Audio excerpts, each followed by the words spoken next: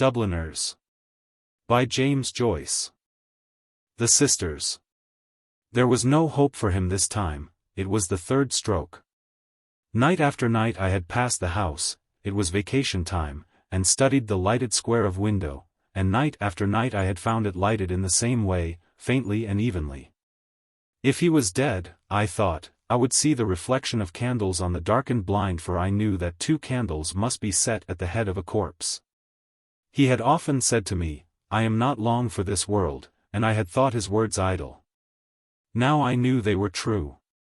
Every night as I gazed up at the window I said softly to myself the word paralysis. It had always sounded strangely in my ears, like the word gnomon in the Euclid and the word simony in the Catechism. But now it sounded to me like the name of some maleficent and sinful being. It filled me with fear, and yet I longed to be nearer to it and to look upon its deadly work.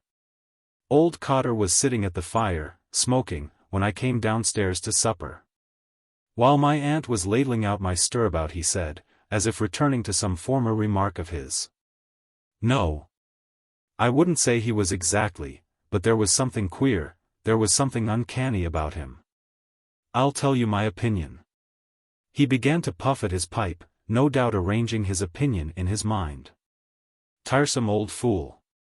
When we knew him first he used to be rather interesting, talking of faints and worms, but I soon grew tired of him and his endless stories about the distillery. I have my own theory about it, he said. I think it was one of those peculiar cases. But it's hard to say. He began to puff again at his pipe without giving us his theory. My uncle saw me staring and said to me, "Well, so your old friend is gone, you'll be sorry to hear." "Who?" said I. "Father Flynn." "Is he dead?" "Mr. Cotter here has just told us. He was passing by the house." I knew that I was under observation, so I continued eating as if the news had not interested me. My uncle explained to old Cotter. The youngster and he were great friends. The old chap taught him a great deal, mind you, and they say he had a great wish for him. "God have mercy on his soul," said my aunt piously. Old Cotter looked at me for a while.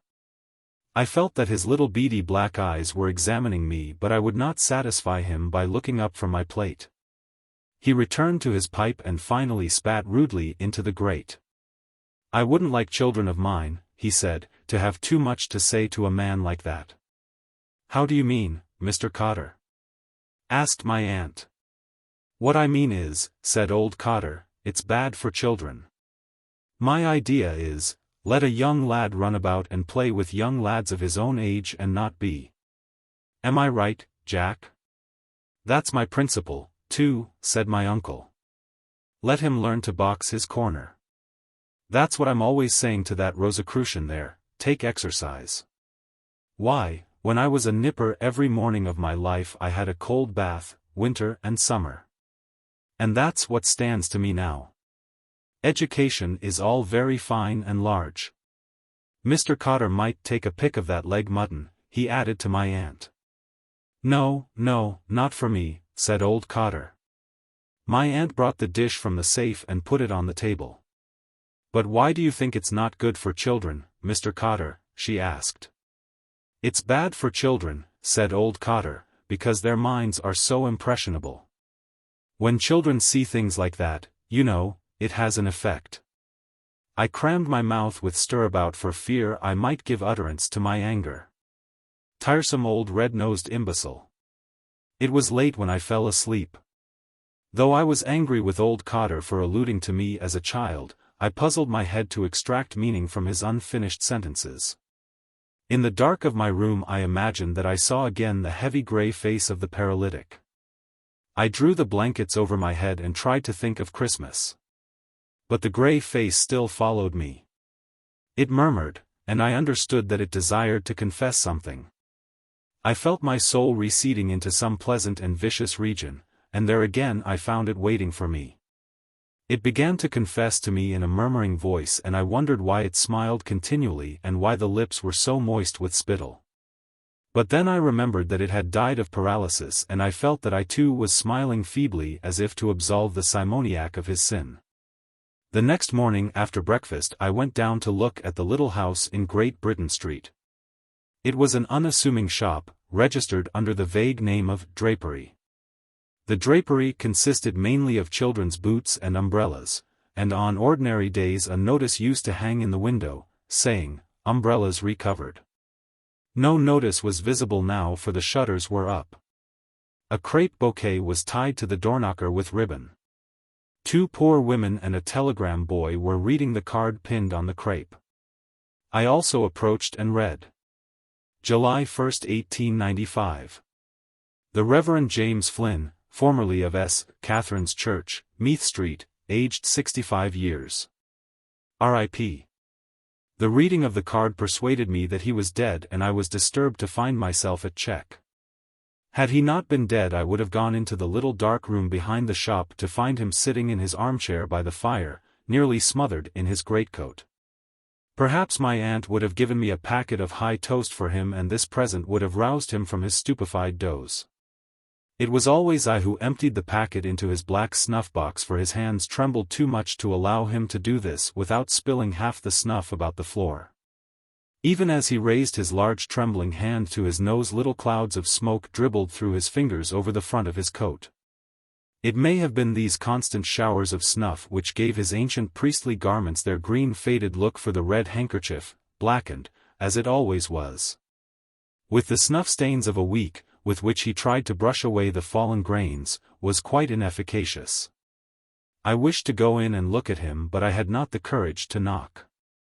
I walked away slowly along the sunny side of the street, reading all the theatrical advertisements in the shop windows as I went.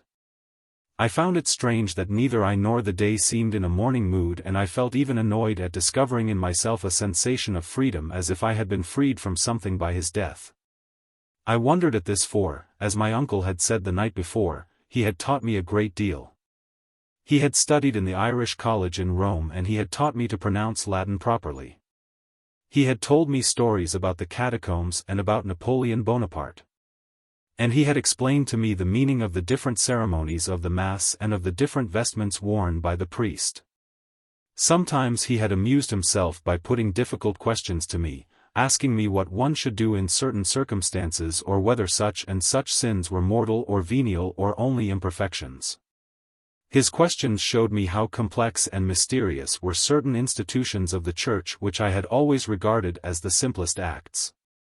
The duties of the priest towards the Eucharist and towards the secrecy of the confessional seemed so grave to me that I wondered how anybody had ever found in himself the courage to undertake them. And I was not surprised when he told me that the Fathers of the Church had written books as thick as the post office directory and as closely printed as the law notices in the newspaper, elucidating all these intricate questions. Often when I thought of this I could make no answer, or only a very foolish and halting one, upon which he used to smile and nod his head twice or thrice. Sometimes he used to put me through the responses of the Mass which he had made me learn by heart. And, as I pattered, he used to smile pensively and nod his head, now and then pushing huge pinches of snuff up each nostril alternately. When he smiled he used to uncover his big discolored teeth and let his tongue lie upon his lower lip, a habit which had made me feel uneasy in the beginning of our acquaintance, before I knew him well. As I walked along in the sun I remembered old Cotter's words and tried to remember what had happened afterwards in the dream. I remembered that I had noticed long velvet curtains and a swinging lamp of antique fashion. I felt that I had been very far away, in some land where the customs were strange, in Persia, I thought. But I could not remember the end of the dream. In the evening my aunt took me with her to visit the house of mourning. It was after sunset. But the window panes of the houses that looked to the west reflected the tawny gold of a great bank of clouds. Nanny received us in the hall. And, as it would have been unseemly to have shouted at her, my aunt shook hands with her for all. The old woman pointed upwards interrogatively and, on my aunt's nodding, proceeded to toil up the narrow staircase before us, her bowed head being scarcely above the level of the banister rail. At the first landing she stopped and beckoned us forward encouragingly towards the open door of the dead room. My aunt went in and the old woman, seeing that I hesitated to enter, began to beckon to me again repeatedly with her hand. I went in on tiptoe. The room through the lace end of the blind was suffused with dusky golden light amid which the candles looked like pale thin flames. He had been coffined. Nanny gave the lead and we three knelt down at the foot of the bed. I pretended to pray but I could not gather my thoughts because the old woman's mutterings distracted me. I noticed how clumsily her skirt was hooked at the back and how the heels of her cloth boots were trodden down all to one side. The fancy came to me that the old priest was smiling as he lay there in his coffin. But no. When we rose and went up to the head of the bed I saw that he was not smiling. There he lay, solemn and copious, vested as for the altar, his large hands loosely retaining a chalice. His face was very truculent, grey and massive, with black cavernous nostrils encircled by a scanty white fur. There was a heavy odor in the room, the flowers. We blessed ourselves and came away. In the little room downstairs we found Eliza seated in his armchair in state. I groped my way towards my usual chair in the corner while Nanny went to the sideboard and brought out a decanter of sherry and some wineglasses. She set these on the table and invited us to take a little glass of wine. Then, at her sister's bidding, she filled out the sherry into the glasses and passed them to us. She pressed me to take some cream crackers also but I declined because I thought I would make too much noise eating them. She seemed to be somewhat disappointed at my refusal and went over quietly to the sofa where she sat down behind her sister. No one spoke, we all gazed at the empty fireplace. My aunt waited until Eliza sighed and then said, "Ah, well, he's gone to a better world." Eliza sighed again and bowed her head in assent. My aunt fingered the stem of her wineglass before sipping a little. "Did he, peacefully?" she asked. "Oh, quite peacefully, ma'am," said Eliza. "You couldn't tell when the breath went out of him.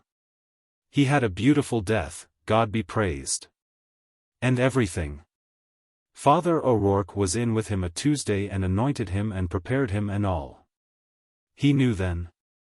He was quite resigned." "He looks quite resigned," said my aunt. "That's what the woman we had in to wash him said. She said he just looked as if he was asleep, he looked that peaceful and resigned. No one would think he'd make such a beautiful corpse." "Yes, indeed," said my aunt. She sipped a little more from her glass and said, "Well, Miss Flynn, at any rate it must be a great comfort for you to know that you did all you could for him. You were both very kind to him, I must say." Eliza smoothed her dress over her knees. "Ah, poor James," she said. "God knows we done all we could, as poor as we are, we wouldn't see him want anything while he was in it." Nanny had leaned her head against the sofa pillow and seemed about to fall asleep.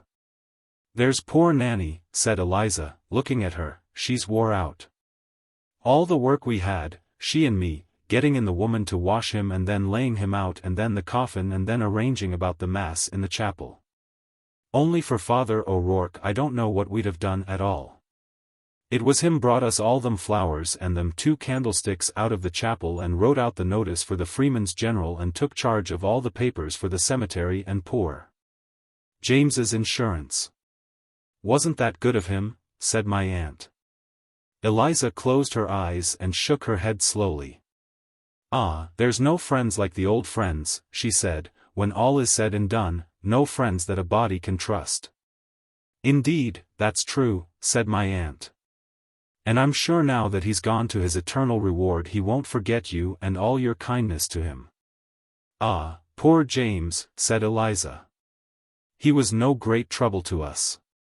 You wouldn't hear him in the house any more than now. Still, I know he's gone and all to that. It's when it's all over that you'll miss him," said my aunt. "I know that," said Eliza. "I won't be bringing him in his cup of beef tea any more, nor you, ma'am, sending him his snuff. Ah, poor James." She stopped, as if she were communing with the past and then said shrewdly, Mind you, I noticed there was something queer coming over him latterly. Whenever I'd bring in his soup to him there I'd find him with his breviary fallen to the floor, lying back in the chair and his mouth open. She laid a finger against her nose and frowned, then she continued. But still and all he kept on saying that before the summer was over he'd go out for a drive one fine day just to see the old house again where we were all born down in Irish Town and take me and Nanny with him. If we could only get one of them newfangled carriages that makes no noise that Father O'Rourke told him about, them with the rheumatic wheels, for the day cheap, he said. At Johnny rushes over the way there and drive out the three of us together of a Sunday evening. He had his mind set on that. Poor James. The Lord have mercy on his soul, said my aunt. Eliza took out her handkerchief and wiped her eyes with it. Then she put it back again in her pocket and gazed into the empty grate for some time without speaking. He was too scrupulous always, she said. The duties of the priesthood was too much for him. And then his life was, you might say, crossed. Yes, said my aunt. He was a disappointed man. You could see that. A silence took possession of the little room and, under cover of it, I approached the table and tasted my sherry and then returned quietly to my chair in the corner. Eliza seemed to have fallen into a deep reverie. We waited respectfully for her to break the silence, and after a long pause she said slowly. It was that chalice he broke. That was the beginning of it. Of course, they say it was all right, that it contained nothing, I mean. But still. They say it was the boy's fault. But poor James was so nervous, God be merciful to him. And was that it? Said my aunt. I heard something. Eliza nodded. That affected his mind, she said. After that he began to mope by himself, talking to no one and wandering about by himself. So one night he was wanted for to go on a call and they couldn't find him anywhere. They looked high up and low down, and still they couldn't see a sight of him anywhere. So then the clerk suggested to try the chapel. So then they got the keys and opened the chapel and the clerk and Father O'Rourke and another priest that was there brought in a light for to look for him. And what do you think but there he was, sitting up by himself in the dark in his confession box, wide awake and laughing like softly to himself. She stopped suddenly as if to listen. I too listened, but there was no sound in the house, and I knew that the old priest was lying still in his coffin as we had seen him, solemn and truculent in death, an idle chalice on his breast. Eliza resumed. Wide awake and laughing like to himself. So then, of course, when they saw that, that made them think that there was something gone wrong with him. How do you find this book? Any thoughts about the book or the author? Any suggestion for improvement? Please take a moment to share your thoughts in a comment. If you like it, share it with your friends who might enjoy it as well. Subscribe to keep in touch. Visit completeaudiobooks.com for more quality content. An encounter. It was Joe Dillon who introduced the Wild West to us. He had a little library made up of old numbers of the Union Jack, Pluck and the Halfpenny Marvel. Every evening after school we met in his back garden and arranged Indian battles. He and his fat young brother Leo, the idler, held the loft of the stable while we tried to carry it by storm. Or we fought a pitched battle on the grass. But, however well we fought, we never won siege or battle and all our bouts ended with Joe Dillon's war dance of victory. His parents went to 8 o'clock Mass every morning in Gardiner Street and the peaceful odor of Mrs. Dillon was prevalent in the hall of the house. But he played too fiercely for us who were younger and more timid. He looked like some kind of an Indian when he capered round the garden, an old tea cozy on his head, beating a tin with his fist and yelling. "Yeah! Yaka, yaka, yaka!" Everyone was incredulous when it was reported that he had a vocation for the priesthood. Nevertheless it was true. A spirit of unruliness diffused itself among us and, under its influence, differences of culture and constitution were waived. We banded ourselves together, some boldly, some in jest and some almost in fear, and of the number of these latter, the reluctant Indians who were afraid to seem studious or lacking in robustness. I was one. The adventures related in the literature of the Wild West were remote from my nature, but, at least, they opened doors of escape. I liked better some American detective stories which were traversed from time to time by unkempt, fierce and beautiful girls. Though there was nothing wrong in these stories and though their intention was sometimes literary, they were circulated secretly at school. One day when Father Butler was hearing the 4 pages of Roman history, clumsy Leo Dillon was discovered with a copy of the Halfpenny Marvel. This page or this page? This page? Now, Dillon, up. Hardly had the day. Go on. What day? Hardly had the day dawned. Have you studied it? What have you there in your pocket? Everyone's heart palpitated as Leo Dillon handed up the paper and everyone assumed an innocent face. Father Butler turned over the pages, frowning. What is this rubbish? He said. The Apache chief.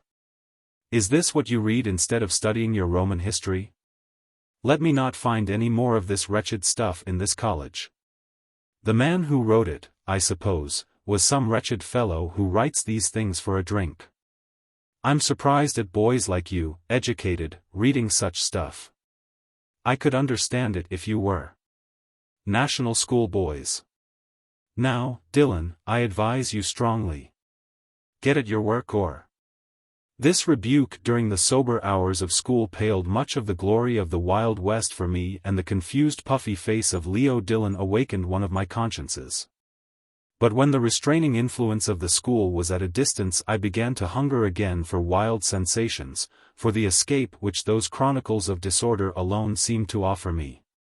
The mimic warfare of the evening became at last as wearisome to me as the routine of school in the morning, because I wanted real adventures to happen to myself. But real adventures, I reflected, do not happen to people who remain at home, they must be sought abroad. The summer holidays were near at hand when I made up my mind to break out of the weariness of school life for one day at least. With Leo Dillon and a boy named Mahoney I planned a day's meeting. Each of us saved up 6pence. We were to meet at 10 in the morning on the canal bridge. Mahoney's big sister was to write an excuse for him and Leo Dillon was to tell his brother to say he was sick. We arranged to go along the wharf road until we came to the ships, then to cross in the ferryboat and walk out to see the pigeon house. Leo Dillon was afraid we might meet Father Butler or someone out of the college, but Mahoney asked, very sensibly, what would Father Butler be doing out at the pigeon house? We were reassured, and I brought the first stage of the plot to an end by collecting 6pence from the other 2, at the same time showing them my own 6pence. When we were making the last arrangements on the eve we were all vaguely excited. We shook hands, laughing, and Mahoney said, "Till tomorrow, mates." That night I slept badly. In the morning I was first comer to the bridge as I lived nearest.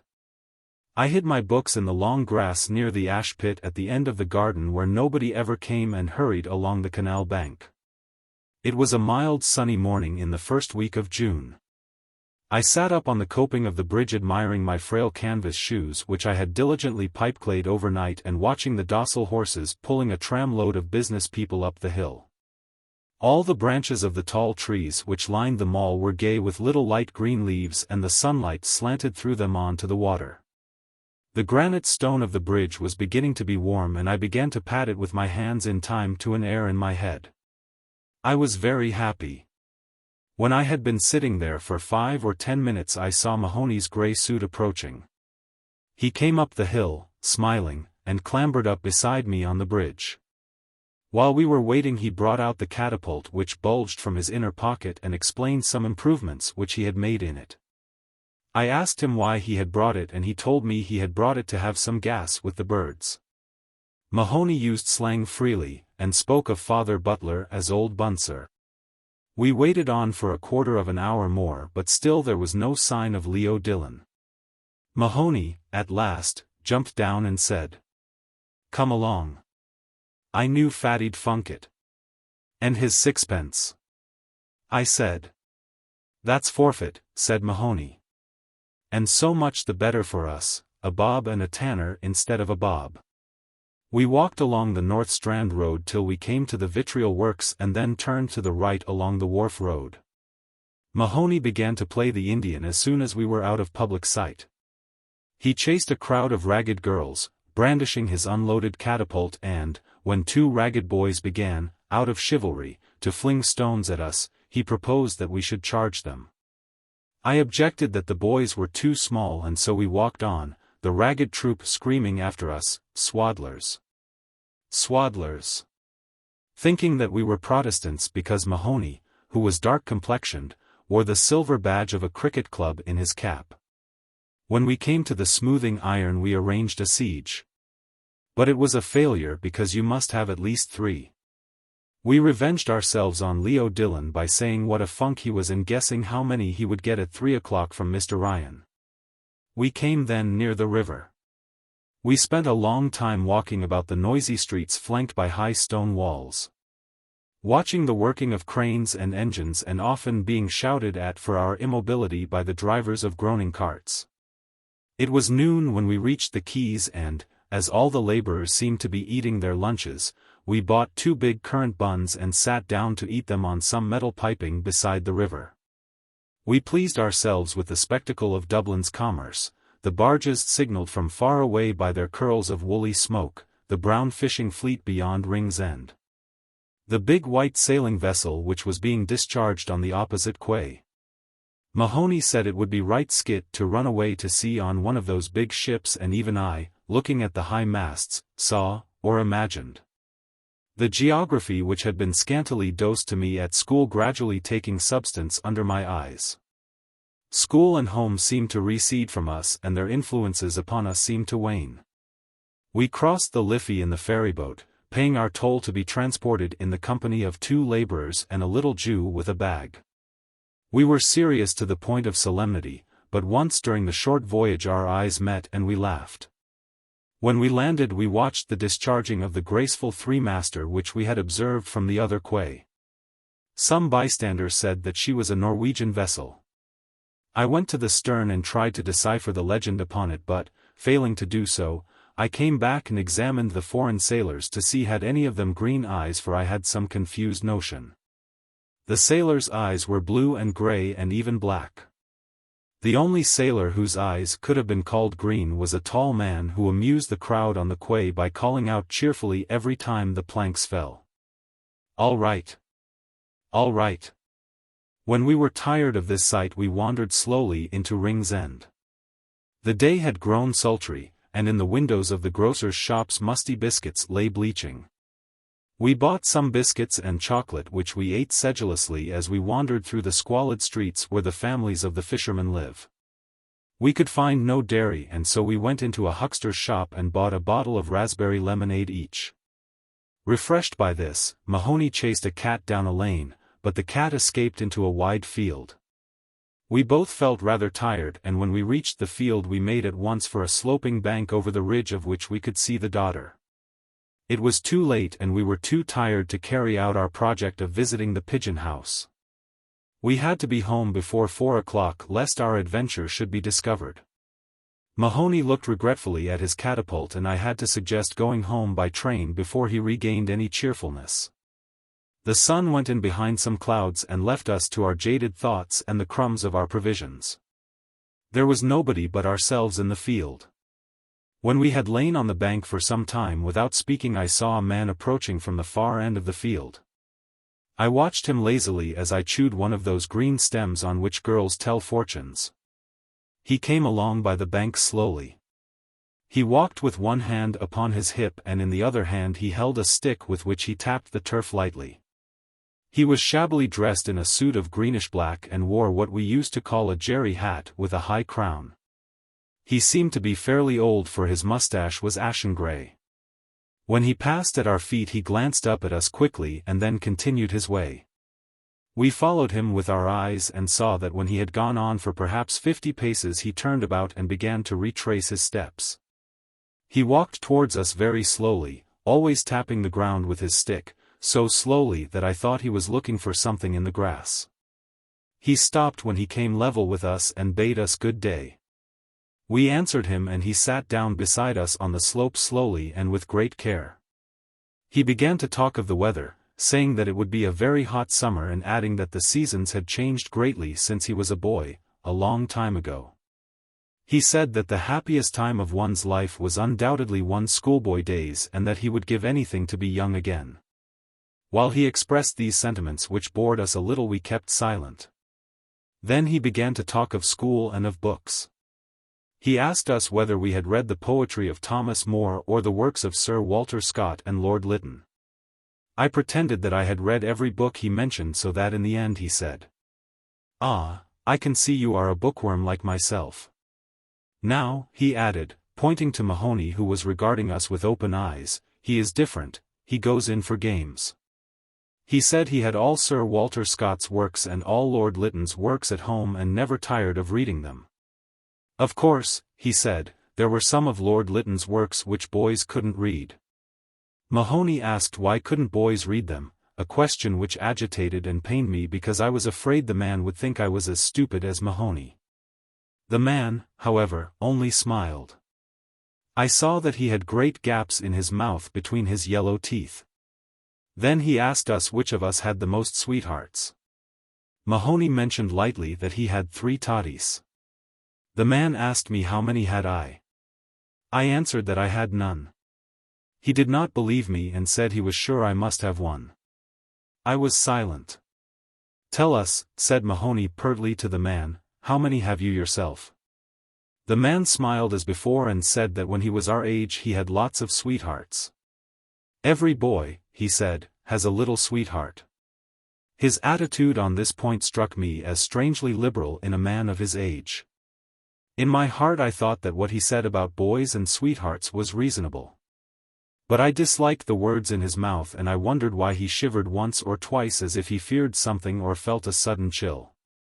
As he proceeded I noticed that his accent was good. He began to speak to us about girls, saying what nice soft hair they had and how soft their hands were, and how all girls were not so good as they seemed to be if one only knew. There was nothing he liked, he said, so much as looking at a nice young girl, at her nice white hands and her beautiful soft hair. He gave me the impression that he was repeating something which he had learned by heart, or that, magnetized by some words of his own speech. His mind was slowly circling round and round in the same orbit. At times he spoke as if he were simply alluding to some fact that everybody knew. And at times he lowered his voice and spoke mysteriously as if he were telling us something secret which he did not wish others to overhear. He repeated his phrases over and over again, varying them and surrounding them with his monotonous voice. I continued to gaze towards the foot of the slope, listening to him. After a long while his monologue paused. He stood up slowly, saying that he had to leave us for a minute or so, a few minutes, and, without changing the direction of my gaze, I saw him walking slowly away from us towards the near end of the field. We remained silent when he had gone. After a silence of a few minutes I heard Mahoney exclaim, "I say! Look what he's doing!" As I neither answered nor raised my eyes, Mahoney exclaimed again, "I say! He's a queer old josser." "In case he asks us for our names," I said, "let you be Murphy and I'll be Smith." We said nothing further to each other. I was still considering whether I would go away or not when the man came back and sat down beside us again. Hardly had he sat down when Mahoney, catching sight of the cat which had escaped him, sprang up and pursued her across the field. The man and I watched the chase. The cat escaped once more and Mahoney began to throw stones at the wall she had escaladed. Desisting from this, he began to wander about the far end of the field, aimlessly. After an interval the man spoke to me. He said that my friend was a very rough boy and asked did he get whipped often at school. I was going to reply indignantly that we were not national school boys to be whipped, as he called it, but I remained silent. He began to speak on the subject of chastising boys. His mind, as if magnetized again by his speech, seemed to circle slowly round and round its new center. He said that when boys were that kind they ought to be whipped and well whipped. When a boy was rough and unruly, there was nothing would do him any good but a good sound whipping. A slap on the hand or a box on the ear was no good, what he wanted was to get a nice warm whipping. I was surprised at this sentiment and involuntarily glanced up at his face. As I did so, I met the gaze of a pair of bottle-green eyes peering at me from under a twitching forehead. I turned my eyes away again. The man continued his monologue. He seemed to have forgotten his recent liberalism. He said that if ever he found a boy talking to girls or having a girl for a sweetheart, he would whip him, and that would teach him not to be talking to girls. And if a boy had a girl for a sweetheart and told lies about it, then he would give him such a whipping as no boy ever got in this world. He said that there was nothing in this world he would like so well as that. He described to me how he would whip such a boy as if he were unfolding some elaborate mystery. He would love that, he said, better than anything in this world. And his voice, as he led me monotonously through the mystery, grew almost affectionate and seemed to plead with me that I should understand him. I waited till his monologue paused again. Then I stood up abruptly. Lest I should betray my agitation, I delayed a few moments, pretending to fix my shoe properly, and then, saying that I was obliged to go, I bade him good day. I went up the slope calmly, but my heart was beating quickly with fear that he would seize me by the ankles. When I reached the top of the slope, I turned round and, without looking at him, called loudly across the field, "Murphy!" My voice had an accent of forced bravery in it, and I was ashamed of my paltry stratagem. I had to call the name again before Mahoney saw me and hallooed in answer. How my heart beat as he came running across the field to me. He ran as if to bring me aid. And I was penitent, for in my heart I had always despised him a little. Araby. North Richmond Street, being blind, was a quiet street except at the hour when the Christian Brothers School set the boys free. An uninhabited house of 2 stories stood at the blind end, detached from its neighbors in a square ground. The other houses of the street, conscious of decent lives within them, gazed at one another with brown imperturbable faces. The former tenant of our house, a priest, had died in the back drawing-room. Air, musty from having been long enclosed, hung in all the rooms, and the waste-room behind the kitchen was littered with old useless papers. Among these I found a few paper-covered books, the pages of which were curled and damp, The Abbot, by Walter Scott, The Devout Communicant, and the Memoirs of Vidocq. I liked the last best because its leaves were yellow. The wild garden behind the house contained a central apple tree and a few straggling bushes, under one of which I found the late tenant's rusty bicycle pump. He had been a very charitable priest. In his will he had left all his money to institutions and the furniture of his house to his sister. When the short days of winter came, dusk fell before we had well eaten our dinners. When we met in the street, the houses had grown somber. The space of sky above us was the color of ever-changing violet, and towards it the lamps of the street lifted their feeble lanterns. The cold air stung us, and we played till our bodies glowed. Our shouts echoed in the silent street. The career of our play brought us through the dark muddy lanes behind the houses, where we ran the gauntlet of the rough tribes from the cottages to the back doors of the dark dripping gardens, where odors arose from the ash pits, to the dark odorous stables where a coachman smoothed and combed the horse or shook music from the buckled harness. When we returned to the street, light from the kitchen windows had filled the areas. If my uncle was seen turning the corner, we hid in the shadow until we had seen him safely housed. Or if Mangan's sister came out on the doorstep to call her brother into his tea, we watched her from our shadow peer up and down the street. We waited to see whether she would remain or go in, and, if she remained, we left our shadow and walked up to Mangan's steps resignedly. She was waiting for us, her figure defined by the light from the half-open door. Her brother always teased her before he obeyed, and I stood by the railings looking at her. Her dress swung as she moved her body, and the soft rope of her hair tossed from side to side. Every morning I lay on the floor in the front parlor watching her door. The blind was pulled down to within an inch of the sash so that I could not be seen. When she came out on the doorstep, my heart leaped. I ran to the hall, seized my books and followed her.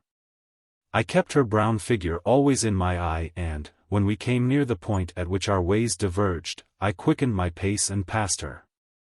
This happened morning after morning. I had never spoken to her, except for a few casual words, and yet her name was like a summons to all my foolish blood. Her image accompanied me even in places the most hostile to romance. On Saturday evenings when my aunt went marketing I had to go to carry some of the parcels. We walked through the flaring streets, jostled by drunken men and bargaining women, amid the curses of laborers, the shrill litanies of shop boys who stood on guard by the barrels of pigs' cheeks.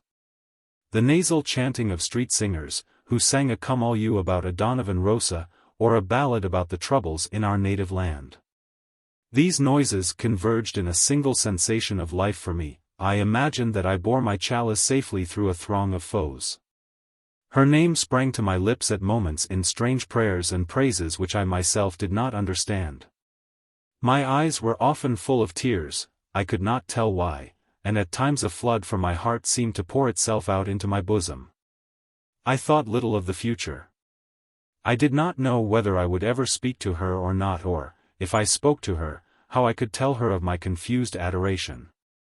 But my body was like a harp and her words and gestures were like fingers running upon the wires. One evening I went into the back drawing room in which the priest had died. It was a dark rainy evening and there was no sound in the house. Through one of the broken panes I heard the rain impinge upon the earth, the fine incessant needles of water playing in the sodden beds. Some distant lamp or lighted window gleamed below me.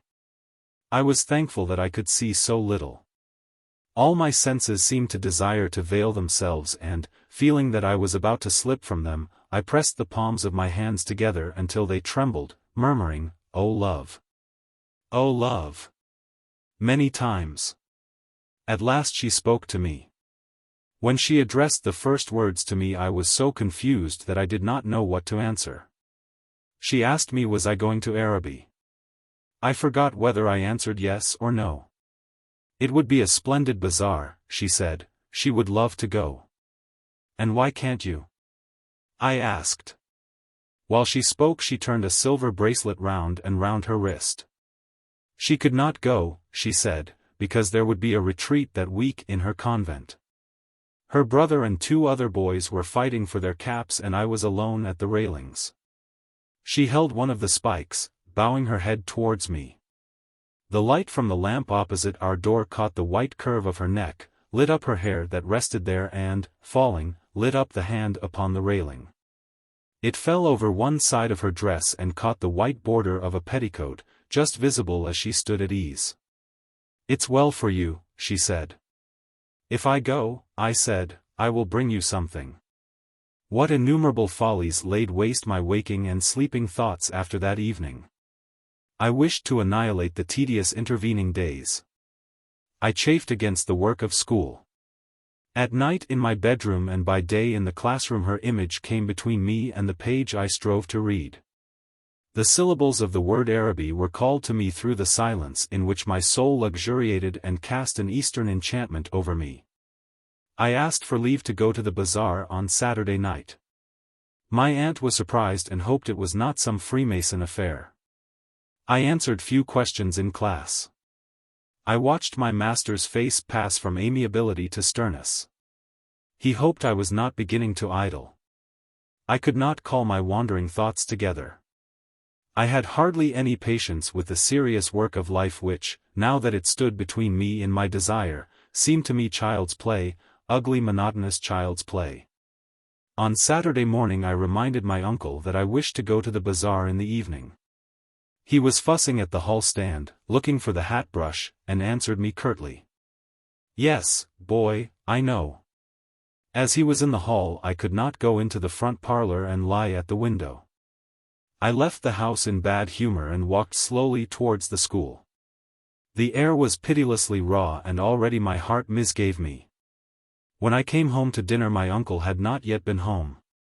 Still it was early. I sat staring at the clock for some time and, when its ticking began to irritate me, I left the room. I mounted the staircase and gained the upper part of the house. The high cold empty gloomy rooms liberated me and I went from room to room singing. From the front window I saw my companions playing below in the street. Their cries reached me weakened and indistinct and, leaning my forehead against the cool glass, I looked over at the dark house where she lived. I may have stood there for an hour, seeing nothing but the brown-clad figure cast by my imagination, touched discreetly by the lamplight at the curved neck, at the hand upon the railings and at the border below the dress. When I came downstairs again I found Mrs. Mercer sitting at the fire. She was an old garrulous woman, a pawnbroker's widow, who collected used stamps for some pious purpose. I had to endure the gossip of the tea-table. The meal was prolonged beyond an hour and still my uncle did not come. Mrs. Mercer stood up to go. She was sorry she couldn't wait any longer, but it was after 8 o'clock and she did not like to be out late as the night air was bad for her. When she had gone I began to walk up and down the room, clenching my fists.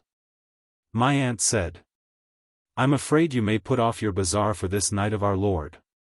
At 9 o'clock I heard my uncle's latchkey in the hall door. I heard him talking to himself and heard the hall stand rocking when it had received the weight of his overcoat. I could interpret these signs. When he was midway through his dinner I asked him to give me the money to go to the bazaar. He had forgotten. "The people are in bed and after their first sleep now," he said. I did not smile. My aunt said to him energetically, "Can't you give him the money and let him go? You've kept him late enough as it is." My uncle said he was very sorry he had forgotten. He said he believed in the old saying, "All work and no play makes Jack a dull boy." He asked me where I was going and, when I had told him a second time he asked me did I know the Arab's farewell to his steed. When I left the kitchen he was about to recite the opening lines of the piece to my aunt. I held a florin tightly in my hand as I strode down Buckingham Street towards the station. The sight of the streets thronged with buyers and glaring with gas recalled to me the purpose of my journey. I took my seat in a third-class carriage of a deserted train. After an intolerable delay the train moved out of the station slowly. It crept onward among ruinous houses and over the twinkling river. At Westland Row Station a crowd of people pressed to the carriage doors, but the porters moved them back, saying that it was a special train for the bazaar. I remained alone in the bare carriage. In a few minutes the train drew up beside an improvised wooden platform. I passed out onto the road and saw by the lighted dial of a clock that it was 10 minutes to 10. In front of me was a large building which displayed the magical name. I could not find any sixpenny entrance and, fearing that the bazaar would be closed, I passed in quickly through a turnstile, handing a shilling to a weary-looking man. I found myself in a big hall girdled at half its height by a gallery. Nearly all the stalls were closed and the greater part of the hall was in darkness.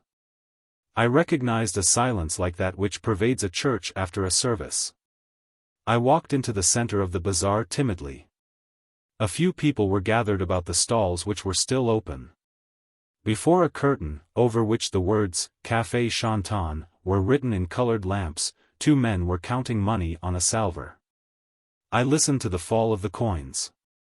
Remembering with difficulty why I had come I went over to one of the stalls and examined porcelain vases and flowered tea sets. At the door of the stall a young lady was talking and laughing with 2 young gentlemen. I remarked their English accents and listened vaguely to their conversation.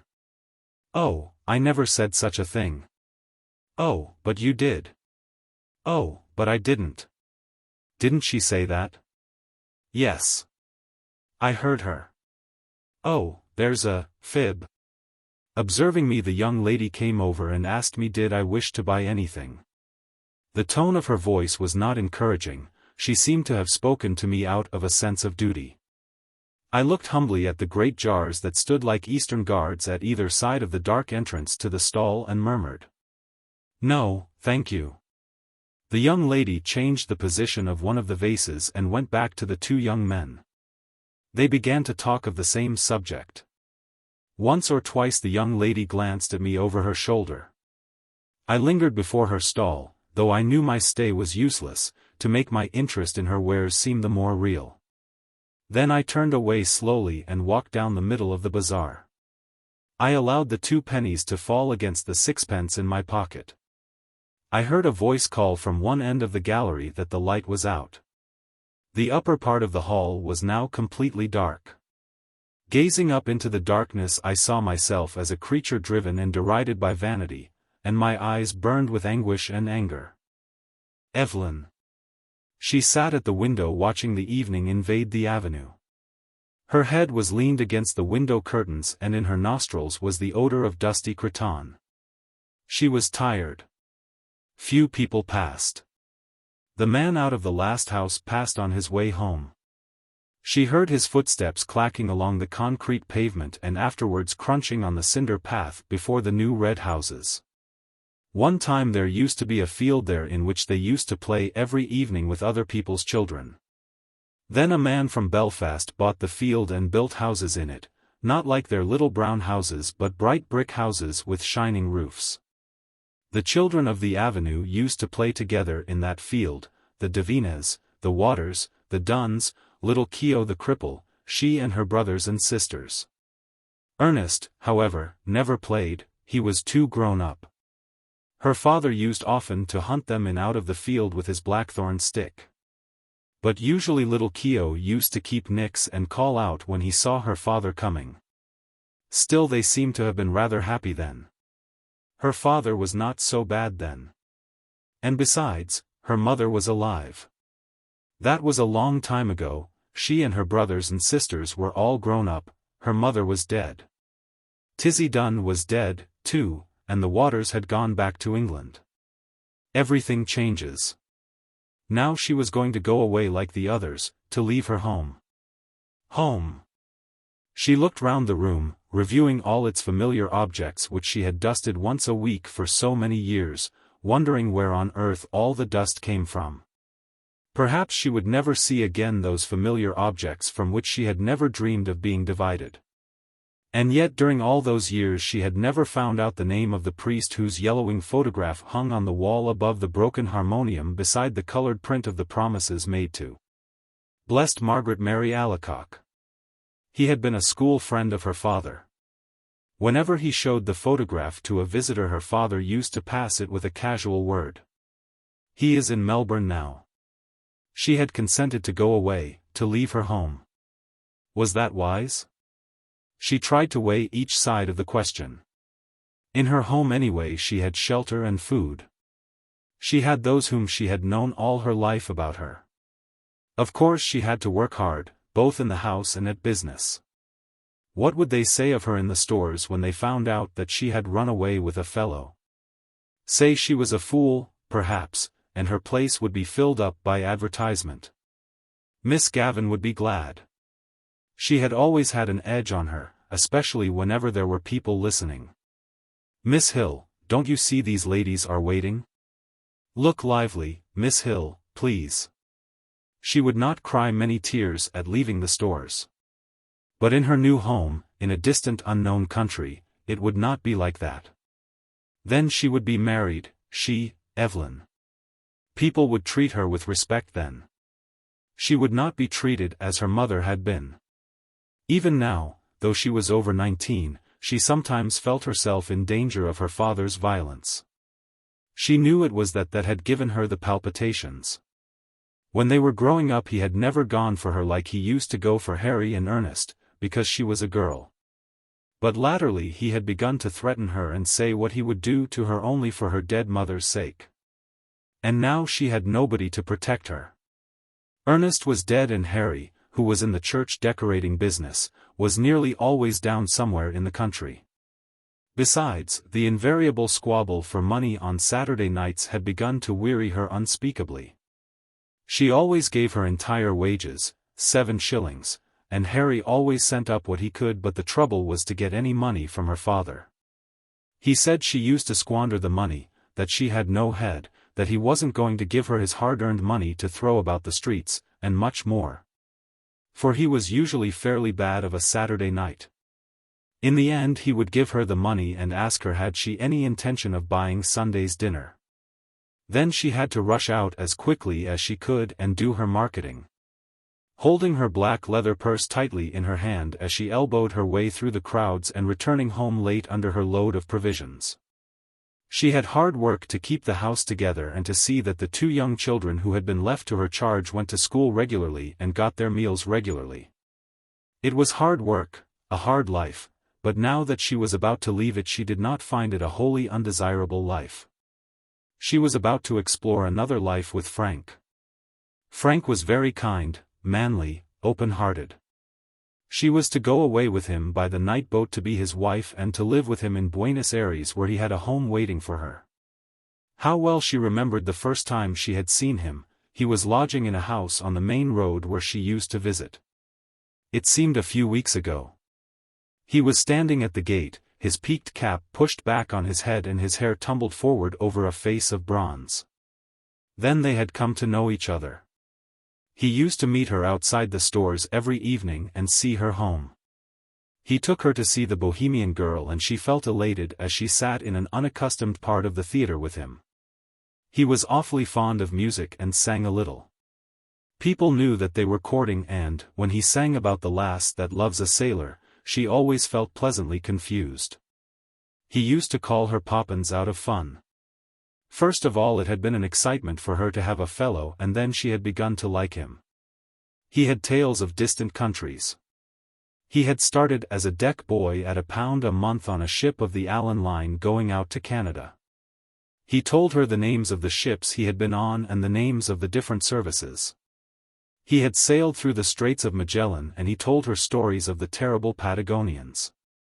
He had fallen on his feet in Buenos Aires, he said, and had come over to the old country just for a holiday. Of course, her father had found out the affair and had forbidden her to have anything to say to him. "I know these sailor chaps," he said. One day he had quarreled with Frank, and after that she had to meet her lover secretly. The evening deepened in the avenue. The white of 2 letters in her lap grew indistinct. One was to Harry. The other was to her father. Ernest had been her favorite, but she liked Harry too. Her father was becoming old lately, she noticed. He would miss her. Sometimes he could be very nice. Not long before, when she had been laid up for a day, he had read her out a ghost story and made toast for her at the fire. Another day, when their mother was alive, they had all gone for a picnic to the Hill of Howth. She remembered her father putting on her mother's bonnet to make the children laugh. Her time was running out, but she continued to sit by the window, leaning her head against the window curtain, inhaling the odor of dusty cretonne. Down far in the avenue she could hear a street organ playing. She knew the air. Strange that it should come that very night to remind her of the promise to her mother, her promise to keep the home together as long as she could. She remembered the last night of her mother's illness. She was again in the close dark room at the other side of the hall, and outside she heard a melancholy air of Italy. The organ player had been ordered to go away and given 6pence. She remembered her father strutting back into the sickroom saying, "Damned Italians! Coming over here." As she mused, the pitiful vision of her mother's life laid its spell on the very quick of her being, that life of commonplace sacrifices closing in final craziness. She trembled as she heard again her mother's voice saying constantly with foolish insistence, "Deravon Saron. Deravon Saron." She stood up in a sudden impulse of terror. Escape. She must escape. Frank would save her. He would give her life, perhaps love, too. But she wanted to live. Why should she be unhappy? She had a right to happiness. Frank would take her in his arms, fold her in his arms. He would save her. She stood among the swaying crowd in the station at the north wall. He held her hand and she knew that he was speaking to her, saying something about the passage over and over again. The station was full of soldiers with brown baggages. Through the wide doors of the sheds she caught a glimpse of the black mass of the boat, lying in beside the quay wall, with illumined portholes. She answered nothing. She felt her cheek pale and cold and, out of a maze of distress, she prayed to God to direct her, to show her what was her duty. The boat blew a long mournful whistle into the mist. If she went, tomorrow she would be on the sea with Frank, steaming towards Buenos Aires. Their passage had been booked. Could she still draw back after all he had done for her? Her distress awoke a nausea in her body and she kept moving her lips in silent fervent prayer. A bell clanged upon her heart. She felt him seize her hand. Come. All the seas of the world tumbled about her heart. He was drawing her into them, he would drown her. She gripped with both hands at the iron railing. Come. No. No. No. It was impossible. Her hands clutched the iron in frenzy. Amid the seas she sent a cry of anguish. Eveline. Evie. He rushed beyond the barrier and called to her to follow. He was shouted at to go on but he still called to her. She set her white face to him, passive, like a helpless animal. Her eyes gave him no sign of love or farewell or recognition. After the race, the cars came scudding in towards Dublin, running evenly like pellets in the groove of the Noss Road. At the crest of the hill at Inchicore sightseers had gathered in clumps to watch the cars careering homeward, and through this channel of poverty and inaction the continent sped its wealth and industry. Now and again the clumps of people raised the cheer of the gratefully oppressed. Their sympathy, however, was for the blue cars, the cars of their friends, the French. The French, moreover, were virtual victors. Their team had finished solidly, they had been placed second and third, and the driver of the winning German car was reported a Belgian. Each blue car, therefore, received a double measure of welcome as it topped the crest of the hill, and each cheer of welcome was acknowledged with smiles and nods by those in the car. In one of these trimly built cars was a party of 4 young men whose spirits seemed to be at present well above the level of successful Gallicism. In fact, these 4 young men were almost hilarious. They were Charles Seguin, the owner of the car, André Rivière, a young electrician of Canadian birth, a huge Hungarian named Villona, and a neatly groomed young man named Doyle. Seguin was in good humor because he had unexpectedly received some orders in advance. He was about to start a motor establishment in Paris, and Rivière was in good humor because he was to be appointed manager of the establishment. These 2 young men, who were cousins, were also in good humor because of the success of the French cars. Villona was in good humor because he had had a very satisfactory luncheon. And besides, he was an optimist by nature. The 4th member of the party, however, was too excited to be genuinely happy. He was about 26 years of age, with a soft, light brown mustache and rather innocent-looking grey eyes. His father, who had begun life as an advanced nationalist, had modified his views early. He had made his money as a butcher in Kingstown, and by opening shops in Dublin and in the suburbs he had made his money many times over. He had also been fortunate enough to secure some of the police contracts, and in the end he had become rich enough to be alluded to in the Dublin newspapers as a merchant prince.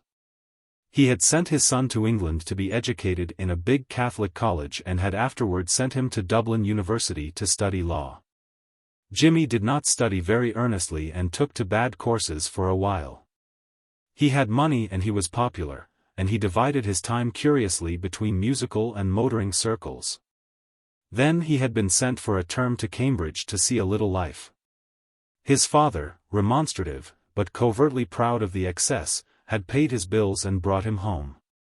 It was at Cambridge that he had met Seguin. They were not much more than acquaintances as yet, but Jimmy found great pleasure in the society of one who had seen so much of the world and was reputed to own some of the biggest hotels in France. Such a person, as his father agreed, was well worth knowing, even if he had not been the charming companion he was. Villona was entertaining also, a brilliant pianist, but, unfortunately, very poor. The car ran on merrily with its cargo of hilarious youth. The 2 cousins sat on the front seat, Jimmy and his Hungarian friend sat behind. Decidedly Villona was in excellent spirits. He kept up a deep bass hum of melody for miles of the road. The Frenchmen flung their laughter and light words over their shoulders, and often Jimmy had to strain forward to catch the quick phrase. This was not altogether pleasant for him, as he had nearly always to make a deft guess at the meaning and shout back a suitable answer in the face of a high wind. Besides, Villona's humming would confuse anybody, the noise of the car, too. Rapid motion through space elates one, so does notoriety, so does the possession of money. These were 3 good reasons for Jimmy's excitement. He had been seen by many of his friends that day in the company of these Continentals. At the control, Seguin had presented him to one of the French competitors and, in answer to his confused murmur of compliment, the swarthy face of the driver had disclosed a line of shining white teeth. It was pleasant after that honor to return to the profane world of spectators amid nudges and significant looks. Then as to money, he really had a great sum under his control. Seguin, perhaps, would not think it a great sum, but Jimmy, who, in spite of temporary errors, was at heart the inheritor of solid instincts, knew well with what difficulty it had been got together. This knowledge had previously kept his bills within the limits of reasonable recklessness, and if he had been so conscious of the labor latent in money when there had been question merely of some freak of the higher intelligence, how much more so now when he was about to stake the greater part of his substance. It was a serious thing for him. Of course, the investment was a good one, and Seguin had managed to give the impression that it was by a favor of friendship the mite of Irish money was to be included in the capital of the concern. Jimmy had a respect for his father's shrewdness in business matters, and in this case it had been his father who had first suggested the investment. Money to be made in the motor business, pots of money. Moreover, Seguin had the unmistakable air of wealth. Jimmy set out to translate into day's work that lordly car in which he sat. How smoothly it ran! In what style they had come careering along the country roads! The journey laid a magical finger on the genuine pulse of life, and gallantly the machinery of human nerves strove to answer the bounding courses of the swift blue animal. They drove down Dame Street.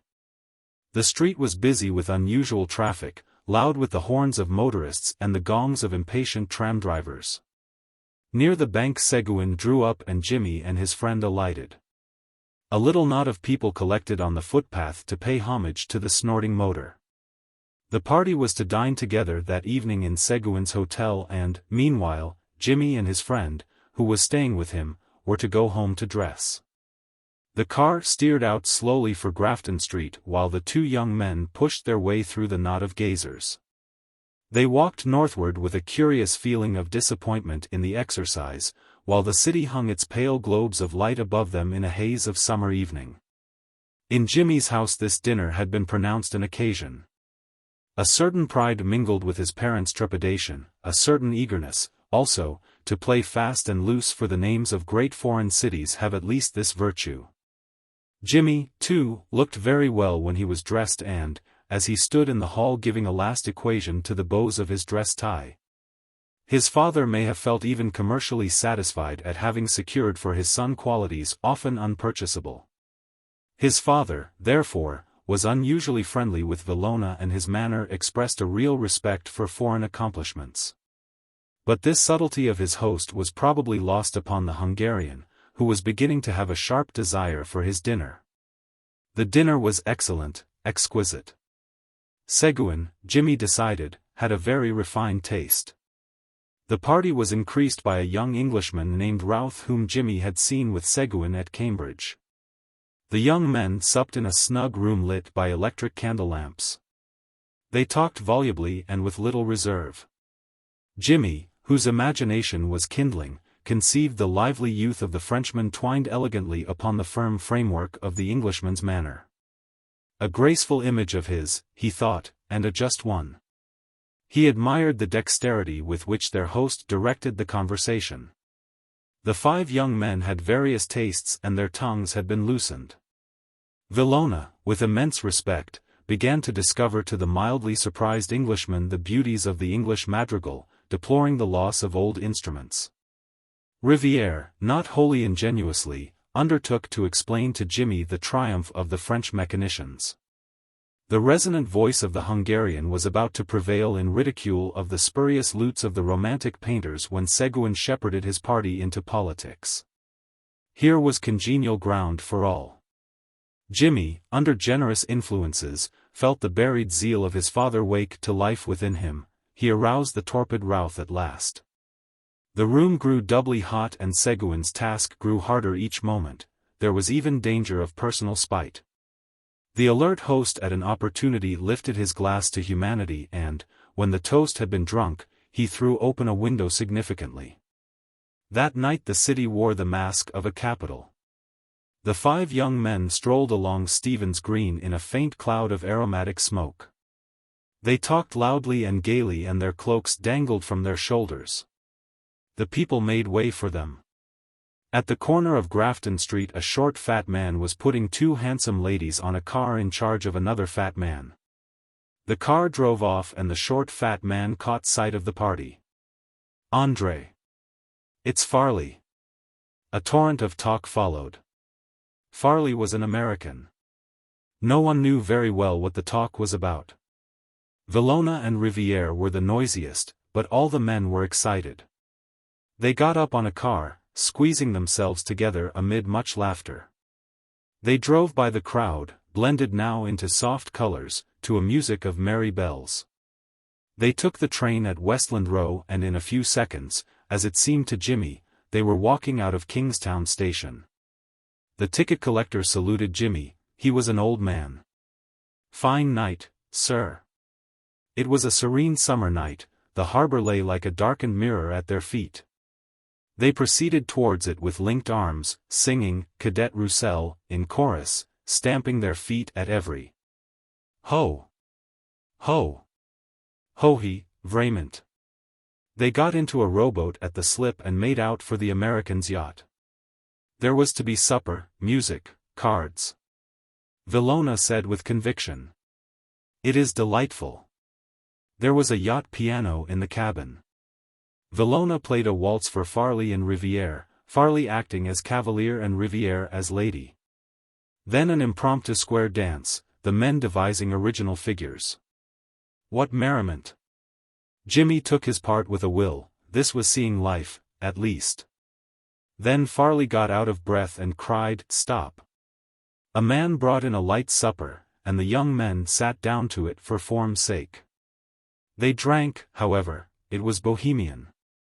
They drank Ireland, England, France, Hungary, the United States of America. Jimmy made a speech, a long speech, Villona saying, "Here. Here," whenever there was a pause. There was a great clapping of hands when he sat down. It must have been a good speech. Farley clapped him on the back and laughed loudly. What jovial fellows! What good company they were! Cards! Cards! The table was cleared. Villona returned quietly to his piano and played voluntaries for them. The other men played game after game, flinging themselves boldly into the adventure. They drank the health of the Queen of Hearts and of the Queen of Diamonds.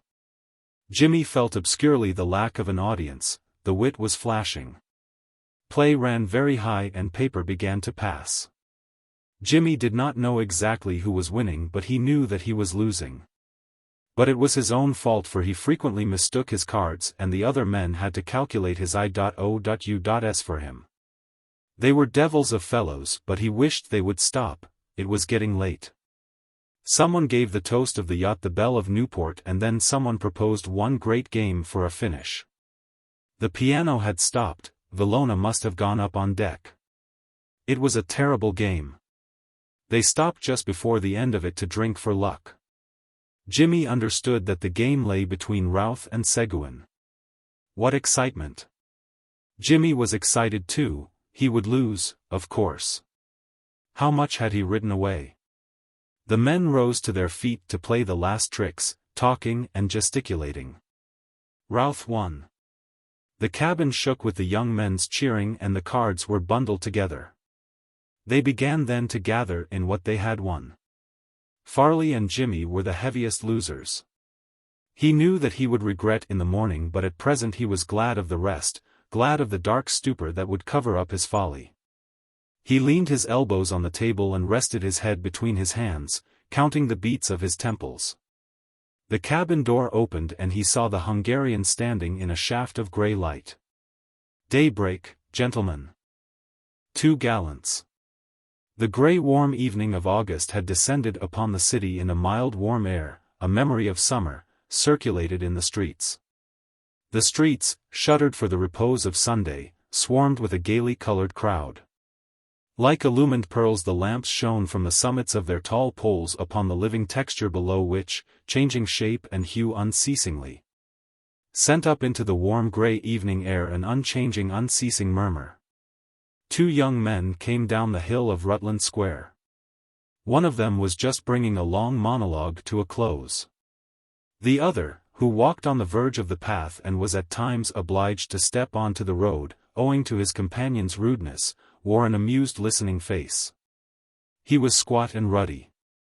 A yachting cap was shoved far back from his forehead and the narrative to which he listened made constant waves of expression break forth over his face from the corners of his nose and eyes and mouth.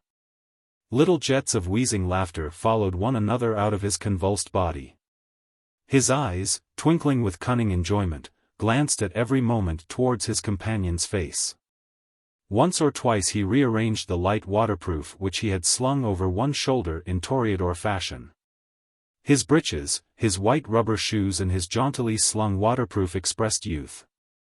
But his figure fell into rotundity at the waist, his hair was scant and grey and his face, when the waves of expression had passed over it, had a ravaged look. When he was quite sure that the narrative had ended he laughed noiselessly for fully half a minute. Then he said, "Well, that takes the biscuit." His voice seemed winnowed of vigor. And to enforce his words he added with humor, "That takes the solitary, unique, and, if I may so call it, recherché biscuit." He became serious and silent when he had said this. His tongue was tired for he had been talking all the afternoon in a public-house in Dorset Street. Most people considered Lenehan a leech but, in spite of this reputation, his adroitness and eloquence had always prevented his friends from forming any general policy against him. He had a brave manner of coming up to a party of them in a bar and of holding himself nimbly at the borders of the company until he was included in a round. He was a sporting vagrant armed with a vast stock of stories, limericks, and riddles. He was insensitive to all kinds of discourtesy. No one knew how he achieved the stern task of living, but his name was vaguely associated with racing tissues. "And where did you pick her up, Corley?" he asked. Corley ran his tongue swiftly along his upper lip. "One night, man," he said, "I was going along Dame Street and I spotted a fine tart under Waterhouse's clock and said good night, you know. So we went for a walk round by the canal and she told me she was a slavey in a house in Baggot Street. I put my arm round her and squeezed her a bit that night. Then next Sunday, man, I met her by appointment. We went out to Donnybrook and I brought her into a field there. She told me she used to go with a dairyman. It was fine, man. Cigarettes every night she'd bring me and paying the tram out and back. And one night she brought me 2 bloody fine cigars, oh, the real cheese, you know, that the old fellow used to smoke. I was afraid, man, she'd get in the family way. But she's up to the dodge." "Maybe she thinks you'll marry her," said Lenehan. "I told her I was out of a job," said Corley. "I told her I was in Pimm's. She doesn't know my name. I was too hairy to tell her that. But she thinks I'm a bit of class, you know."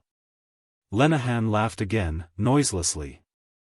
"Of all the good ones ever I heard," he said, "that emphatically takes the biscuit." Corley's stride acknowledged the compliment. The swing of his burly body made his friend execute a few light skips from the path to the roadway and back again.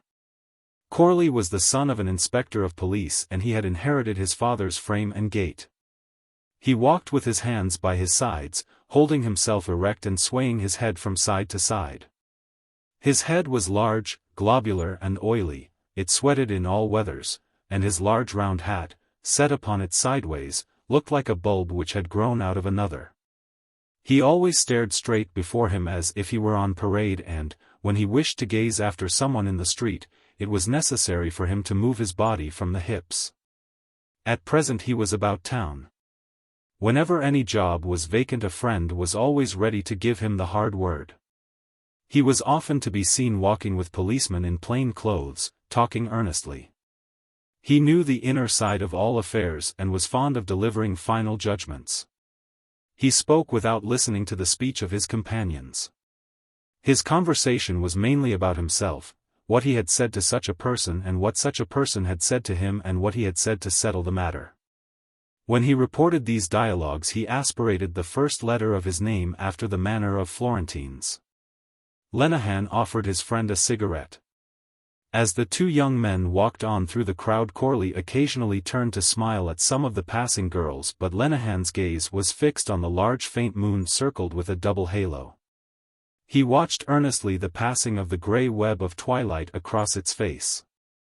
At length he said, "Well, tell me, Corley, I suppose you'll be able to pull it off all right, eh?" Corley closed one eye expressively as an answer. "Is she game for that?" asked Lenehan dubiously. "You can never know women." "She's all right," said Corley.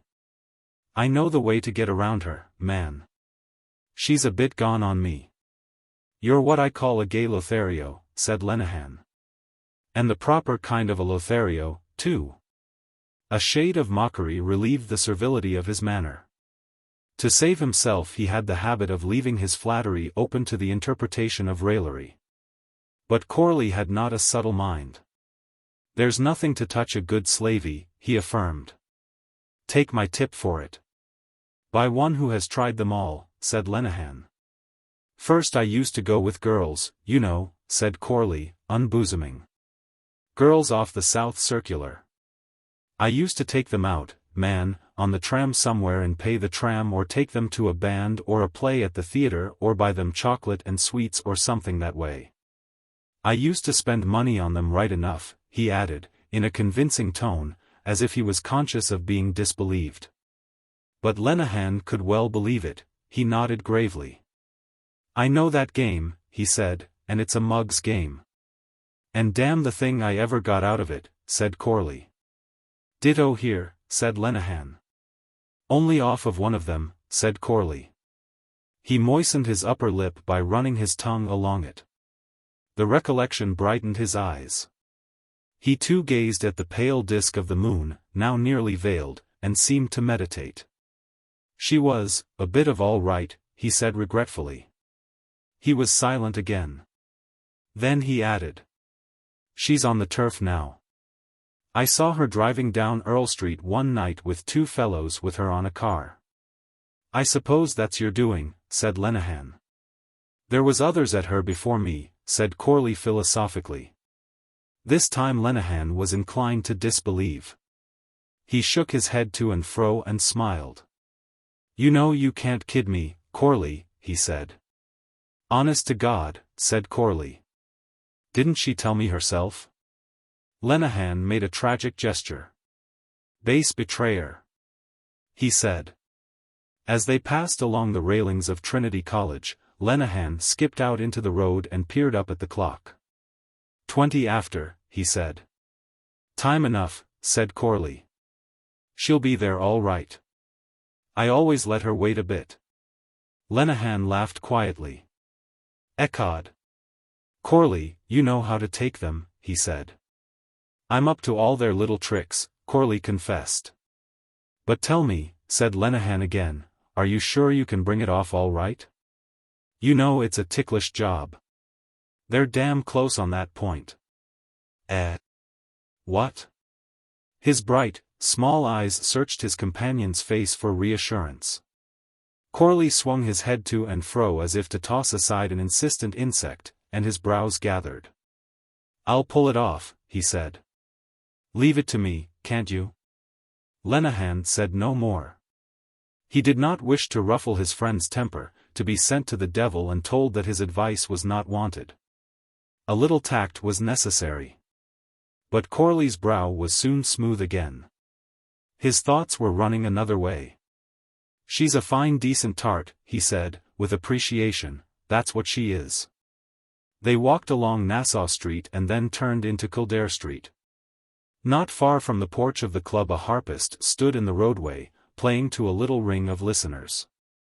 He plucked at the wires heedlessly, glancing quickly from time to time at the face of each newcomer and from time to time, wearily also, at the sky. His harp, too, heedless that her coverings had fallen about her knees, seemed weary alike of the eyes of strangers and of her master's hands.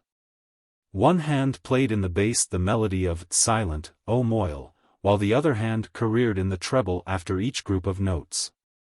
The notes of the air sounded deep and full. The two young men walked up the street without speaking, the mournful music following them. When they reached Stephen's Green they crossed the road.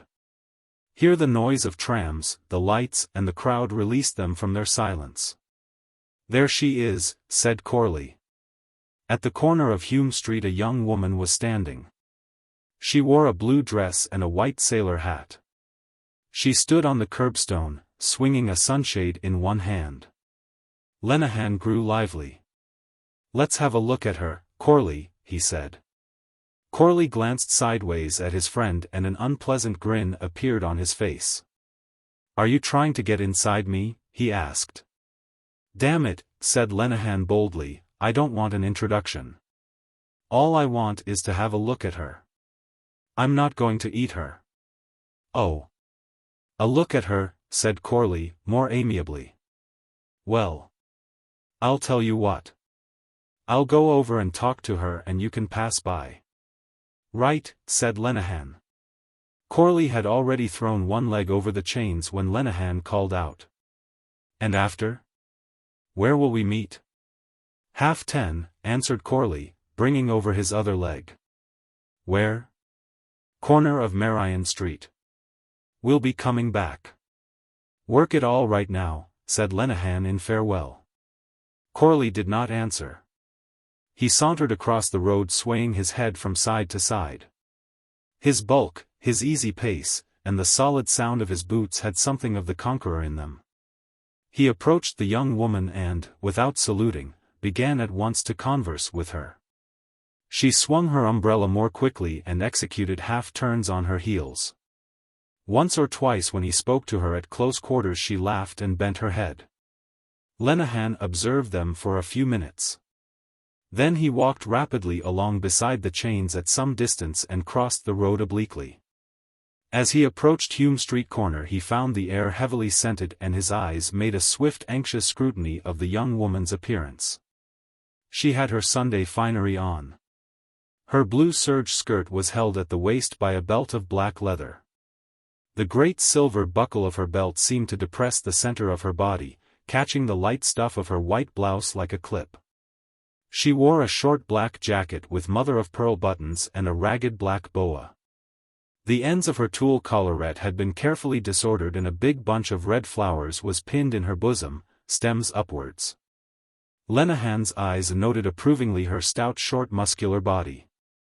Frank rude health glowed in her face, on her fat red cheeks and in her unabashed blue eyes. Her features were blunt.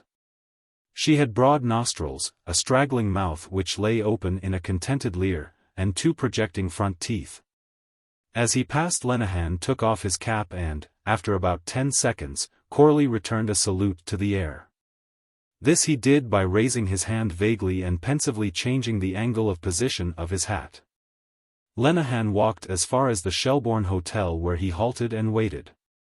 After waiting for a little time he saw them coming towards him and, when they turned to the right, he followed them, stepping lightly in his white shoes, down one side of Marion Square. As he walked on slowly, timing his pace to theirs, he watched Corley's head which turned at every moment towards the young woman's face like a big ball revolving on a pivot. He kept the pair in view until he had seen them climbing the stairs of the Donnybrook tram, then he turned about and went back the way he had come. Now that he was alone his face looked older. His gaiety seemed to forsake him and, as he came by the railings of the Duke's lawn, he allowed his hand to run along them. The air which the harpist had played began to control his movements. His softly padded feet played the melody while his fingers swept a scale of variations idly along the railings after each group of notes. He walked listlessly round Stephen's Green and then down Grafton Street. Though his eyes took note of many elements of the crowd through which he passed, they did so morosely. He found trivial all that was meant to charm him and did not answer the glances which invited him to be bold.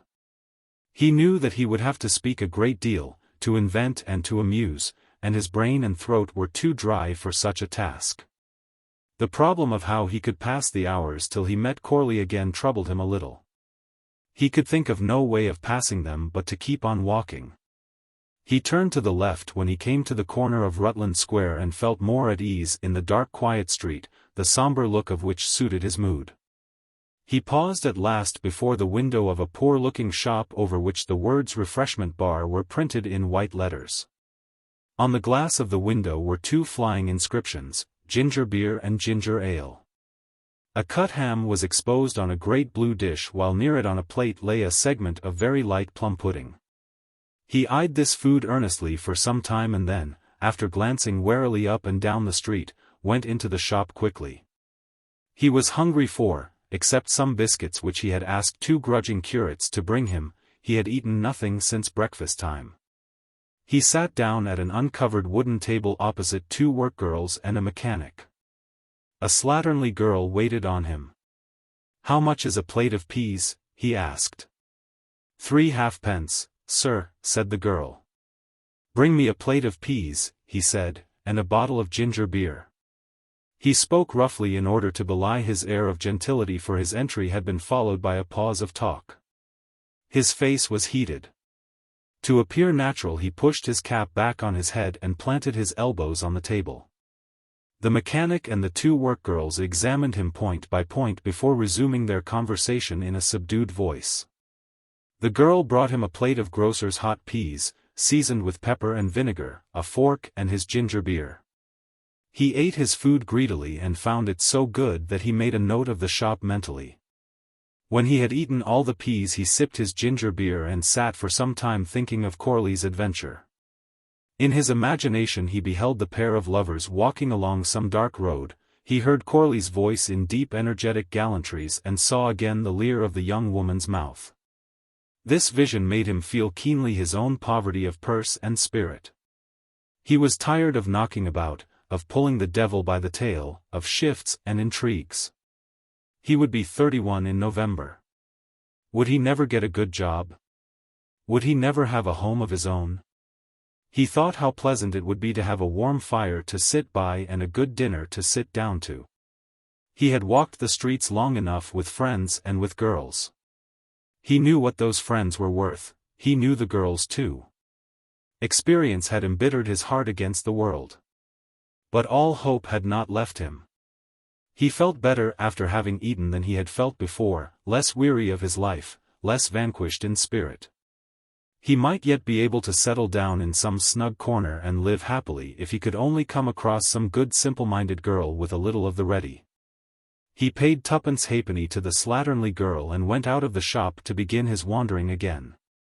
He went into Capel Street and walked along towards the City Hall. Then he turned into Dame Street. At the corner of George's Street he met two friends of his and stopped to converse with them. He was glad that he could rest from all his walking. His friends asked him had he seen Corley and what was the latest. He replied that he had spent the day with Corley. His friends talked very little. They looked vacantly after some figures in the crowd and sometimes made a critical remark. One said that he had seen Mac an hour before in Westmoreland Street. At this Lenehan said that he had been with Mac the night before in Egan's. The young man who had seen Mac in Westmoreland Street asked was it true that Mac had won a bit over a billiard match. Lenehan did not know, he said that Holohan had stood them drinks in Egan's. He left his friends at 9:45 and went up George's Street. He turned to the left at the City Markets and walked on into Grafton Street. The crowd of girls and young men had thinned and on his way up the street he heard many groups and couples bidding one another good night. He went as far as the clock of the College of Surgeons, it was on the stroke of 10. He set off briskly along the northern side of the green hurrying for fear Corley should return too soon. When he reached the corner of Marion Street he took his stand in the shadow of a lamp and brought out one of the cigarettes which he had reserved and lit it. He leaned against the lamppost and kept his gaze fixed on the part from which he expected to see Corley and the young woman return. His mind became active again. He wondered had Corley managed it successfully. He wondered if he had asked her yet or if he would leave it to the last. He suffered all the pangs and thrills of his friend's situation as well as those of his own. But the memory of Corley's slowly revolving head calmed him somewhat. He was sure Corley would pull it off all right. All at once the idea struck him that perhaps Corley had seen her home by another way and given him the slip. His eyes searched the street, there was no sign of them. Yet it was surely half an hour since he had seen the clock of the College of Surgeons. Would Corley do a thing like that? He lit his last cigarette and began to smoke it nervously. He strained his eyes as each tram stopped at the far corner of the square. They must have gone home by another way. The paper of his cigarette broke and he flung it into the road with a curse. Suddenly he saw them coming towards him. He started with delight and, keeping close to his lamppost, tried to read the result in their walk. They were walking quickly, the young woman taking quick short steps, while Corley kept beside her with his long stride. They did not seem to be speaking. An intimation of the result pricked him like the point of a sharp instrument. He knew Corley would fail, he knew it was no go. They turned down Baggot Street and he followed them at once, taking the other footpath. When they stopped he stopped too. They talked for a few moments and then the young woman went down the steps into the area of a house. Corley remained standing at the edge of the path, a little distance from the front steps. Some minutes passed. Then the hall door was opened slowly and cautiously. A woman came running down the front steps and coughed. Corley turned and went towards her. His broad figure hid hers from view for a few seconds and then she reappeared running up the steps. The door closed on her and Corley began to walk swiftly towards Stephen's Green. Lenehan hurried on in the same direction. Some drops of light rain fell. He took them as a warning and, glancing back towards the house which the young woman had entered to see that he was not observed, he ran eagerly across the road. Anxiety and his swift run made him pant. He called out, "Hello, Corley." Corley turned his head to see who had called him, and then continued walking as before. Lenehan ran after him, settling the waterproof on his shoulders with one hand. "Hello, Corley," he cried again. He came level with his friend and looked keenly in his face. He could see nothing there. "Well," he said. "Did it come off?" They had reached the corner of Ely Place. Still without answering, Corley swerved to the left and went up the side street. His features were composed in stern calm. Lenehan kept up with his friend, breathing uneasily. He was baffled and a note of menace pierced through his voice. "Can't you tell us?" he said. "Did you try her?" Corley halted at the first lamp and stared grimly before him. Then with a grave gesture he extended a hand towards the light and, smiling, opened it slowly to the gaze of his disciple. A small gold coin shone in the palm. The boarding house. Mrs. Mooney was a butcher's daughter. She was a woman who was quite able to keep things to herself, a determined woman. She had married her father's foreman and opened a butcher's shop near Spring Gardens. But as soon as his father-in-law was dead Mr. Mooney began to go to the devil. He drank, plundered the till, ran headlong into debt. It was no use making him take the pledge, he was sure to break out again a few days after. By fighting his wife in the presence of customers and by buying bad meat he ruined his business. One night he went for his wife with the cleaver and she had to sleep in a neighbor's house. After that they lived apart. She went to the priest and got a separation from him with care of the children.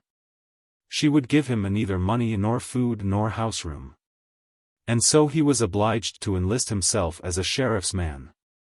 He was a shabby stooped little drunkard with a white face and a white mustache and white eyebrows, penciled above his little eyes, which were pink-veined and raw. And all day long he sat in the bailiff's room, waiting to be put on a job. Mrs. Mooney, who had taken what remained of her money out of the butcher business and set up a boarding house in Hardwicke Street, was a big imposing woman. Her house had a floating population made up of tourists from Liverpool and the Isle of Man and, occasionally, artistes from the music halls. Its resident population was made up of clerks from the city. She governed her house cunningly and firmly, knew when to give credit, when to be stern and when to let things pass. All the resident young men spoke of her as the Madam. Mrs. Mooney's young men paid 15 shillings a week for board and lodgings, beer or stout at dinner excluded. They shared in common tastes and occupations, and for this reason they were very chummy with one another. They discussed with one another the chances of favourites and outsiders. Jack Mooney, the Madam's son, who was clerk to a commission agent in Fleet Street, had the reputation of being a hard case. He was fond of using soldiers' obscenities. Usually he came home in the small hours. When he met his friends he had always a good one to tell them, and he was always sure to be on to a good thing, that is to say, a likely horse or a likely artiste. He was also handy with the mitts and sang comic songs. On Sunday nights there would often be a reunion in Mrs. Mooney's front drawing-room. The music hall artistes would oblige. And Sheridan played waltzes and polkas and vamped accompaniments. Polly Mooney, the Madam's daughter, would also sing. She sang, "I'm a naughty girl. You needn't sham. You know I am." Polly was a slim girl of 19, she had light soft hair and a small full mouth. Her eyes, which were grey with a shade of green through them, had a habit of glancing upwards when she spoke with anyone, which made her look like a little perverse Madonna. Mrs. Mooney had first sent her daughter to be a typist in a corn factor's office, but, as a disreputable sheriff's man used to come every other day to the office, asking to be allowed to say a word to his daughter, she had taken her daughter home again and set her to do housework.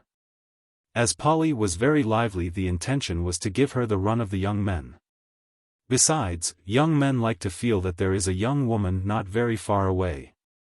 Polly, of course, flirted with the young men, but Mrs. Mooney, who was a shrewd judge, knew that the young men were only passing the time away, none of them meant business. Things went on so for a long time, and Mrs. Mooney began to think of sending Polly back to typewriting when she noticed that something was going on between Polly and one of the young men. She watched the pair and kept her own counsel. Polly knew that she was being watched, but still her mother's persistent silence could not be misunderstood. There had been no open complicity between mother and daughter, no open understanding, but, though people in the house began to talk of the affair, still Mrs. Mooney did not intervene. Polly began to grow a little strange in her manner, and the young man was evidently perturbed. At last, when she judged it to be the right moment, Mrs. Mooney intervened. She dealt with moral problems as a cleaver deals with meat, and in this case she had made up her mind. It was a bright Sunday morning of early summer, promising heat, but with a fresh breeze blowing. All the windows of the boarding house were open and the lace curtains ballooned gently towards the street beneath the raised sashes. The belfry of George's church sent out constant peals, and worshippers, singly or in groups, traversed the little circus before the church, revealing their purpose by their self-contained demeanor no less than by the little volumes in their gloved hands. Breakfast was over in the boarding house, and the table of the breakfast room was covered with plates on which lay yellow streaks of eggs with morsels of bacon fat and bacon rind. Mrs. Mooney sat in the straw armchair and watched the servant Mary remove the breakfast things. She made Mary collect the crusts and pieces of broken bread to help to make Tuesday's bread pudding. When the table was cleared, the broken bread collected, the sugar and butter safe under lock and key, she began to reconstruct the interview which she had had the night before with Polly. Things were as she had suspected. She had been frank in her questions and Polly had been frank in her answers. Both had been somewhat awkward, of course. She had been made awkward by her not wishing to receive the news in too cavalier a fashion or to seem to have connived, and Polly had been made awkward not merely because allusions of that kind always made her awkward, but also because she did not wish it to be thought that in her wise innocence she had divined the intention behind her mother's tolerance. Mrs. Mooney glanced instinctively at the little gilt clock on the mantelpiece as soon as she had become aware through her reverie that the bells of George's church had stopped ringing. It was 17 minutes past 11. She would have lots of time to have the matter out with Mr. Doran and then catch short 12 at Marlborough Street. She was sure she would win. To begin with, she had all the weight of social opinion on her side. She was an outraged mother. She had allowed him to live beneath her roof, assuming that he was a man of honor, and he had simply abused her hospitality. He was 34 or 35 years of age, so that youth could not be pleaded as his excuse, nor could ignorance be his excuse, since he was a man who had seen something of the world. He had simply taken advantage of Polly's youth and inexperience, that was evident. The question was, what reparation would he make? There must be reparation made in such cases. It is all very well for the man, he can go his ways as if nothing had happened, having had his moment of pleasure, but the girl has to bear the brunt. Some mothers would be content to patch up such an affair for a sum of money, she had known cases of it. But she would not do so. For her only one reparation could make up for the loss of her daughter's honor, marriage. She counted all her cards again before sending Mary up to Mr. Doran's room to say that she wished to speak with him. She felt sure she would win. He was a serious young man, not rakish or loud-voiced like the others. If it had been Mr. Sheridan or Mr. Meade or Bantam Lyons, her task would have been much harder. She did not think he would face publicity. All the lodgers in the house knew something of the affair, details had been invented by some. Besides, he had been employed for 13 years in a great Catholic wine merchant's office, and publicity would mean for him, perhaps, the loss of his job. Whereas if he agreed, all might be well. She knew he had a good screw for one thing, and she suspected he had a bit of stuff put by. Nearly the half hour. She stood up and surveyed herself in the pier-glass. The decisive expression of her great florid face satisfied her, and she thought of some mothers she knew who could not get their daughters off their hands. Mr. Doran was very anxious indeed this Sunday morning. He had made 2 attempts to shave, but his hand had been so unsteady that he had been obliged to desist. 3 days' reddish beard fringed his jaws, and every 2 or 3 minutes a mist gathered on his glasses, so that he had to take them off and polish them with his pocket handkerchief. The recollection of his confession of the night before was a cause of acute pain to him. The priest had drawn out every ridiculous detail of the affair, and in the end had so magnified his sin that he was almost thankful at being afforded a loophole of reparation. The harm was done. What could he do now but marry her or run away? He could not brazen it out. The affair would be sure to be talked of, and his employer would be certain to hear of it. Dublin is such a small city, everyone knows everyone else's business. He felt his heart leap warmly in his throat as he heard in his excited imagination old Mr. Leonard calling out in his rasping voice, "Send Mr. Doran here, please." All his long years of service gone for nothing. All his industry and diligence thrown away. As a young man he had sown his wild oats, of course. He had boasted of his free thinking and denied the existence of God to his companions in public houses. But that was all past and done with, nearly. He still bought a copy of Reynolds's newspaper every week, but he attended to his religious duties and for 9/10 of the year lived a regular life. He had money enough to settle down on. It was not that. But the family would look down on her. First of all there was her disreputable father, and then her mother's boarding house was beginning to get a certain fame. He had a notion that he was being had. He could imagine his friends talking of the affair and laughing. She was a little vulgar, sometimes she said, "I seen," and, "if I had known." But what would grammar matter if he really loved her? He could not make up his mind whether to like her or despise her for what she had done. Of course he had done it too. His instinct urged him to remain free, not to marry. Once you are married you are done for, it said. While he was sitting helplessly on the side of the bed in shirt and trousers she tapped lightly at his door and entered. She told him all, that she had made a clean breast of it to her mother and that her mother would speak with him that morning. She cried and threw her arms round his neck, saying, "Oh Bob! Bob! What am I to do? What am I to do at all?" She would put an end to herself, she said. He comforted her feebly, telling her not to cry, that it would be all right, never fear. He felt against his shirt the agitation of her bosom. It was not altogether his fault that it had happened. He remembered well, with the curious patient memory of the celibate, the first casual caresses her dress, her breath, her fingers had given him. Then late one night as he was undressing for bed she had tapped at his door, timidly. She wanted to relight her candle at his, for hers had been blown out by a gust. It was her bath night. She wore a loose open combing jacket of printed flannel. Her white instep shone in the opening of her furry slippers and the blood glowed warmly behind her perfumed skin. From her hands and wrists too as she lit and steadied her candle a faint perfume arose. On nights when he came in very late it was she who warmed up his dinner. He scarcely knew what he was eating, feeling her beside him alone, at night, in the sleeping house. And her thoughtfulness. If the night was anyway cold or wet or windy there was sure to be a little tumbler of punch ready for him. Perhaps they could be happy together. They used to go upstairs together on tiptoe, each with a candle, and on the third landing exchange reluctant goodnights. They used to kiss. He remembered well her eyes, the touch of her hand and his delirium. But delirium passes. He echoed her phrase, applying it to himself, "What am I to do?" The instinct of the celibate warned him to hold back. But the sin was there, even his sense of honor told him that reparation must be made for such a sin.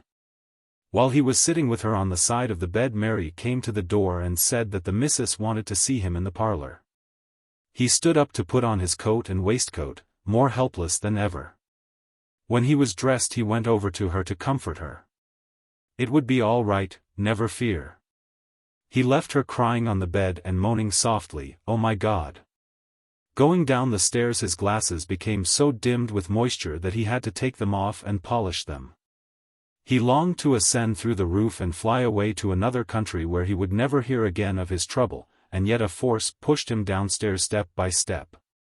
The implacable faces of his employer and of the madam stared upon his discomfiture. On the last flight of stairs he passed Jack Mooney who was coming up from the pantry nursing 2 bottles of base. They saluted coldly, and the lover's eyes rested for a second or two on a thick bulldog face and a pair of thick short arms. When he reached the foot of the staircase he glanced up and saw Jack regarding him from the door of the return room. Suddenly he remembered the night when one of the music hall artistes, a little blonde Londoner, had made a rather free allusion to Polly. The reunion had been almost broken up on account of Jack's violence. Everyone tried to quiet him.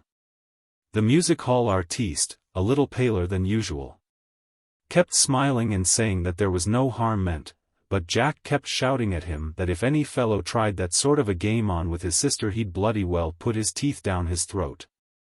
So he would. Polly sat for a little time on the side of the bed, crying. Then she dried her eyes and went over to the looking-glass. She dipped the end of the towel in the water jug and refreshed her eyes with the cool water. She looked at herself in profile and readjusted a hairpin above her ear. Then she went back to the bed again and sat at the foot.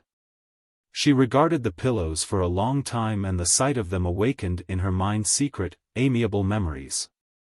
She rested the nape of her neck against the cool iron bed rail and fell into a reverie. There was no longer any perturbation visible on her face. She waited on patiently, almost cheerfully, without alarm, her memories gradually giving place to hopes and visions of the future. Her hopes and visions were so intricate that she no longer saw the white pillows on which her gaze was fixed or remembered that she was waiting for anything. At last she heard her mother calling. She started to her feet and ran to the banisters. "Polly! Polly!" "Yes, Mama?" "Come down, dear. Mr. Doran wants to speak to you." Then she remembered what she had been waiting for. A little cloud. 8 years before he had seen his friend off at the north wall and wished him Godspeed. Gallagher had got on. You could tell that at once by his travelled air, his well-cut tweed suit, and fearless accent. Few fellows had talents like his, and fewer still could remain unspoiled by such success. Gallagher's heart was in the right place and he had deserved to win. It was something to have a friend like that. Little Chandler's thoughts ever since lunchtime had been of his meeting with Gallagher, of Gallagher's invitation, and of the great city London where Gallagher lived. He was called Little Chandler because, though he was but slightly under the average stature, he gave one the idea of being a little man. His hands were white and small, his frame was fragile, his voice was quiet and his manners were refined. He took the greatest care of his fair silken hair and mustache and used perfume discreetly on his handkerchief. The half-moons of his nails were perfect, and when he smiled you caught a glimpse of a row of childish white teeth. As he sat at his desk in the King's Inns he thought what changes those 8 years had brought. The friend whom he had known under a shabby and necessitous guise had become a brilliant figure on the London press. He turned often from his tiresome writing to gaze out of the office window. The glow of a late autumn sunset covered the grass plots and walks. It cast a shower of kindly golden dust on the untidy nurses and decrepit old men who drowsed on the benches. It flickered upon all the moving figures, on the children who ran screaming along the gravel paths and on everyone who passed through the gardens. He watched the scene and thought of life. And, as always happened when he thought of life, he became sad. A gentle melancholy took possession of him. He felt how useless it was to struggle against fortune, this being the burden of wisdom which the ages had bequeathed to him. He remembered the books of poetry upon his shelves at home. He had bought them in his bachelor days, and many an evening, as he sat in the little room off the hall, he had been tempted to take one down from the bookshelf and read out something to his wife. But shyness had always held him back, and so the books had remained on their shelves. At times he repeated lines to himself and this consoled him. When his hour had struck he stood up and took leave of his desk and of his fellow clerks punctiliously.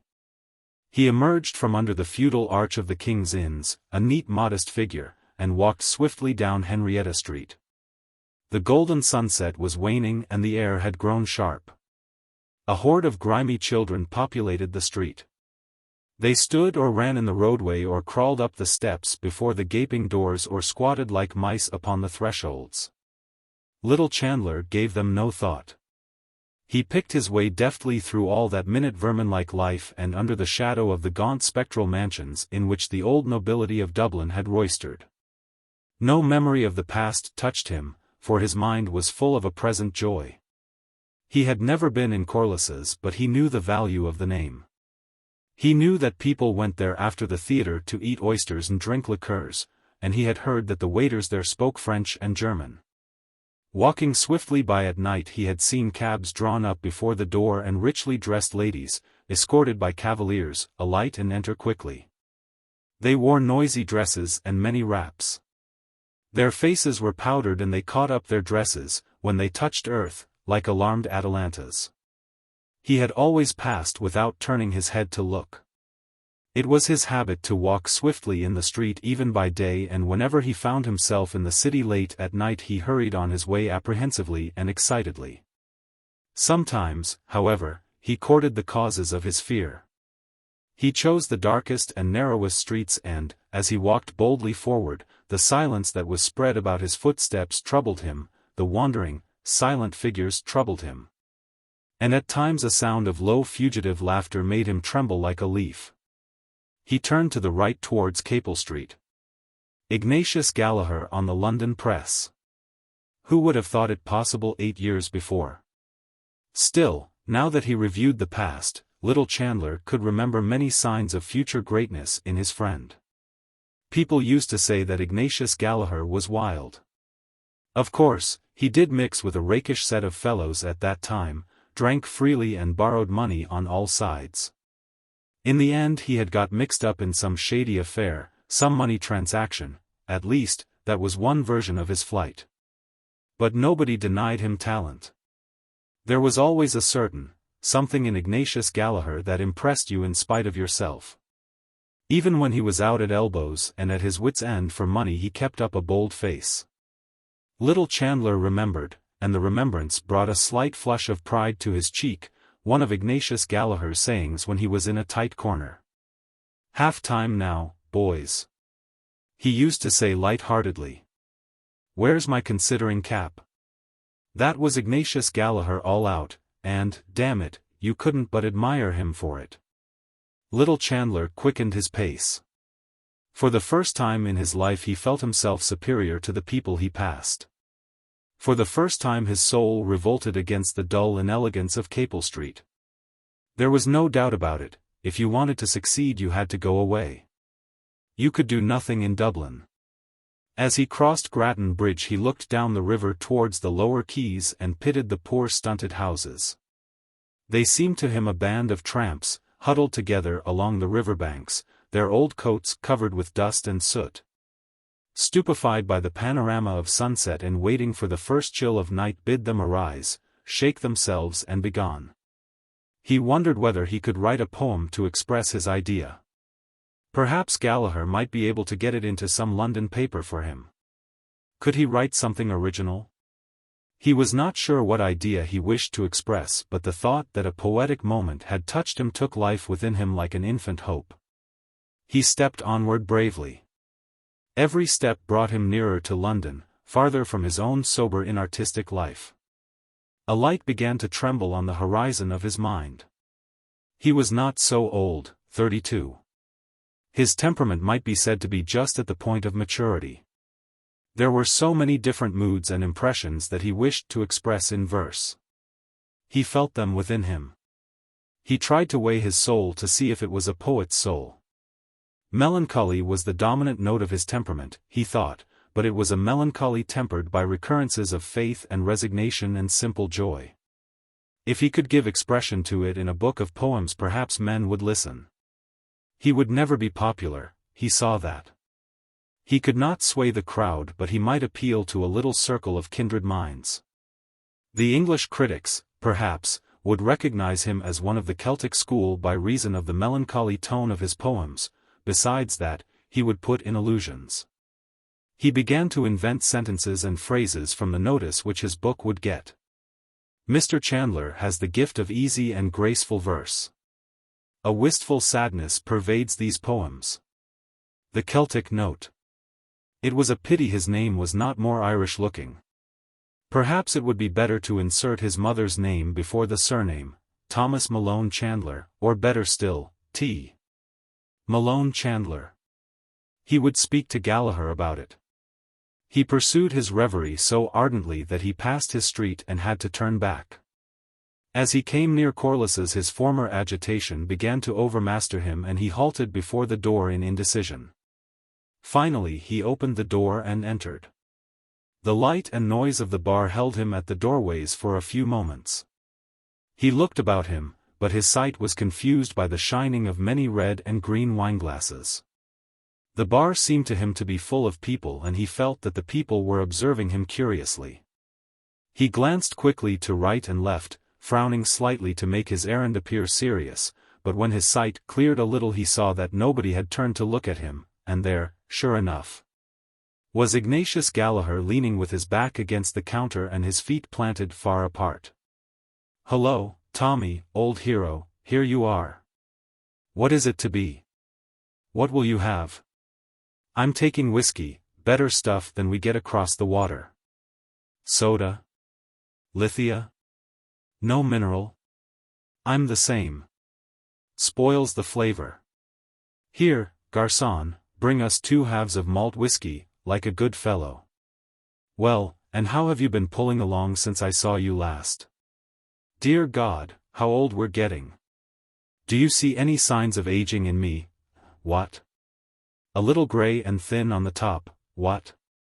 Ignatius Gallagher took off his hat and displayed a large closely cropped head. His face was heavy, pale and clean-shaven. His eyes, which were of bluish slate color, relieved his unhealthy pallor and shone out plainly above the vivid orange tie he wore.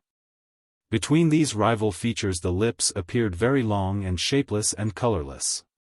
He bent his head and felt with two sympathetic fingers the thin hair at the crown.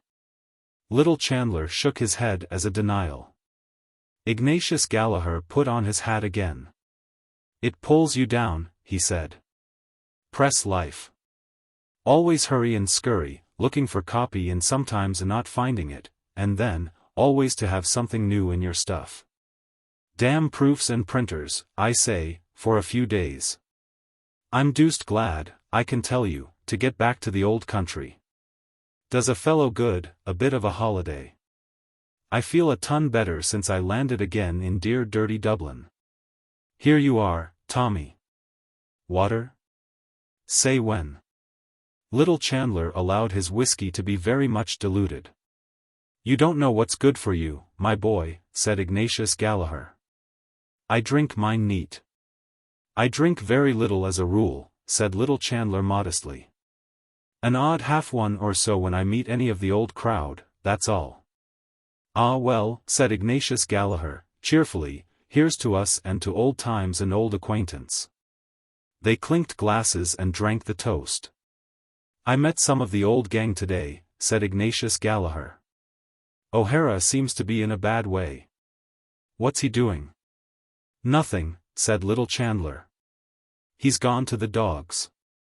"But Hogan has a good sit, hasn't he?" "Yes, he's in the Land Commission. I met him one night in London and he seemed to be very flush."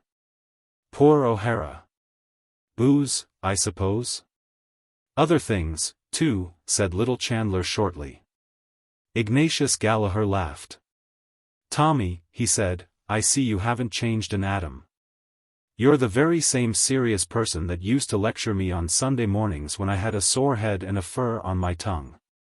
You'd want to knock about a bit in the world. Have you never been anywhere even for a trip?" "I've been to the Isle of Man," said Little Chandler. Ignatius Gallaher laughed. "The Isle of Man," he said. "Go to London or Paris, for choice. That'd do you good. Have you seen Paris?"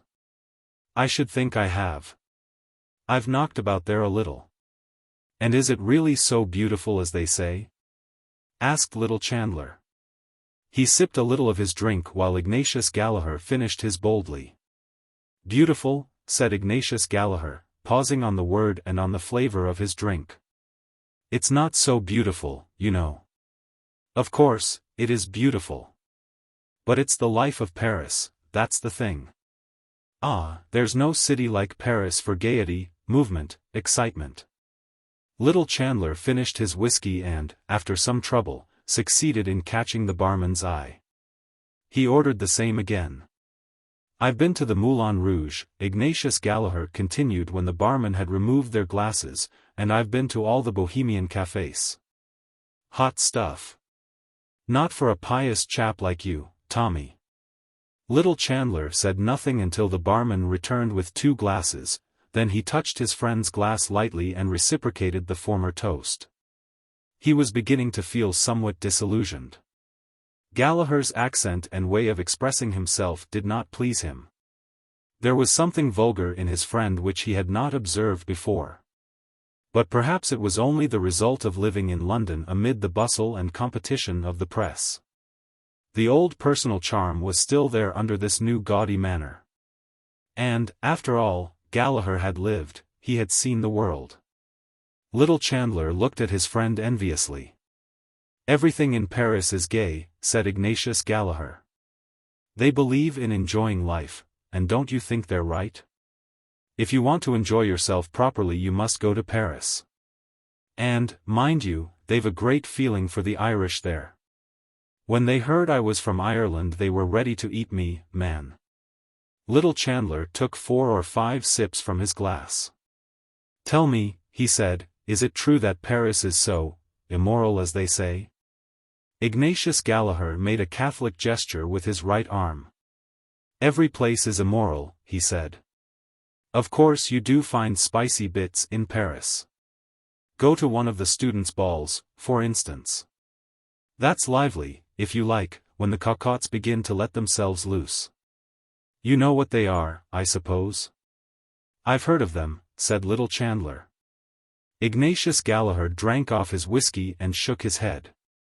Ah, he said, you may say what you like. There's no woman like the Parisienne, for style, for go. Then it is an immoral city, said little Chandler, with timid insistence, I mean, compared with London or Dublin? London, said Ignatius Gallaher. It's 6 of one and half a dozen of the other. You ask Hogan, my boy. I showed him a bit about London when he was over there. He'd open your eye. I say, Tommy, don't make punch of that whiskey, liquor up. No, really. Oh, come on, another one won't do you any harm. What is it? The same again, I suppose? Well, all right. François, the same again. Will you smoke, Tommy? Ignatius Gallaher produced his cigar case. The two friends lit their cigars and puffed at them in silence until their drinks were served. I'll tell you my opinion, said Ignatius Gallaher, emerging after some time from the clouds of smoke in which he had taken refuge, it's a rum world. Talk of immorality. I've heard of cases, what am I saying, I've known them, cases of immorality. Ignatius Gallaher puffed thoughtfully at his cigar and then, in a calm historian's tone, he proceeded to sketch for his friend some pictures of the corruption which was rife abroad. He summarized the vices of many capitals and seemed inclined to award the palm to Berlin. Some things he could not vouch for, his friends had told him, but of others he had had personal experience. He spared neither rank nor caste. He revealed many of the secrets of religious houses on the continent and described some of the practices which were fashionable in high society and ended by telling, with details, a story about an English duchess, a story which he knew to be true. Little Chandler was astonished. Ah, well, said Ignatius Gallaher, here we are in old jog-along Dublin where nothing is known of such things. How dull you must find it, said little Chandler, after all the other places you've seen. Well, said Ignatius Gallaher, it's a relaxation to come over here, you know. And, after all, it's the old country, as they say, isn't it? You can't help having a certain feeling for it. That's human nature. But tell me something about yourself. Hogan told me you had tasted the joys of connubial bliss. 2 years ago, wasn't it? Little Chandler blushed and smiled. Yes, he said. I was married last May 12 months. I hope it's not too late in the day to offer my best wishes, said Ignatius Gallaher. I didn't know your address or I'd have done so at the time. He extended his hand, which little Chandler took. Well, Tommy, he said, I wish you and yours every joy in life, old chap, and tons of money, and may you never die till I shoot you. And that's the wish of a sincere friend, an old friend. You know that? I know that, said little Chandler. Any youngsters, said Ignatius Gallaher. Little Chandler blushed again. We have one child, he said. Son or daughter? A little boy. Ignatius Gallaher slapped his friend sonorously on the back. Bravo, he said, I wouldn't doubt you, Tommy. Little Chandler smiled, looked confusedly at his glass and bit his lower lip with 3 childishly white front teeth. I hope you'll spend an evening with us, he said, before you go back. My wife will be delighted to meet you. We can have a little music and... Thanks awfully, old chap, said Ignatius Gallaher, I'm sorry we didn't meet earlier. But I must leave tomorrow night. Tonight, perhaps. I'm awfully sorry, old man. You see I'm over here with another fellow, clever young chap he is too, and we arranged to go to a little card party. Only for that. Oh, in that case. But who knows, said Ignatius Gallaher considerately. Next year I may take a little skip over here now that I've broken the ice. It's only a pleasure deferred.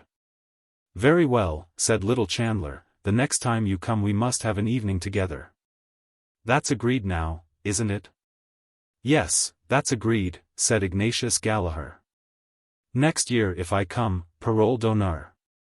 And to clinch the bargain, said little Chandler, we'll just have one more now. Ignatius Gallaher took out a large gold watch and looked at it. Is it to be the last? He said. Because you know, I have an HP. Oh, yes, positively, said little Chandler. Very well, then, said Ignatius Gallaher, let us have another one as a diacon Doruus. That's good vernacular for a small whiskey, I believe. Little Chandler ordered the drinks. The blush which had risen to his face a few moments before was establishing itself. A trifle made him blush at any time, and now he felt warm and excited.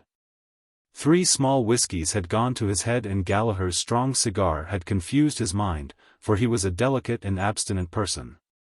The adventure of meeting Gallaher after 8 years, of finding himself with Gallaher in Corliss's surrounded by lights and noise. Of listening to Gallaher's stories and of sharing for a brief space Gallaher's vagrant and triumphant life, upset the equipoise of his sensitive nature. He felt acutely the contrast between his own life and his friend's and it seemed to him unjust. Gallaher was his inferior in birth and education. He was sure that he could do something better than his friend had ever done, or could ever do, something higher than mere tawdry journalism if he only got the chance. What was it that stood in his way? His unfortunate timidity. He wished to vindicate himself in some way, to assert his manhood. He saw behind Gallaher's refusal of his invitation. Gallaher was only patronizing him by his friendliness just as he was patronizing Ireland by his visit. The barman brought their drinks. Little Chandler pushed one glass towards his friend and took up the other boldly. Who knows, he said, as they lifted their glasses. When you come next year I may have the pleasure of wishing long life and happiness to Mr. and Mrs. Ignatius Gallaher. Ignatius Gallaher in the act of drinking closed one eye expressively over the rim of his glass. When he had drunk he smacked his lips decisively, set down his glass and said, "No blooming fear of that, my boy. I'm going to have my fling first and see a bit of life and the world before I put my head in the sack, if I ever do." "Some day you will," said little Chandler calmly. Ignatius Gallaher turned his orange tie and slate-blue eyes full upon his friend. "You think so?" he said. "You'll put your head in the sack," repeated little Chandler stoutly, "like everyone else if you can find the girl." He had slightly emphasized his tone and he was aware that he had betrayed himself, but, though the color had heightened in his cheek, he did not flinch from his friend's gaze. Ignatius Gallaher watched him for a few moments and then said, "If ever it occurs, you may bet your bottom dollar there'll be no mooning and spooning about it. I mean to marry money. She'll have a good fat account at the bank or she won't do for me." Little Chandler shook his head. "Why, man alive," said Ignatius Gallaher, vehemently, "do you know what it is? I've only to say the word and tomorrow I can have the woman and the cash. You don't believe it? Well, I know it. There are hundreds, what am I saying? Thousands of rich Germans and Jews, rotten with money, that'd only be too glad. You wait a while my boy. See if I don't play my cards properly. When I go about a thing I mean business, I tell you. You just wait." He tossed his glass to his mouth, finished his drink and laughed loudly. Then he looked thoughtfully before him and said in a calmer tone, "But I'm in no hurry. They can wait. I don't fancy tying myself up to one woman, you know." He imitated with his mouth the act of tasting and made a wry face. "Must get a bit stale, I should think," he said. Little Chandler sat in the room off the hall, holding a child in his arms.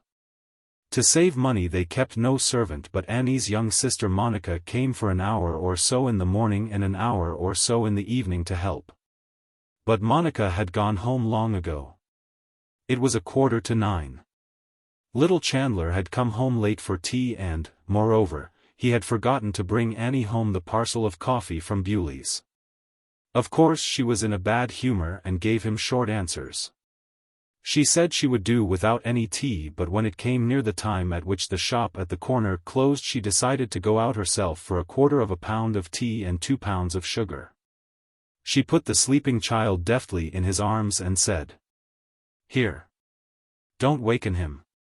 A little lamp with a white china shade stood upon the table and its light fell over a photograph which was enclosed in a frame of crumpled horn. It was Annie's photograph. Little Chandler looked at it, pausing at the thin tight lips. She wore the pale blue summer blouse which he had brought her home as a present one Saturday. It had cost him 10 and 11 pence. But what an agony of nervousness it had cost him.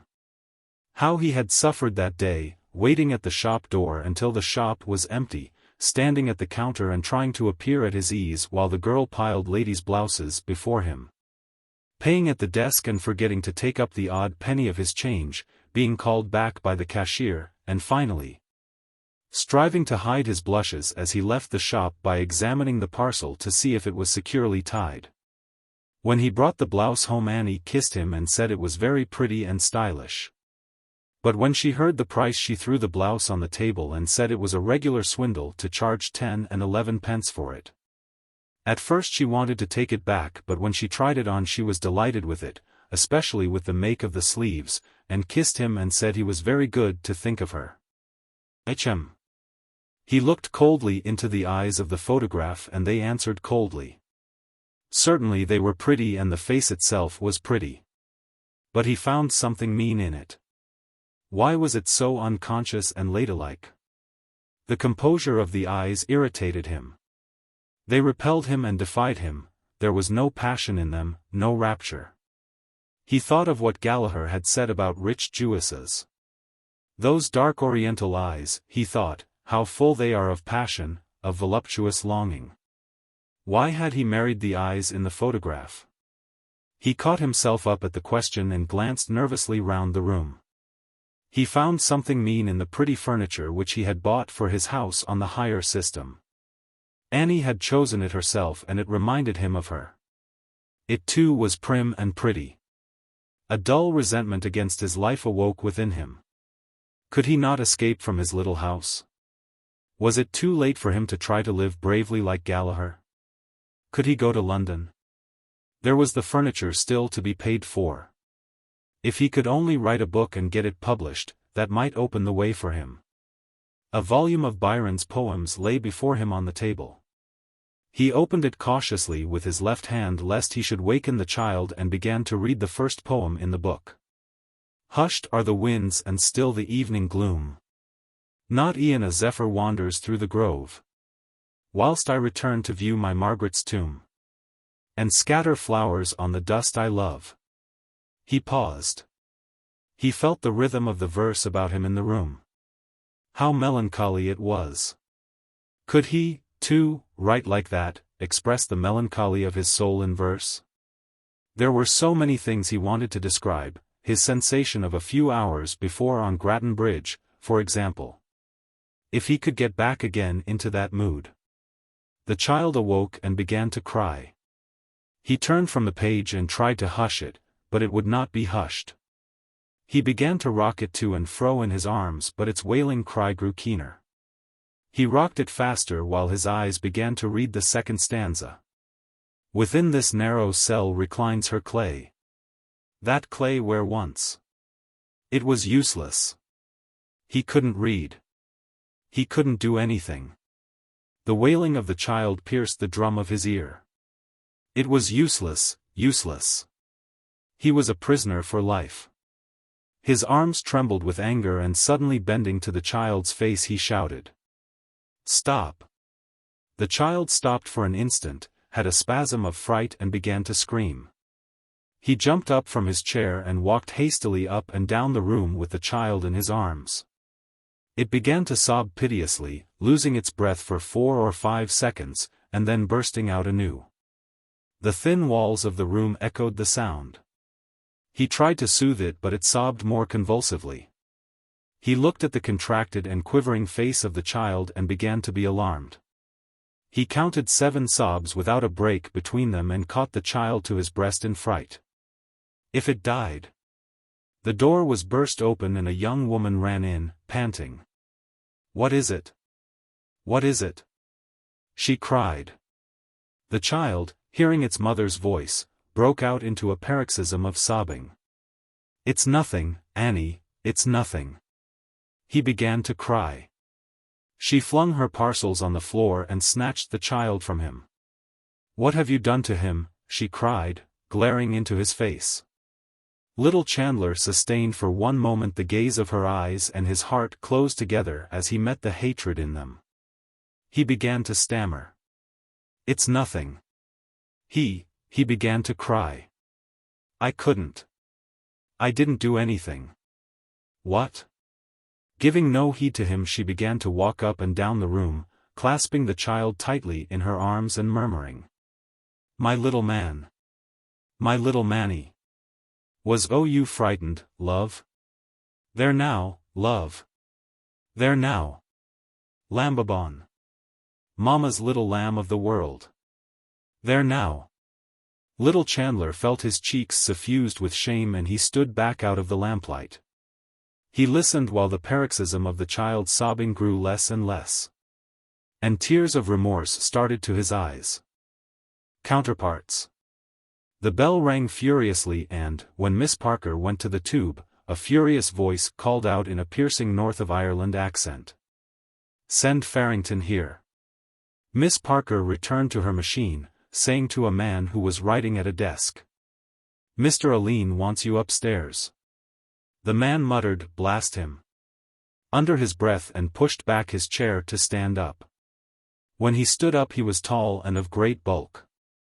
He had a hanging face, dark wine-colored, with fair eyebrows and mustache. His eyes bulged forward slightly and the whites of them were dirty. He lifted up the counter and, passing by the clients, went out of the office with a heavy step. He went heavily upstairs until he came to the second landing, where a door bore a brass plate with the inscription "Mr. Eveline." Here he halted, puffing with labor and vexation, and knocked. The shrill voice cried, "Come in." The man entered Mr. Eveline's room. Simultaneously Mr. Eveline, a little man wearing gold-rimmed glasses on a clean-shaven face, shot his head up over a pile of documents. The head itself was so pink and hairless it seemed like a large egg reposing on the papers. Mr. Eveline did not lose a moment. "Farrington? What is the meaning of this? Why have I always to complain of you? May I ask you why you haven't made a copy of that contract between Bodley and Kerwin? I told you it must be ready by 4 o'clock. But Mr. Shelley said, sir. Mr. Shelley said, sir. Kindly attend to what I say and not to what Mr. Shelley says, sir. You have always some excuse or another for shirking work. Let me tell you that if the contract is not copied before this evening I'll lay the matter before Mr. Crosby.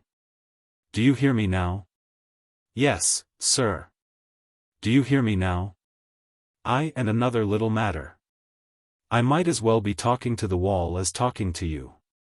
Understand once for all that you get a half an hour for your lunch and not an hour and a half.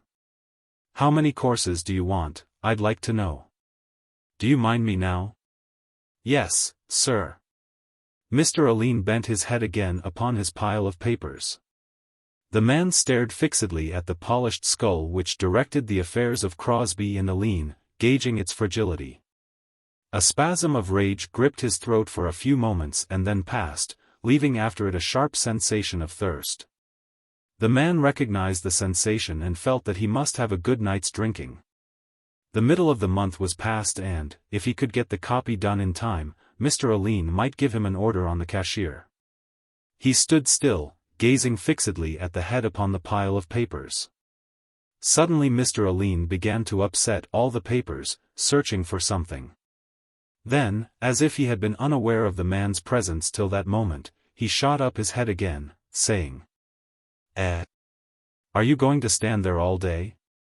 Upon my word, Farrington, you take things easy. I was waiting to see. Very good, you needn't wait to see. Go downstairs and do your work.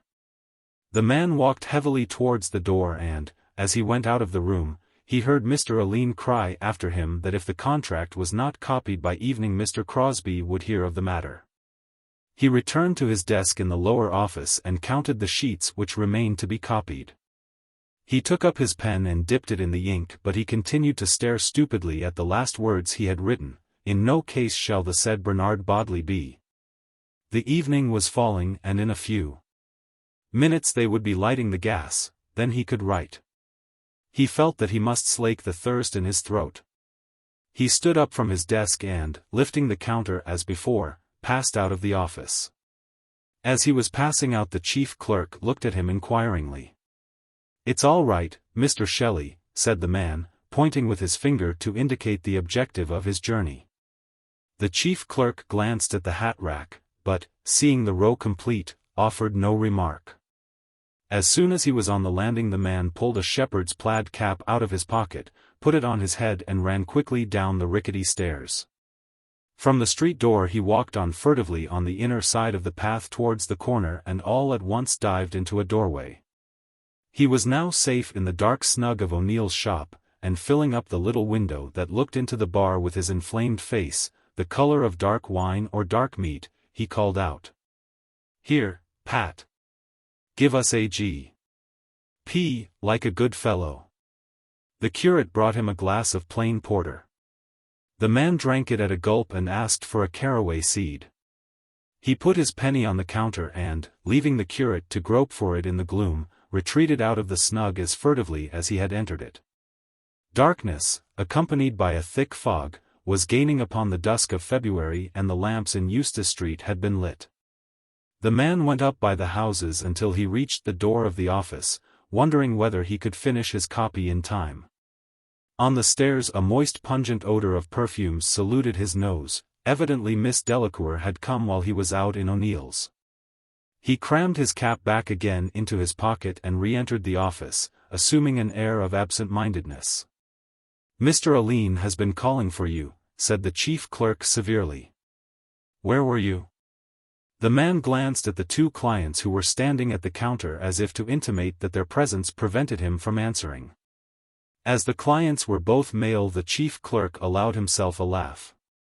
"I know that game," he said.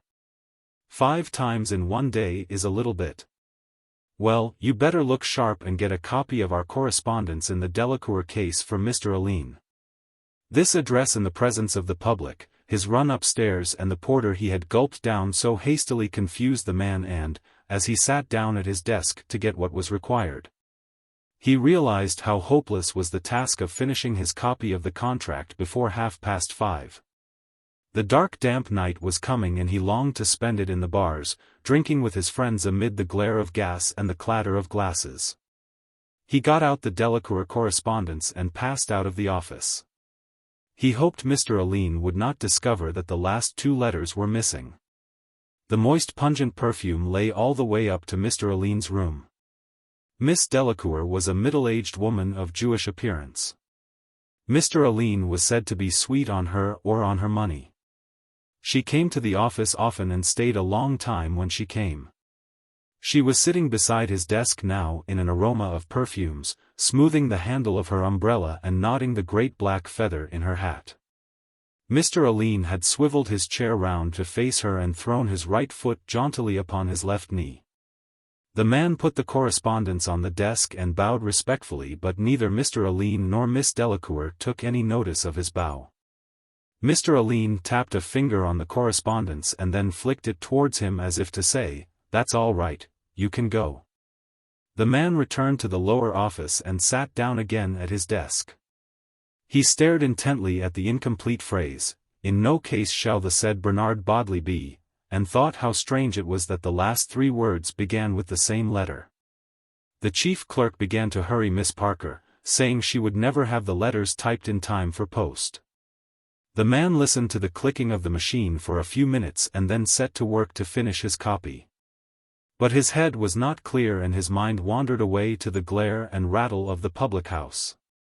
It was a night for hot punches. He struggled on with his copy, but when the clock struck 5 he had still 14 pages to write. Blast it! He couldn't finish it in time. He longed to execrate aloud, to bring his fist down on something violently. He was so enraged that he wrote Bernard instead of Bernard Bodley and had to begin again on a clean sheet. He felt strong enough to clear out the whole office single-handed. His body ached to do something, to rush out and revel in violence. All the indignities of his life enraged him. Could he ask the cashier privately for an advance? No, the cashier was no good, no damn good, he wouldn't give an advance. He knew where he would meet the boys, Leonard and O'Halloran and Nosey Flynn. The barometer of his emotional nature was set for a spell of riot. His imagination had so abstracted him that his name was called twice before he answered. Mr. Eveline and Miss Delacour were standing outside the counter and all the clerks had turned round in anticipation of something. The man got up from his desk. Mr. Eveline began a tirade of abuse, saying that 2 letters were missing. The man answered that he knew nothing about them, that he had made a faithful copy. The tirade continued. It was so bitter and violent that the man could hardly restrain his fist from descending upon the head of the mannequin before him. "I know nothing about any other 2 letters, he said stupidly. "You know nothing. Of course you know nothing," said Mr. Eveline. "Tell me," he added, glancing first for approval to the lady beside him, "do you take me for a fool? Do you think me an utter fool?" The man glanced from the lady's face to the little egg-shaped head and back again. And, almost before he was aware of it, his tongue had found a felicitous moment. "I don't think, sir," he said, "that that's a fair question to put to me." There was a pause in the very breathing of the clerks. Everyone was astounded, the author of the witticism no less than his neighbors, and Miss Delacour, who was a stout amiable person, began to smile broadly. Mr. Eveline flushed to the hue of a wild rose and his mouth twitched with a dwarf's passion. He shook his fist in the man's face till it seemed to vibrate like the knob of some electric machine. "You impertinent ruffian! You impertinent ruffian! I'll make short work of you. Wait till you see. You'll apologize to me for your impertinence or you'll quit the office instanter. You'll quit this, I'm telling you, or you'll apologize to me." He stood in a doorway opposite the office watching to see if the cashier would come out alone. All the clerks passed out and finally the cashier came out with the chief clerk. It was no use trying to say a word to him when he was with the chief clerk. The man felt that his position was bad enough. He had been obliged to offer an abject apology to Mr. Eveline for his impertinence, but he knew what a hornet's nest the office would be for him. He could remember the way in which Mr. Eveline had hounded little Peake out of the office in order to make room for his own nephew. He felt savage and thirsty and revengeful, annoyed with himself and with everyone else. Mr. Eveline would never give him an hour's rest, his life would be a hell to him. He had made a proper fool of himself this time. Could he not keep his tongue in his cheek? But they had never pulled together from the first, he and Mr. Eveline.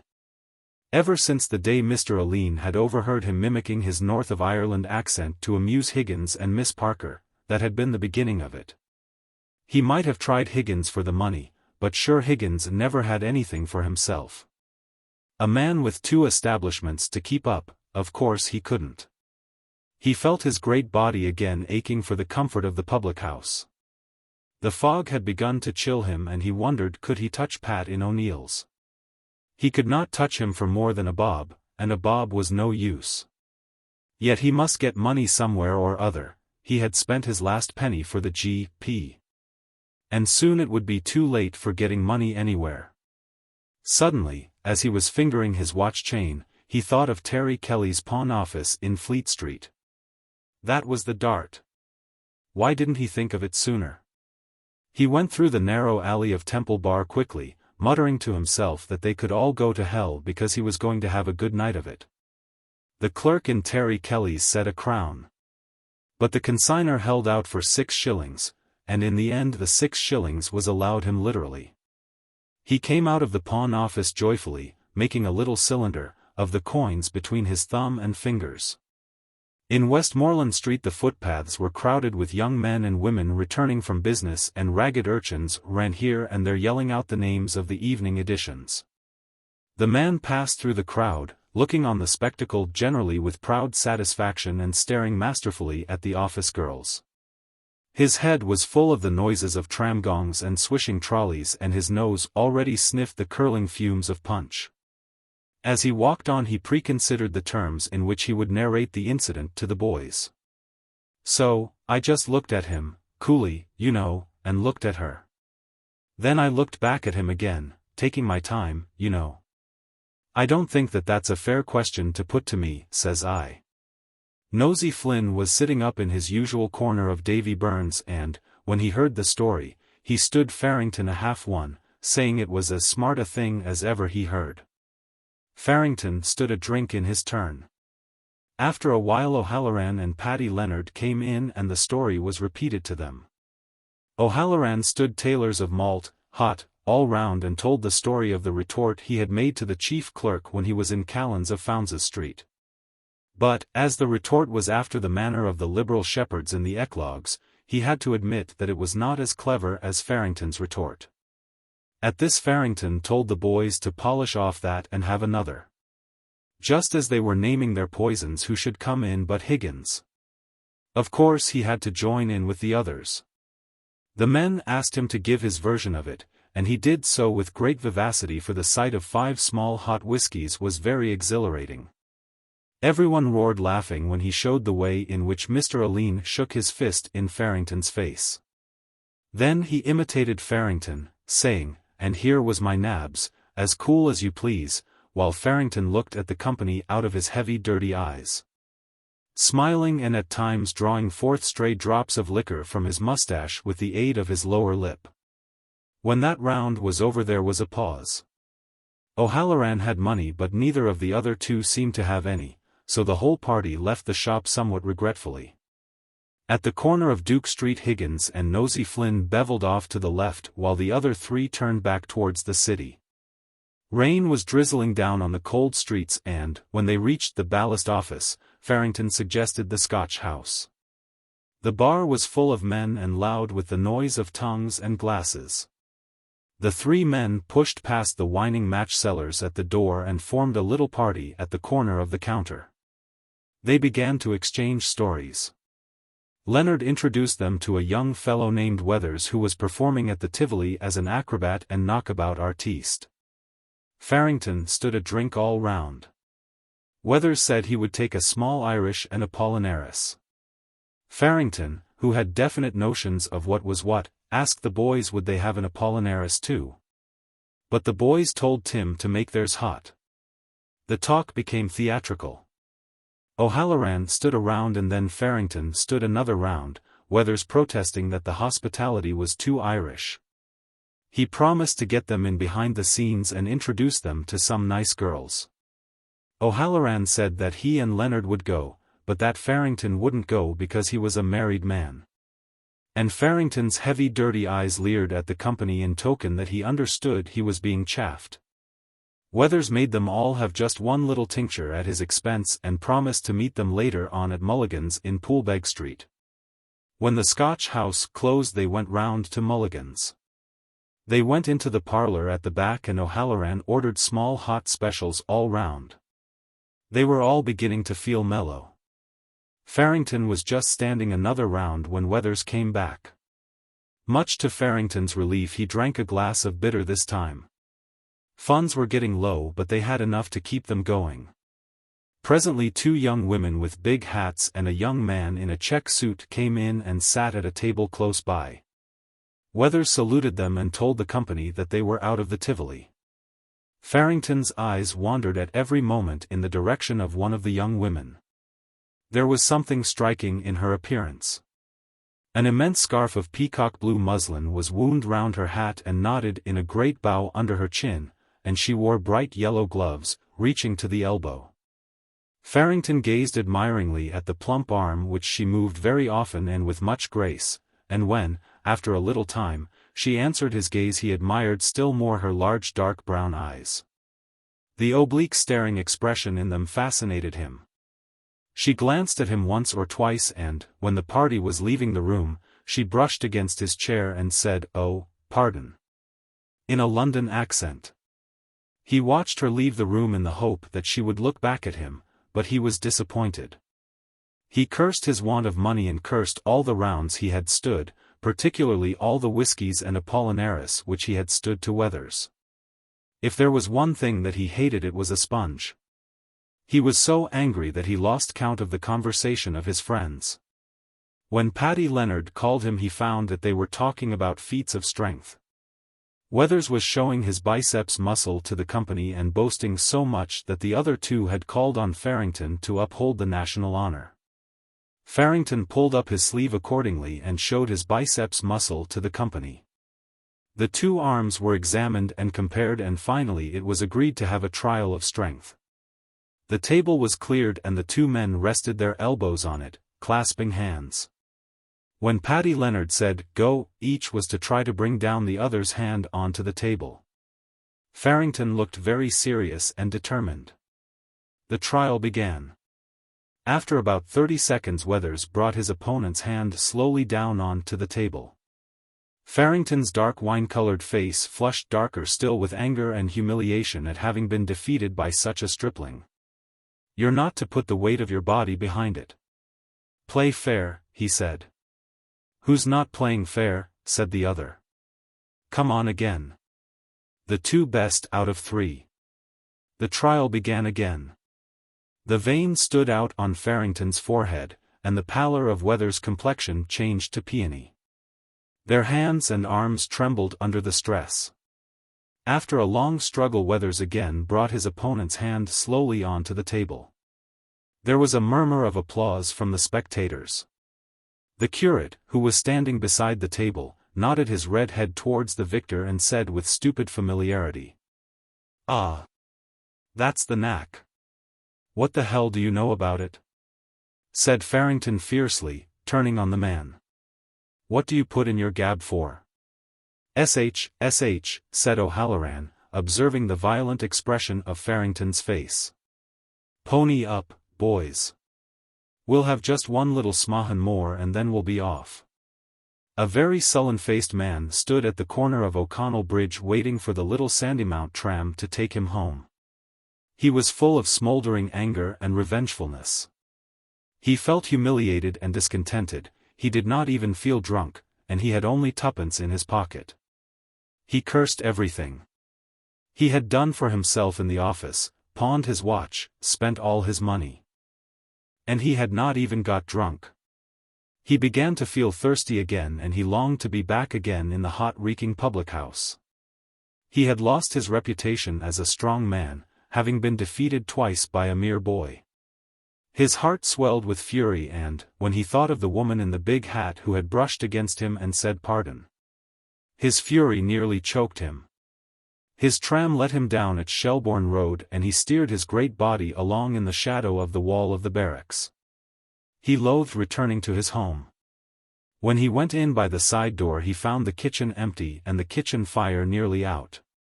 He bawled upstairs, "Ada! Ada!"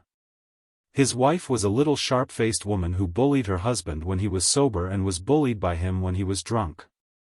They had 5 children. A little boy came running down the stairs. "Who is that?" said the man, peering through the darkness. "Me, Pa." "Who are you?" "Charlie?" "No, Pa Tom." "Where's your mother?" "She's out at the chapel." "That's right. Did she think of leaving any dinner for me?" "Yes, Pa." "I light the lamp." "What do you mean by having the place in darkness? Are the other children in bed?" The man sat down heavily on one of the chairs while the little boy lit the lamp. He began to mimic his son's flat accent, saying half to himself, "At the chapel. At the chapel, if you please." When the lamp was lit he banged his fist on the table and shouted, "What's for my dinner?" "I'm going to cook it, Pa," said the little boy. The man jumped up furiously and pointed to the fire. "On that fire. You let the fire out. By God, I'll teach you to do that again." He took a step to the door and seized the walking stick which was standing behind it. "I'll teach you to let the fire out," he said, rolling up his sleeve in order to give his arm free play. The little boy cried, "Oh, Pa!" and ran whimpering round the table, but the man followed him and caught him by the coat. The little boy looked about him wildly but, seeing no way of escape, fell upon his knees. "Now, you'll let the fire out the next time," said the man, striking at him vigorously with the stick. "Take that, you little whelp." The boy uttered a squeal of pain as the stick cut his thigh. He clasped his hands together in the air and his voice shook with fright. "Oh, Pa," he cried. "Don't beat me, Pa. And I'll say a Hail Mary for you. I'll say a Hail Mary for you, Pa, if you don't beat me. I'll say a Hail Mary." Clay. The matron had given her leave to go out as soon as the women's tea was over, and Maria looked forward to her evening out. The kitchen was spick and span. The cook said you could see yourself in the big copper boilers. The fire was nice and bright, and on one of the side tables were 4 very big barmbracks. These barmbracks seemed uncut, but if you went closer you would see that they had been cut into long thick even slices and were ready to be handed round at tea. Maria had cut them herself. Maria was a very, very small person indeed, but she had a very long nose and a very long chin. She talked a little through her nose, always soothingly, "Yes, my dear," and "No, my dear." She was always sent for when the women quarreled over their tubs and always succeeded in making peace. One day the matron had said to her, "Maria, you are a veritable peacemaker." And the sub-matron and 2 of the board ladies had heard the compliment. And Ginger Mooney was always saying what she wouldn't do to the dummy who had charge of the irons if it wasn't for Maria. Everyone was so fond of Maria.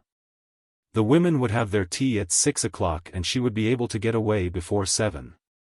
From Ballsbridge to the Pillar, 20 minutes. From the Pillar to Drumcondra, 20 minutes, and 20 minutes to buy the things. She would be there before 8. She took out her purse with the silver clasps and read again the words "A present from Belfast."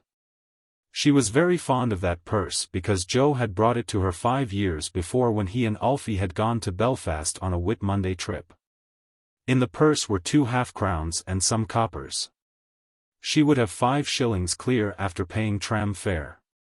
What a nice evening they would have, all the children singing. Only she hoped that Joe wouldn't come in drunk. He was so different when he took any drink.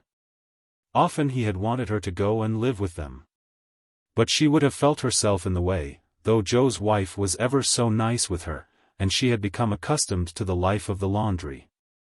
Joe was a good fellow.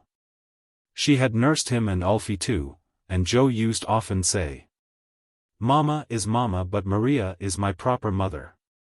After the break-up at home the boys had got her that position in the Dublin by lamplight laundry, and she liked it. She used to have such a bad opinion of Protestants, but now she thought they were very nice people, a little quiet and serious, but still very nice people to live with. Then she had her plants in the conservatory and she liked looking after them. She had lovely ferns and wax plants and, whenever anyone came to visit her, she always gave the visitor 1 or 2 slips from her conservatory. There was one thing she didn't like, and that was the tracks on the walks, but the matron was such a nice person to deal with, so genteel. When the cook told her everything was ready she went into the women's room and began to pull the big bell. In a few minutes the women began to come in by 2s and 3s, wiping their steaming hands in their petticoats and pulling down the sleeves of their blouses over their red steaming arms. They settled down before their huge mugs which the cook and the dummy filled up with hot tea, already mixed with milk and sugar in huge tin cans. Maria superintended the distribution of the barmbrack and saw that every woman got her 4 slices. There was a great deal of laughing and joking during the meal. Lizzie Fleming said Maria was sure to get the ring, and, though Fleming had said that for so many Hallow Eves, Maria had to laugh and say she didn't want any ring or man either. And when she laughed her grey-green eyes sparkled with disappointed shyness and the tip of her nose nearly met the tip of her chin. Then Ginger Mooney lifted her mug of tea and proposed Maria's health while all the other women clattered with their mugs on the table. And said she was sorry she hadn't a sup of porter to drink it in. And Maria laughed again till the tip of her nose nearly met the tip of her chin and till her minute body nearly shook itself asunder because she knew that Mooney meant well though, of course. She had the notions of a common woman. But wasn't Maria glad when the women had finished their tea and the cook and the dummy had begun to clear away the tea things? She went into her little bedroom and, remembering that the next morning was a mass morning, changed the hand of the alarm from 7 to 6. Then she took off her working skirt and her house boots and laid her best skirt out on the bed and her tiny dress boots beside the foot of the bed. She changed her blouse too and, as she stood before the mirror, she thought of how she used to dress for Mass on Sunday morning when she was a young girl. And she looked with quaint affection at the diminutive body which she had so often adorned. In spite of its years she found it a nice tidy little body. When she got outside the streets were shining with rain and she was glad of her old brown waterproof. The tram was full and she had to sit on the little stool at the end of the car, facing all the people, with her toes barely touching the floor. She arranged in her mind all she was going to do and thought how much better it was to be independent and to have your own money in your pocket. She hoped they would have a nice evening. She was sure they would, but she could not help thinking what a pity it was Alfie and Joe were not speaking. They were always falling out now, but when they were boys together they used to be the best of friends, but such was life. She got out of her tram at the pillar and ferreted her way quickly among the crowds. She went into Downes's cake shop, but the shop was so full of people that it was a long time before she could get herself attended to. She bought a dozen of mixed penny cakes, and at last came out of the shop laden with a big bag. Then she thought, what else would she buy? She wanted to buy something really nice. They would be sure to have plenty of apples and nuts. It was hard to know what to buy and all she could think of was cake. She decided to buy some plum cake, but Downes's plum cake had not enough almond icing on top of it, so she went over to a shop in Henry Street. Here she was a long time in suiting herself, and the stylish young lady behind the counter, who was evidently a little annoyed by her, asked her was it wedding cake she wanted to buy. That made Maria blush and smile at the young lady, but the young lady took it all very seriously and finally cut a thick slice of plum cake, parceled it up and said, 2 and 4, please. She thought she would have to stand in the Drumcondra tram because none of the young men seemed to notice her, but an elderly gentleman made room for her. He was a stout gentleman and he wore a brown hard hat, he had a square red face and a greyish mustache. Maria thought he was a colonel-looking gentleman, and she reflected how much more polite he was than the young men who simply stared straight before them. The gentleman began to chat with her about Hallow Eve and the rainy weather. He supposed the bag was full of good things for the little ones and said it was only right that the youngsters should enjoy themselves while they were young. Maria agreed with him and favored him with demure nods and hems. He was very nice with her, and when she was getting out at the canal bridge she thanked him and he bowed to her and raised his hat and smiled agreeably. And while she was going up along the terrace, bending her tiny head under the rain, she thought how easy it was to know a gentleman even when he has a drop taken. Everybody said, "Oh, here's Maria," when she came to Joe's house. Joe was there, having come home from business, and all the children had their Sunday dresses on.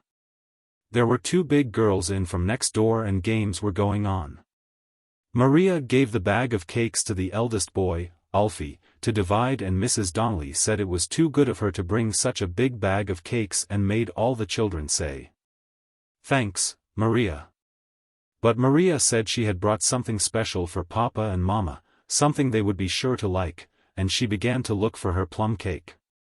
She tried in Downes's bag and then in the pockets of her waterproof and then on the hall stand, but nowhere could she find it. Then she asked all the children had any of them eaten it, by mistake, of course, but the children all said no and looked as if they did not like to eat cakes if they were to be accused of stealing. Everybody had a solution for the mystery, and Mrs. Donnelly said it was plain that Maria had left it behind her in the tram. Maria, remembering how confused the gentleman with the greyish mustache had made her, colored with shame and vexation and disappointment.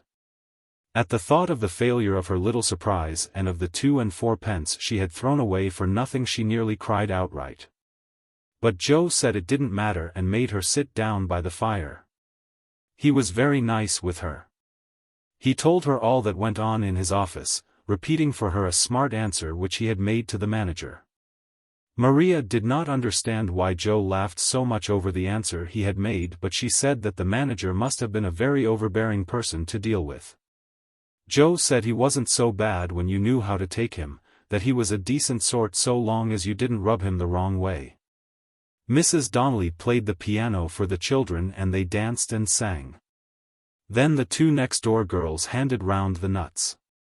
Nobody could find the nutcrackers and Joe was nearly getting cross over it and asked how did they expect Maria to crack nuts without a nutcracker. But Maria said she didn't like nuts and that they weren't to bother about her. Then Joe asked would she take a bottle of stout and Mrs. Donnelly said there was port wine too in the house if she would prefer that. Maria said she would rather they didn't ask her to take anything, but Joe insisted. So Maria let him have his way and they sat by the fire talking over old times and Maria thought she would put in a good word for Alfie. But Joe cried that God might strike him stone dead if ever he spoke a word to his brother again and Maria said she was sorry she had mentioned the matter. Mrs. Donnelly told her husband it was a great shame for him to speak that way of his own flesh and blood, but Joe said that Alfie was no brother of his and there was nearly being a row on the head of it. But Joe said he would not lose his temper on account of the night it was and asked his wife to open some more stout. The two next-door girls had arranged some Hallow Eve games and soon everything was merry again. Maria was delighted to see the children so merry and Joe and his wife in such good spirits. The next-door girls put some saucers on the table and then led the children up to the table, blindfold. One got the prayer book and the other three got the water. And when one of the next-door girls got the ring, Mrs. Donnelly shook her finger at the blushing girl as much as to say, "Oh, I know all about it." They insisted then on blindfolding Maria and leading her up to the table to see what she would get. And, while they were putting on the bandage, Maria laughed and laughed again till the tip of her nose nearly met the tip of her chin.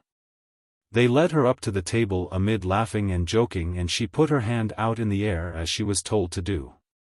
She moved her hand about here and there in the air and descended on one of the saucers.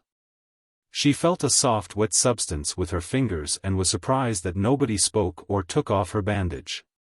There was a pause for a few seconds, and then a great deal of scuffling and whispering. Somebody said something about the garden, and at last Mrs. Donnelly said something very cross to one of the next-door girls and told her to throw it out at once. That was no play. Maria understood that it was wrong that time and so she had to do it over again, and this time she got the prayer book. After that Mrs. Donnelly played Miss McLeod's reel for the children and Joe made Maria take a glass of wine. Soon they were all quite merry again and Mrs. Donnelly said Maria would enter a convent before the year was out because she had got the prayer book. Maria had never seen Joe so nice to her as he was that night, so full of pleasant talk and reminiscences. She said they were all very good to her. At last the children grew tired and sleepy and Joe asked Maria would she not sing some little song before she went, one of the old songs. Mrs. Donnelly said, "Do, please, Maria." And so Maria had to get up and stand beside the piano. Mrs. Donnelly bade the children be quiet and listen to Maria's song. Then she played the prelude and said, "Now, Maria." And Maria, blushing very much, began to sing in a tiny quavering voice. She sang, "I dreamt that I dwelt," and when she came to the second verse she sang again. "I dreamt that I dwelt in marble halls, with vassals and serfs at my side, and of all who assembled within those walls, that I was the hope and the pride. I had riches too great to count, could boast of a high ancestral name. But I also dreamt, which pleased me most, that you loved me still the same." But no one tried to show her her mistake, and when she had ended her song Joe was very much moved. He said that there was no time like the long ago and no music for him like poor old Balfe, whatever other people might say. And his eyes filled up so much with tears that he could not find what he was looking for and in the end he had to ask his wife to tell him where the corkscrew was. A painful case. Mr. James Duffy lived in Chapelizod because he wished to live as far as possible from the city of which he was a citizen, and because he found all the other suburbs of Dublin mean, modern and pretentious. He lived in an old sombre house, and from his windows he could look into the disused distillery or upwards along the shallow river on which Dublin is built. The lofty walls of his uncarpeted room were free from pictures. He had himself bought every article of furniture in the room: a black iron bedstead, an iron washstand, 4 cane chairs, a clothes rack, a coal scuttle, a fender and irons, and a square table on which lay a double desk. A bookcase had been made in an alcove by means of shelves of white wood. The bed was clothed with white bedclothes, and a black and scarlet rug covered the foot. A little hand mirror hung above the washstand, and during the day a white shaded lamp stood as the sole ornament of the mantelpiece. The books on the white wooden shelves were arranged from below upwards according to bulk. A complete Wordsworth stood at one end of the lowest shelf, and a copy of the Maynooth Catechism, sewn into the cloth cover of a notebook, stood at one end of the top shelf. Writing materials were always on the desk. In the desk lay a manuscript translation of Hauptmann's Michael Kramer, the stage directions of which were written in purple ink, and a little sheaf of papers held together by a brass pin. In these sheets a sentence was inscribed from time to time, and, in an ironical moment, the headline of an advertisement for Bile Beans had been pasted on to the first sheet. On lifting the lid of the desk a faint fragrance escaped, the fragrance of new cedarwood pencils, or of a bottle of gum, or of an overripe apple which might have been left there and forgotten. Mr. Duffy abhorred anything which betokened physical or mental disorder. A medieval doctor would have called him saturnine. His face, which carried the entire tale of his years, was of the brown tint of Dublin streets. On his long and rather large head grew dry black hair, and a tawny moustache did not quite cover an unamiable mouth. His cheekbones also gave his face a harsh character. But there was no harshness in the eyes which, looking at the world from under their tawny eyebrows, gave the impression of a man ever alert to greet a redeeming instinct in others, but often disappointed. He lived at a little distance from his body, regarding his own acts with doubtful side glances. He had an odd autobiographical habit which led him to compose in his mind from time to time a short sentence about himself containing a subject in the third person and a predicate in the past tense. He never gave alms to beggars and walked firmly, carrying a stout hazel. He had been for many years cashier of a private bank in Baggot Street. Every morning he came in from Chapelizod by tram. At midday he went to Dan Burke's and took his lunch, a bottle of lager beer and a small trayful of arrowroot biscuits. At 4 o'clock he was set free. He dined in an eating-house in George's Street, where he felt himself safe from the society of Dublin's gilded youth, and where there was a certain plain honesty in the bill of fare. His evenings were spent either before his landlady's piano or roaming about the outskirts of the city. His liking for Mozart's music brought him sometimes to an opera or a concert. These were the only dissipations of his life. He had neither companions nor friends, church nor creed. He lived his spiritual life without any communion with others, visiting his relatives at Christmas and escorting them to the cemetery when they died. He performed these two social duties for old dignity's sake, but conceded nothing further to the conventions which regulate the civic life. He allowed himself to think that in certain circumstances he would rob his bank, but, as these circumstances never arose, his life rolled out evenly, an adventureless tale. One evening he found himself sitting beside 2 ladies in the rotunda. The house, thinly peopled and silent, gave distressing prophecy of failure. The lady who sat next him looked round at the deserted house once or twice and then said, "What a pity there is such a poor house tonight. It's so hard on people to have to sing to empty benches." He took the remark as an invitation to talk. He was surprised that she seemed so little awkward. While they talked he tried to fix her permanently in his memory. When he learned that the young girl beside her was her daughter, he judged her to be a year or so younger than himself. Her face, which must have been handsome, had remained intelligent. It was an oval face with strongly marked features. The eyes were very dark blue and steady. Their gaze began with a defiant note but was confused by what seemed a deliberate swoon of the pupil into the iris, revealing for an instant a temperament of great sensibility.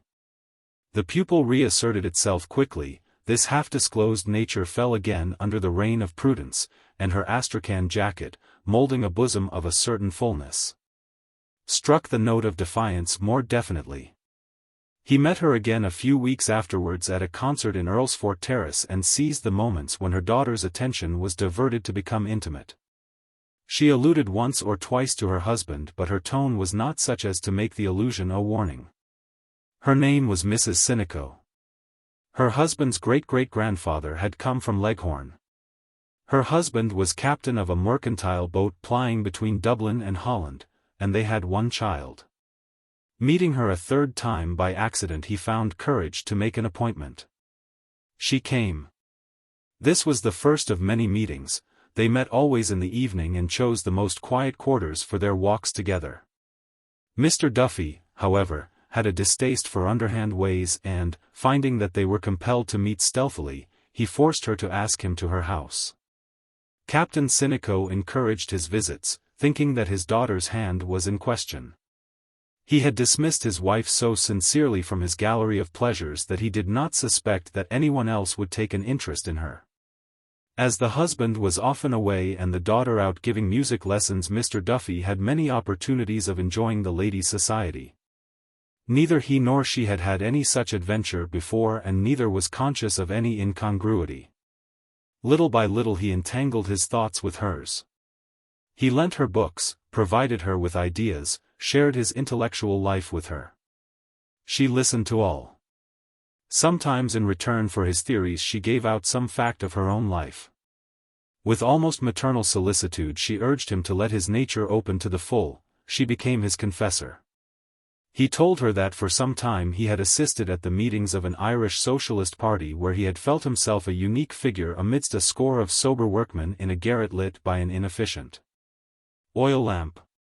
When the party had divided into 3 sections, each under its own leader and in its own garret, he had discontinued his attendances.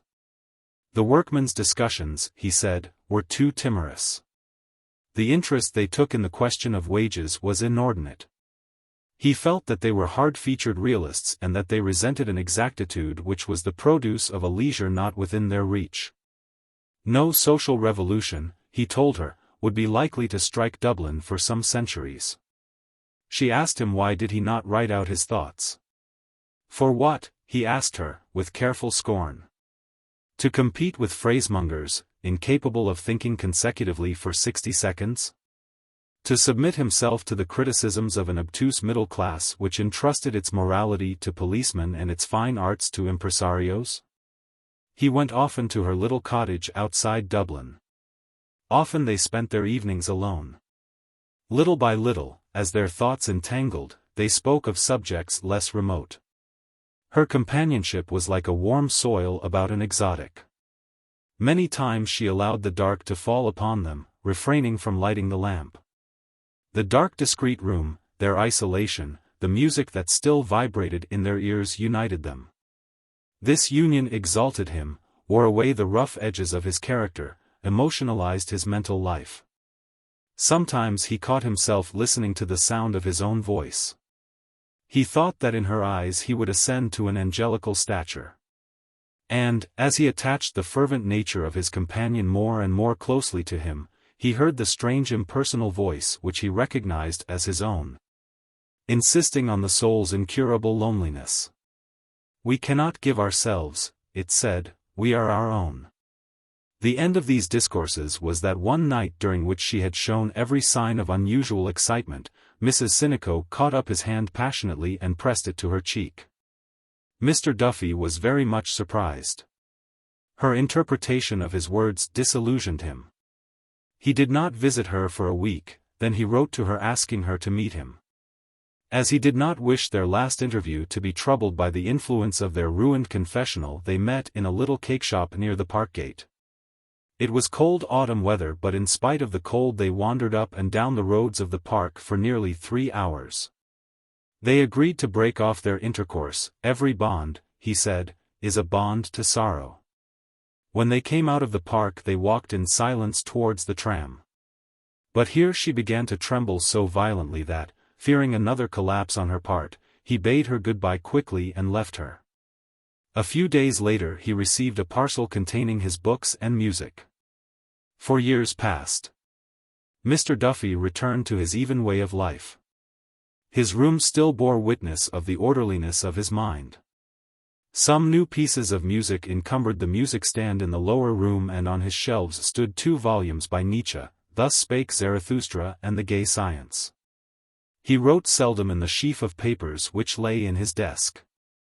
One of his sentences, written 2 months after his last interview with Mrs. Sinico, read, "Love between man and man is impossible because there must not be sexual intercourse, and friendship between man and woman is impossible because there must be sexual intercourse." He kept away from concerts lest he should meet her. His father died, the junior partner of the bank retired. And still every morning he went into the city by tram, and every evening walked home from the city after having dined moderately in George's Street and read the evening paper for dessert. One evening as he was about to put a morsel of corned beef and cabbage into his mouth his hand stopped.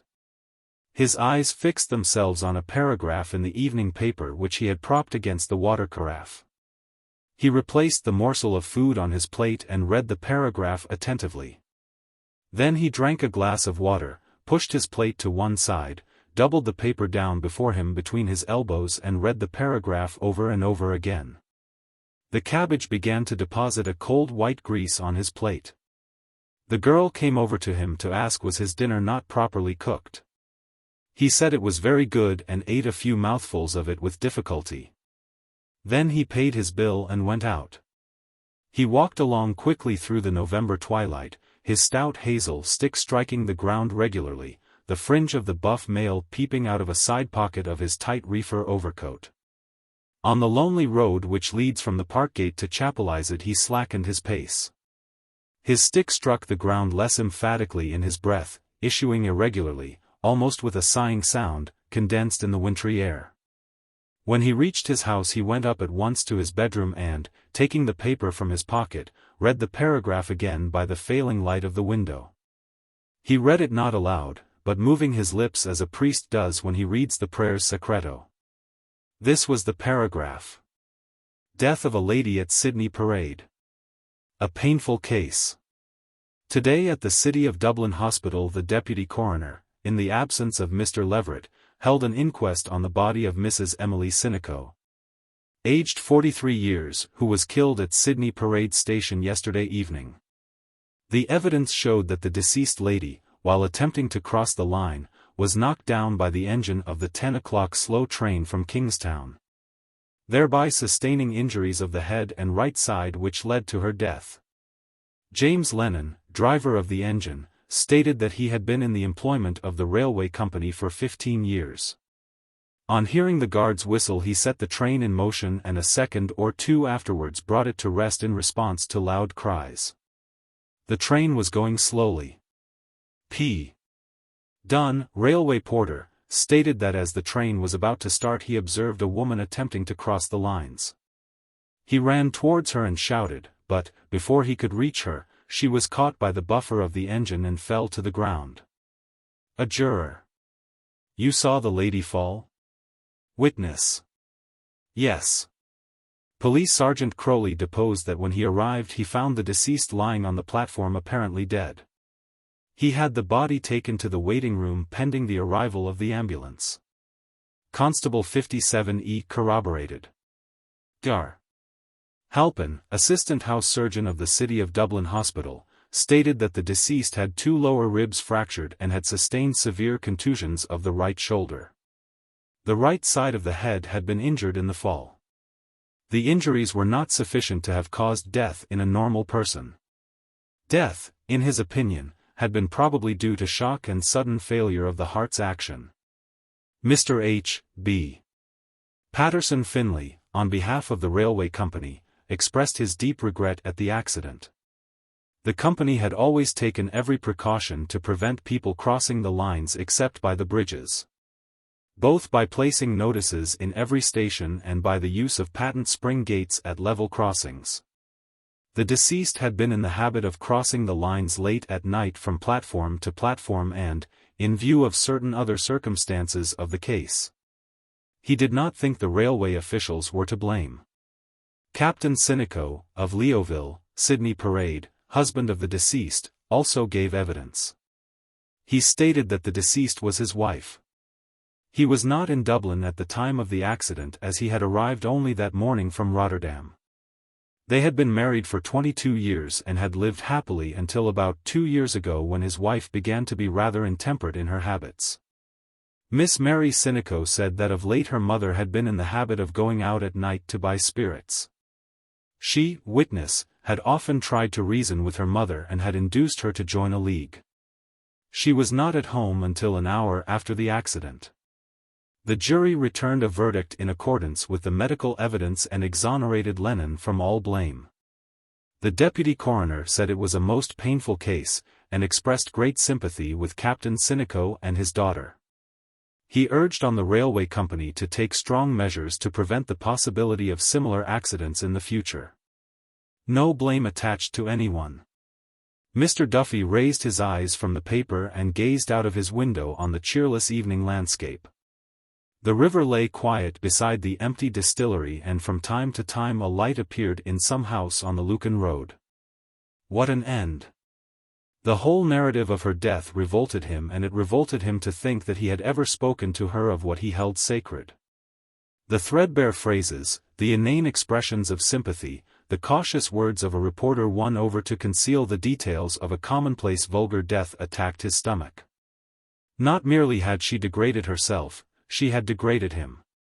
He saw the squalid tract of her vice, miserable and malodorous. His soul's companion. He thought of the hobbling wretches whom he had seen carrying cans and bottles to be filled by the barman. Just God, what an end!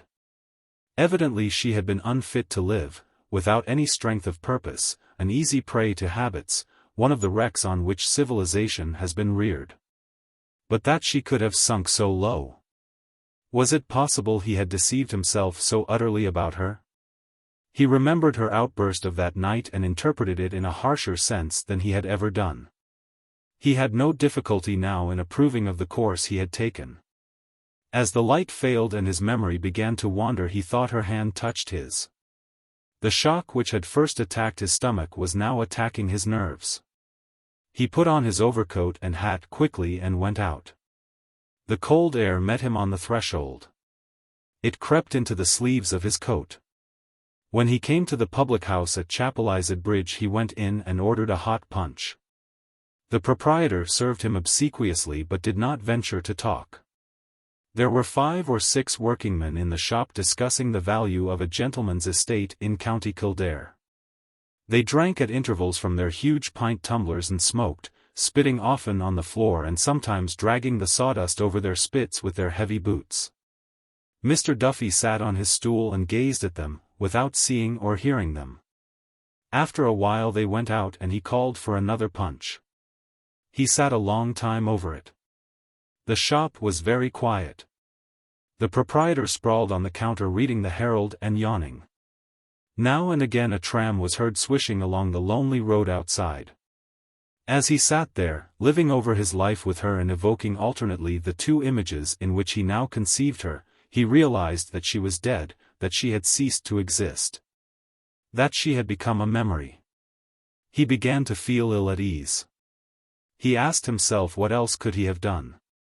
He could not have carried on a comedy of deception with her, he could not have lived with her openly. He had done what seemed to him best. How was he to blame? Now that she was gone he understood how lonely her life must have been, sitting night after night alone in that room. His life would be lonely too until he, too, died, ceased to exist, became a memory, if anyone remembered him. It was after 9 o'clock when he left the shop. The night was cold and gloomy. He entered the park by the first gate and walked along under the gaunt trees. He walked through the bleak alleys where they had walked 4 years before.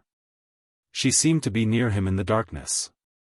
At moments he seemed to feel her voice touch his ear, her hand touch his. He stood still to listen. Why had he withheld life from her?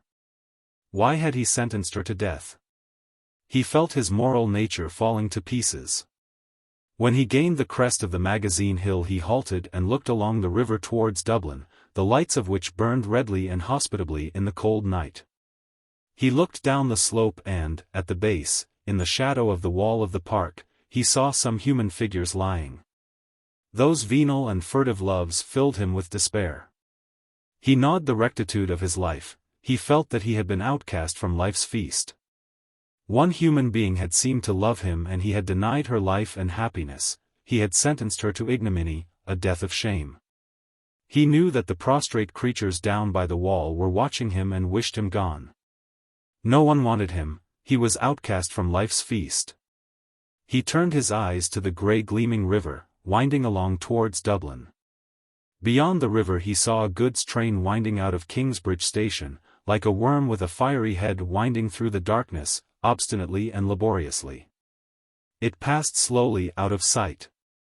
But still he heard in his ears the laborious drone of the engine reiterating the syllables of her name. He turned back the way he had come, the rhythm of the engine pounding in his ears. He began to doubt the reality of what memory told him. He halted under a tree and allowed the rhythm to die away. He could not feel her near him in the darkness nor her voice touch his ear. He waited for some minutes listening. He could hear nothing, the night was perfectly silent. He listened again, perfectly silent. He felt that he was alone. Ivy day in the committee room. Old Jack raked the cinders together with a piece of cardboard and spread them judiciously over the widening dome of coals. When the dome was thinly covered his face lapsed into darkness but, as he set himself to fan the fire again, his crouching shadow ascended the opposite wall and his face slowly re-emerged into light. It was an old man's face, very bony and hairy. The moist blue eyes blinked at the fire and the moist mouth fell open at times, munching once or twice mechanically when it closed. When the cinders had caught he laid the piece of cardboard against the wall, sighed and said, "That's better now, Mr. O'Connor." Mr. O'Connor, a grey-haired young man, whose face was disfigured by many blotches and pimples, had just brought the tobacco for a cigarette into a shapely cylinder but when spoken to he undid his handiwork meditatively. Then he began to roll the tobacco again meditatively and after a moment's thought decided to lick the paper. "Did Mr. Tierney say when he'd be back?" he asked in a husky falsetto. "He didn't say." Mr. O'Connor put his cigarette into his mouth and began to search his pockets. He took out a pack of thin pasteboard cards. "I'll get you a match," said the old man. "Never mind, this'll do," said Mr. O'Connor. He selected one of the cards and read what was printed on it. Municipal elections. Royal Exchange Ward. Mr. Richard J. Tierney, PLG. Respectfully solicits the favor of your vote and influence at the coming election in the Royal Exchange Ward. Mr. O'Connor had been engaged by Tierney's agent to canvass one part of the ward but, as the weather was inclement and his boots let in the wet, he spent a great part of the day sitting by the fire in the committee room in Wicklow Street with Jack, the old caretaker. They had been sitting thus since the short day had grown dark. It was the 6th of October, dismal and cold out of doors. Mr. O'Connor tore a strip off the card and, lighting it, lit his cigarette. As he did so the flame lit up a leaf of dark glossy ivy in the lapel of his coat. The old man watched him attentively and then, taking up the piece of cardboard again, began to fan the fire slowly while his companion smoked. "Ah, yes," he said, continuing, "it's hard to know what way to bring up children. Now who'd think he'd turn out like that? I sent him to the Christian Brothers and I done what I could for him, and there he goes boozing about. I tried to make him some way decent." He replaced the cardboard wearily. "Only I'm an old man now I'd change his tune for him. I'd take the stick to his back and beat him while I could stand over him, as I done many a time before. The mother, you know, she cocks him up with this and that. That's what ruins children, said Mr. O'Connor. To be sure it is, said the old man. And little thanks you get for it, only impudence. He takes th upper hand of me whenever he sees I've a sup taken. What's the world coming to when sons speaks that way to their father? What age is he? Said Mr. O'Connor. 19, said the old man. Why don't you put him to something? Sure, I meant I never done at the drunken bosey ever since he left school. I won't keep you, I says. You must get a job for yourself. But, sure, it's worse whenever he gets a job, he drinks it all. Mr. O'Connor shook his head in sympathy, and the old man fell silent, gazing into the fire. Someone opened the door of the room and called out. Hello. Is this a Freemasons' meeting? Who's that? Said the old man. What are you doing in the dark? Asked a voice. Is that you, Hines? Asked Mr. O'Connor. Yes. What are you doing in the dark? Said Mr. Hines, advancing into the light of the fire. He was a tall, slender young man with a light brown mustache. Imminent little drops of rain hung at the brim of his hat and the collar of his jacket coat was turned up. Well, Matt, he said to Mr. O'Connor, how goes it? Mr. O'Connor shook his head. The old man left the hearth and, after stumbling about the room, returned with 2 candlesticks which he thrust one after the other into the fire and carried to the table. A denuded room came into view and the fire lost all its cheerful color. The walls of the room were bare except for a copy of an election address. In the middle of the room was a small table on which papers were heaped. Mr. Hines leaned against the mantelpiece and asked. Has he paid you yet? Not yet, said Mr. O'Connor. I hope to God he'll not leave us in the lurch tonight. Mr. Hines laughed. Oh, he'll pay you. Never fear, he said. I hope he'll look smart about it if he means business, said Mr. O'Connor. What do you think, Jack? Said Mr. Hines satirically to the old man. The old man returned to his seat by the fire, saying. It isn't, but he has it, anyway. Not like the other tinker. What other tinker? Said Mr. Hines. Colgan, said the old man scornfully.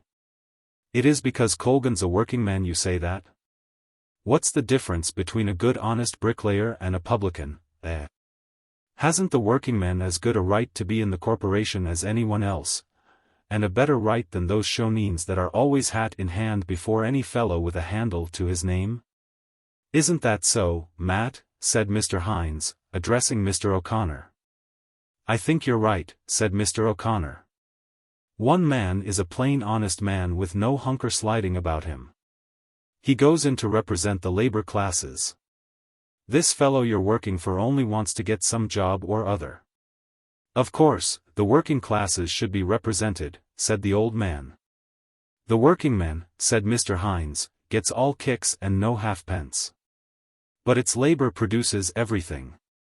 The working man is not looking for fat jobs for his sons and nephews and cousins.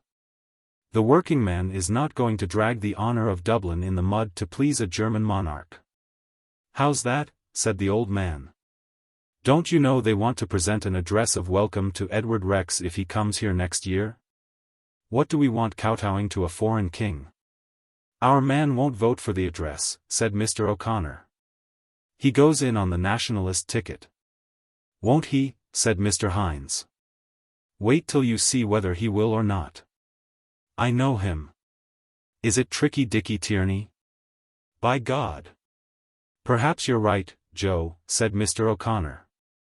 Anyway, I wish he'd turn up with the spondulics. The 3 men fell silent. The old man began to rake more cinders together. Mr. Hines took off his hat, shook it and then turned down the collar of his coat, displaying, as he did so, an ivy leaf in the lapel. If this man was alive, he said, pointing to the leaf, we'd have no talk of an address of welcome. That's true, said Mr. O'Connor. Musha, God be with them times, said the old man. There was some life in it then. The room was silent again. Then a bustling little man with a snuffling nose and very cold ears pushed in the door. He walked over quickly to the fire, rubbing his hands as if he intended to produce a spark from them. "No money, boys," he said. "Sit down here, Mr. Henchy," said the old man, offering him his chair. "Oh, don't stir, Jack, don't stir," said Mr. Henchy.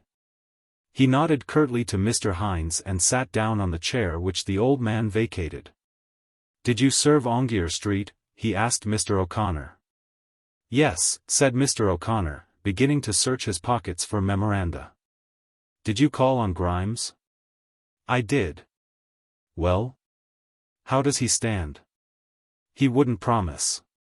He said, 'I won't tell anyone what way I'm going to vote. But I think he'll be all right.'" "Why so?" "He asked me who the nominators were, and I told him. I mentioned Father Burke's name. I think it'll be all right." Mr. Henchy began to snuffle and to rub his hands over the fire at a terrific speed. Then he said, "For the love of God, Jack, bring us a bit of coal. There must be some left." The old man went out of the room. "It's no go," said Mr. Henchy, shaking his head. "I asked the little shoe boy, but he said, 'Oh, now, Mr. Henchy, when I see work going on properly I won't forget you, you may be sure.' Mean little tinker. Usha, how could he be anything else?" "What did I tell you, Matt?" said Mr. Hynes. "Tricky Dicky Tierney." "Oh, he's as tricky as they make 'em," said Mr. Henchy. "He hasn't got those little pig's eyes for nothing. Blast his soul. Couldn't he pay up like a man instead of, oh, now, Mr. Henchy, I must speak to Mr. Fanning. I've spent a lot of money. Mean little schoolboy of hell. I suppose he forgets the time his little old father kept the hand-me-down shop in Mary's Lane." "But is that a fact?" asked Mr. O'Connor. "God, yes," said Mr. Henchy. "Did you never hear that? And the men used to go in on Sunday morning before the houses were open to buy a waistcoat or a trousers, Moya. But Tricky Dicky's little old father always had a tricky little black bottle up in a corner. Do you mind now? That's that. That's where he first saw the light." The old man returned with a few lumps of coal which he placed here and there on the fire. "That's a nice how do you do," said Mr. O'Connor. "How does he expect us to work for him if he won't stump up?" "I can't help it," said Mr. Henchy. "I expect to find the bailiffs in the hall when I go home." Mr. Hynes laughed and, shoving himself away from the mantelpiece with the aid of his shoulders, made ready to leave. "It'll be all right when King Eddie comes," he said. "Well boys, I'm off for the present. See you later. Bye, bye." He went out of the room slowly. Neither Mr. Henchy nor the old man said anything, but, just as the door was closing, Mr. O'Connor, who had been staring moodily into the fire, called out suddenly, "By Joe." Mr. Henchy waited a few moments and then nodded in the direction of the door. "Tell me," he said across the fire, "what brings our friend in here? What does he want?" "Usha, poor Joe," said Mr. O'Connor, throwing the end of his cigarette into the fire, "he's hard up, like the rest of us." Mr. Henchy snuffled vigorously and spat so copiously that he nearly put out the fire, which uttered a hissing protest. "To tell you my private and candid opinion," he said, "I think he's a man from the other camp. He's a spy of Colgan's, if you ask me. Just go round and try and find out how they're getting on. They won't suspect you. Do you twig?" "Ah, poor Joe is a decent skin," said Mr. O'Connor. "His father was a decent, respectable man," Mr. Henchy admitted. "Poor old Larry Hynes. Many a good turn he did in his day. But I'm greatly afraid our friend is not 19 carat. Damn it, I can understand a fellow being hard up, but what I can't understand is a fellow sponging. Couldn't he have some spark of manhood about him?" "He doesn't get a warm welcome from me when he comes," said the old man. "Let him work for his own side and not come spying around here." "I don't know," said Mr. O'Connor dubiously, as he took out cigarette papers and tobacco. I think Joe Hines is a straight man. He's a clever chap, too, with the pen. Do you remember that thing he wrote? Some of these hillsiders and Fenians are a bit too clever if you ask me, said Mr. Henchy. Do you know what my private and candid opinion is about some of those little jokers? I believe half of them are in the pay of the castle. There's no knowing, said the old man. Oh, but I know it for a fact, said Mr. Henchy. They're castle hacks. I don't say Hines. No, damn it, I think he's a stroke above that. But there's a certain little nobleman with a cockeye, you know the patriot I'm alluding to? Mr. O'Connor nodded. There's a lineal descendant of Major Sir for you if you like. Oh, the heart's blood of a patriot. That's a fellow now that'd sell his country for 4 pence, aye, and go down on his bended knees and thank the Almighty Christ he had a country to sell. There was a knock at the door. Come in, said Mr. Henchy. A person resembling a poor clergyman or a poor actor appeared in the doorway. His black clothes were tightly buttoned on his short body and it was impossible to say whether he wore a clergyman's collar or a layman's, because the collar of his shabby frock coat, the uncovered buttons of which reflected the candlelight, was turned up about his neck. He wore a round hat of hard black felt. His face, shining with raindrops, had the appearance of damp yellow cheese save where 2 rosy spots indicated the cheekbones. He opened his very long mouth suddenly to express disappointment and at the same time opened wide his very bright blue eyes to express pleasure and surprise. Oh, Father Kean, said Mr. Henchy, jumping up from his chair. Is that you? Come in. Oh, no, no, no, said Father Kean quickly, pursing his lips as if he were addressing a child. Won't you come in and sit down? No, no, no, said Father Kean, speaking in a discreet, indulgent, velvety voice. Don't let me disturb you now. I'm just looking for Mr. Fanning. He's round at the Black Eagle, said Mr. Henchy. But won't you come in and sit down a minute? No, no, thank you. It was just a little business matter, said Father Kean. Thank you, indeed. He retreated from the doorway and Mr. Henchy, seizing one of the candlesticks, went to the door to light him downstairs. Oh, don't trouble, I beg. No, but the stairs is so dark. No, no, I can see. Thank you, indeed. Are you right now? All right, thanks. Thanks. Mr. Henchy returned with the candlestick and put it on the table. He sat down again at the fire. There was silence for a few moments. Tell me, John, said Mr. O'Connor, lighting his cigarette with another pasteboard card. What he is exactly? Ask me an easier one, said Mr. Henchy. Fanning and himself seem to me very thick. They're often in Kavanagh's together. Is he a priest at all? Mise, I believe so. I think he's what you call a black sheep. We haven't many of them, thank God. But we have a few. He's an unfortunate man of some kind. And how does he knock it out? Asked Mr. O'Connor. That's another mystery. Is he attached to any chapel or church or institution or? No, said Mr. Henchy, I think he's traveling on his own account. God forgive me, he added, I thought he was the dozen of stout.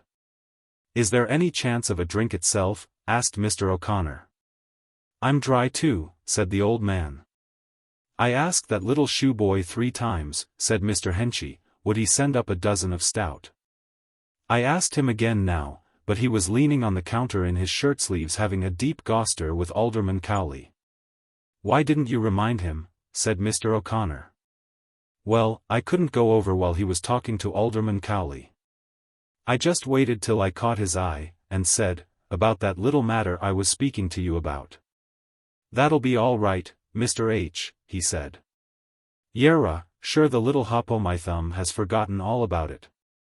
There's some deal on in that quarter, said Mr. O'Connor thoughtfully. I saw the three of them hard at it yesterday at Suffolk Street corner. I think I know the little game they're at, said Mr. Henchy. You must owe the city fathers money nowadays if you want to be made Lord Mayor. Then they'll make you Lord Mayor. By God! I'm thinking seriously of becoming a city father myself. What do you think? Would I do for the job?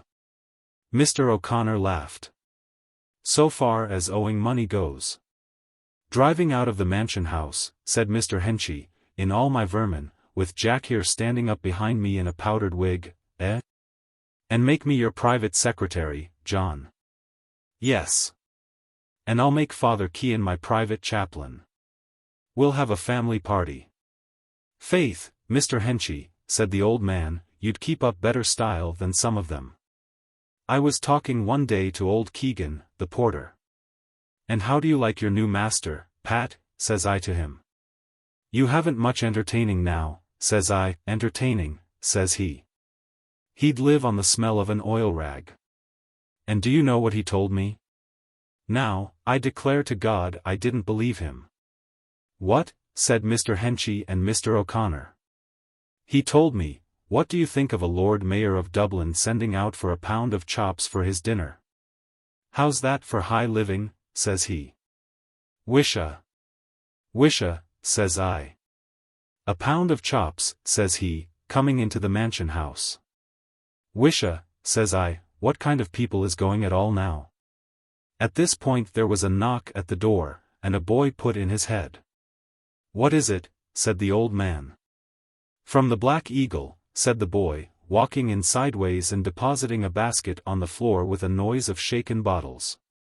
The old man helped the boy to transfer the bottles from the basket to the table and counted the full tally. After the transfer the boy put his basket on his arm and asked. Any bottles? What bottles? Said the old man. Won't you let us drink them first? Said Mr. Henchy. I was told to ask for the bottles. Come back tomorrow, said the old man. Here, boy, said Mr. Henchy, will you run over to O'Farrell's and ask him to lend us a corkscrew, for Mr. Henchy, say. Tell him we won't keep it a minute. Leave the basket there. The boy went out and Mr. Henchy began to rub his hands cheerfully, saying.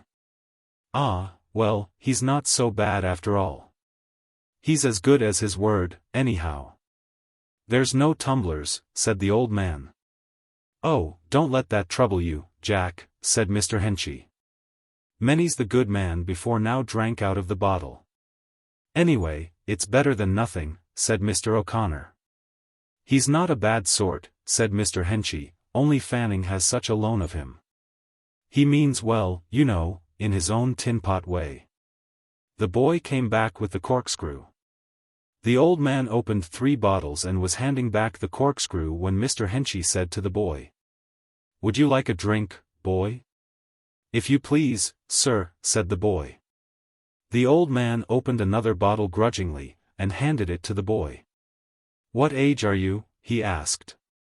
17, said the boy. As the old man said nothing further, the boy took the bottle and said, Here's my best respects, sir, to Mr. Henchy, drank the contents. Put the bottle back on the table and wiped his mouth with his sleeve. Then he took up the corkscrew and went out of the door sideways, muttering some form of salutation. That's the way it begins, said the old man. The thin edge of the wedge, said Mr. Henchy. The old man distributed the 3 bottles which he had opened and the men drank from them simultaneously. After having drunk each placed his bottle on the mantelpiece within hand's reach and drew in a long breath of satisfaction. Well, I did a good day's work today, said Mr. Henchy, after a pause. That so, John? Yes. I got him 1 or 2 sure things in Dawson Street, Crofton and myself. Between ourselves, you know, Crofton, he's a decent chap, of course, but he's not worth a damn as a canvasser. He hasn't a word to throw to a dog. He stands and looks at the people while I do the talking. Here 2 men entered the room.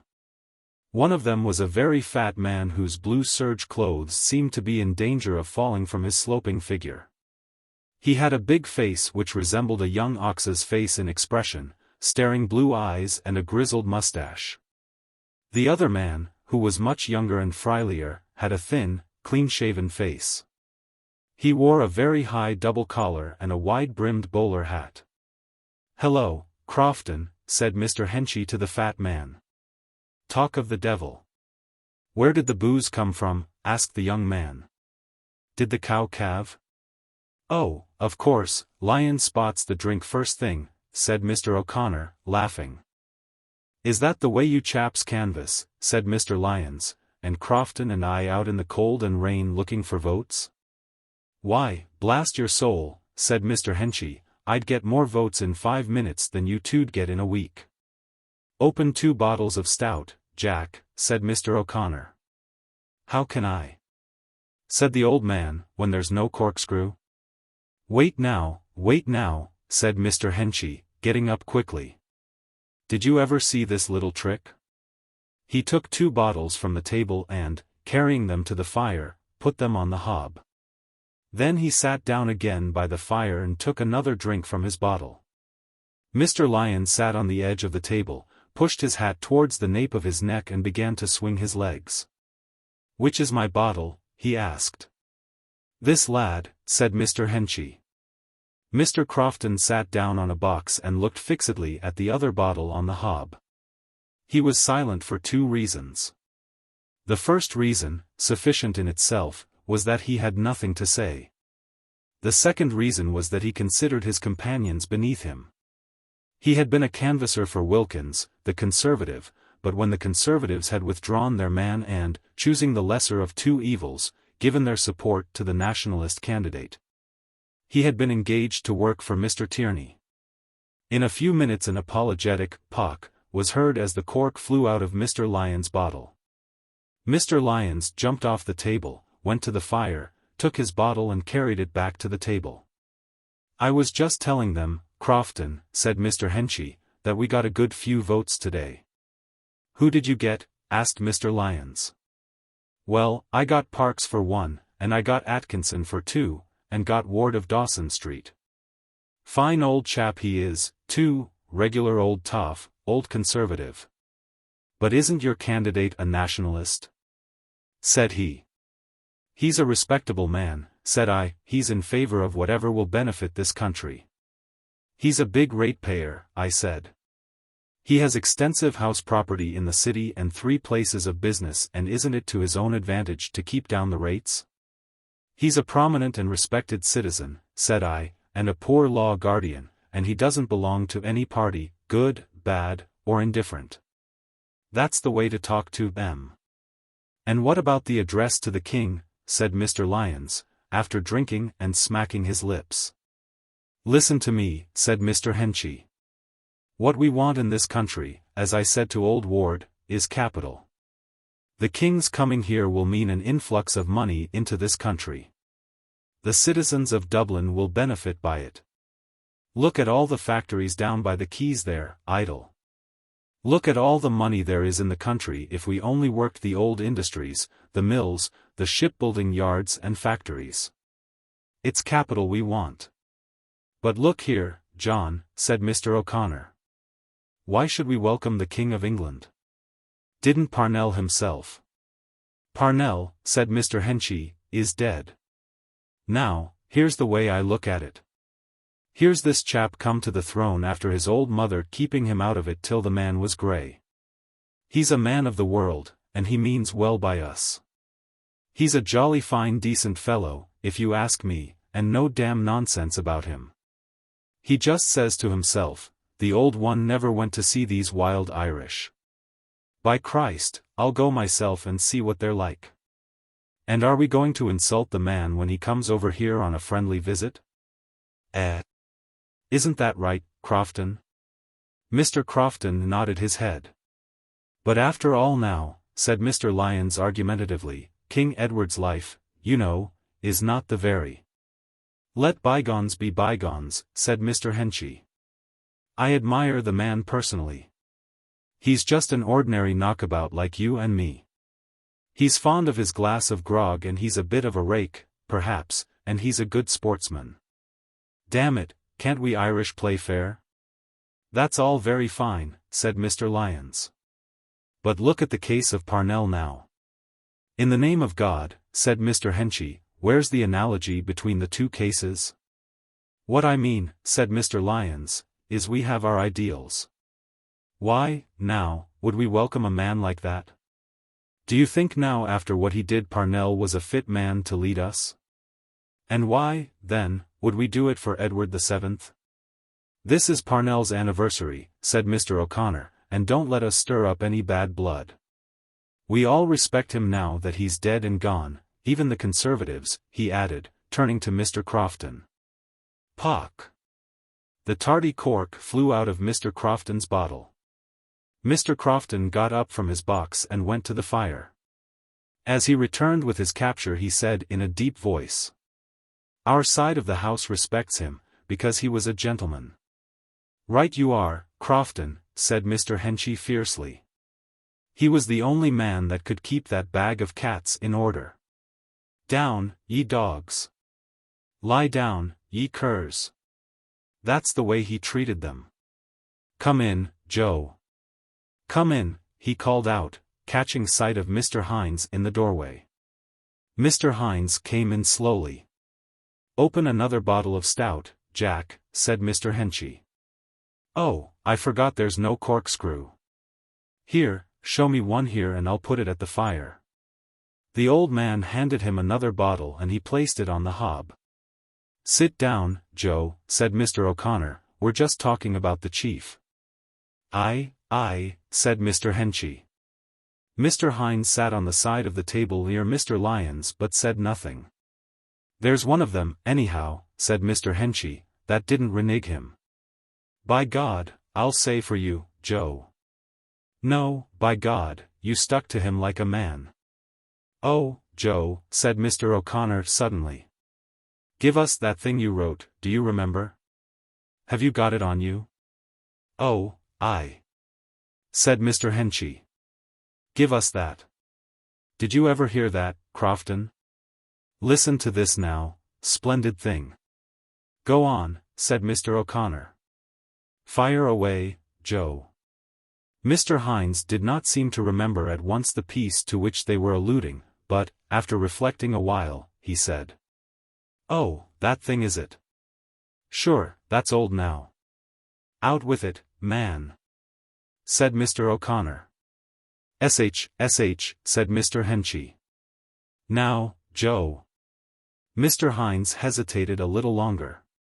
Then amid the silence he took off his hat, laid it on the table and stood up. He seemed to be rehearsing the piece in his mind. After a rather long pause he announced, "The Death of Parnell. October 6, 1891. He cleared his throat once or twice and then began to recite. "He is dead. Our uncrowned king is dead. Oh, Erin, mourn with grief and woe. For he lies dead whom the fell gang of modern hypocrites laid low. He lies slain by the coward hounds. He raised to glory from the mire. And Erin's hopes and Erin's dreams perish upon her monarch's pyre. In palace, cabin, or in cot, the Irish heart where'er it be is bowed with woe, for he is gone.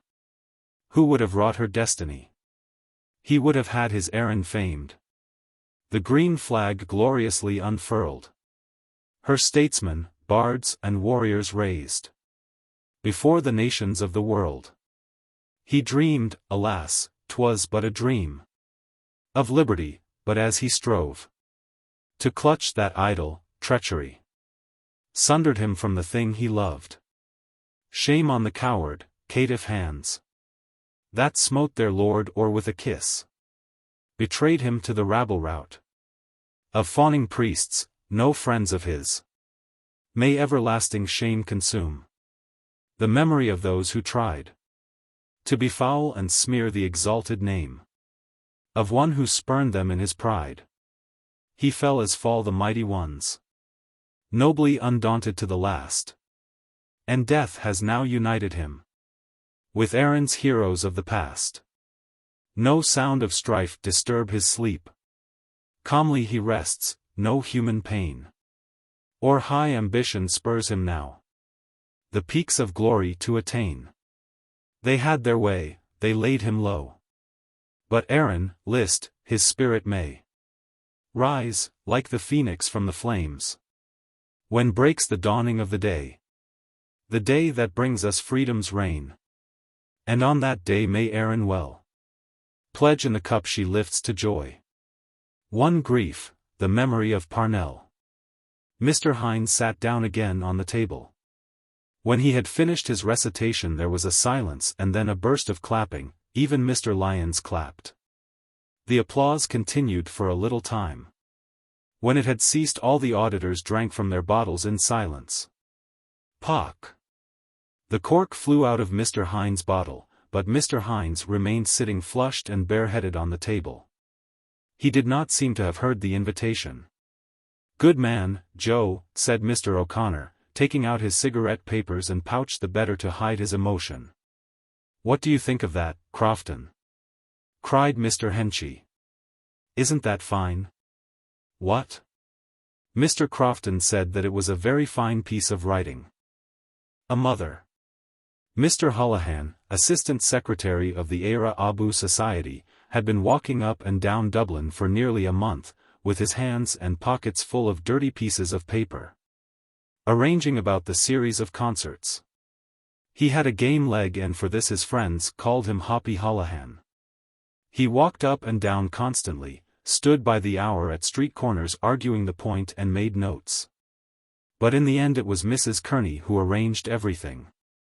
Miss Devlin had become Mrs. Kearney out of spite. She had been educated in a high-class convent, where she had learned French and music. As she was naturally pale and unbending in manner she made few friends at school. When she came to the age of marriage she was sent out to many houses where her playing and ivory manners were much admired. She sat amid the chilly circle of her accomplishments, waiting for some suitor to brave it and offer her a brilliant life. But the young men whom she met were ordinary and she gave them no encouragement, trying to console her romantic desires by eating a great deal of Turkish delight in secret. However, when she drew near the limit and her friends began to loosen their tongues about her, she silenced them by marrying Mr. Kearney, who was a bootmaker on Ormond Quay. He was much older than she. His conversation, which was serious, took place at intervals in his great brown beard. After the first year of married life, Mrs. Kearney perceived that such a man would wear better than a romantic person, but she never put her own romantic ideas away. He was sober, thrifty, and pious. He went to the altar every first Friday, sometimes with her, oftener by himself. But she never weakened in her religion and was a good wife to him. At some party in a strange house when she lifted her eyebrow ever so slightly he stood up to take his leave and, when his cough troubled him, she put the eiderdown quilt over his feet and made a strong rum punch. For his part, he was a model father. By paying a small sum every week into a society, he ensured for both his daughters a dowry of £100 each when they came to the age of 24. He sent the older daughter, Kathleen, to a good convent, where she learned French and music, and afterward paid her fees at the academy. Every year in the month of July Mrs. Kearney found occasion to say to some friend, "My good man is packing us off to Skerries for a few weeks." If it was not Skerries it was Howth or Greystones.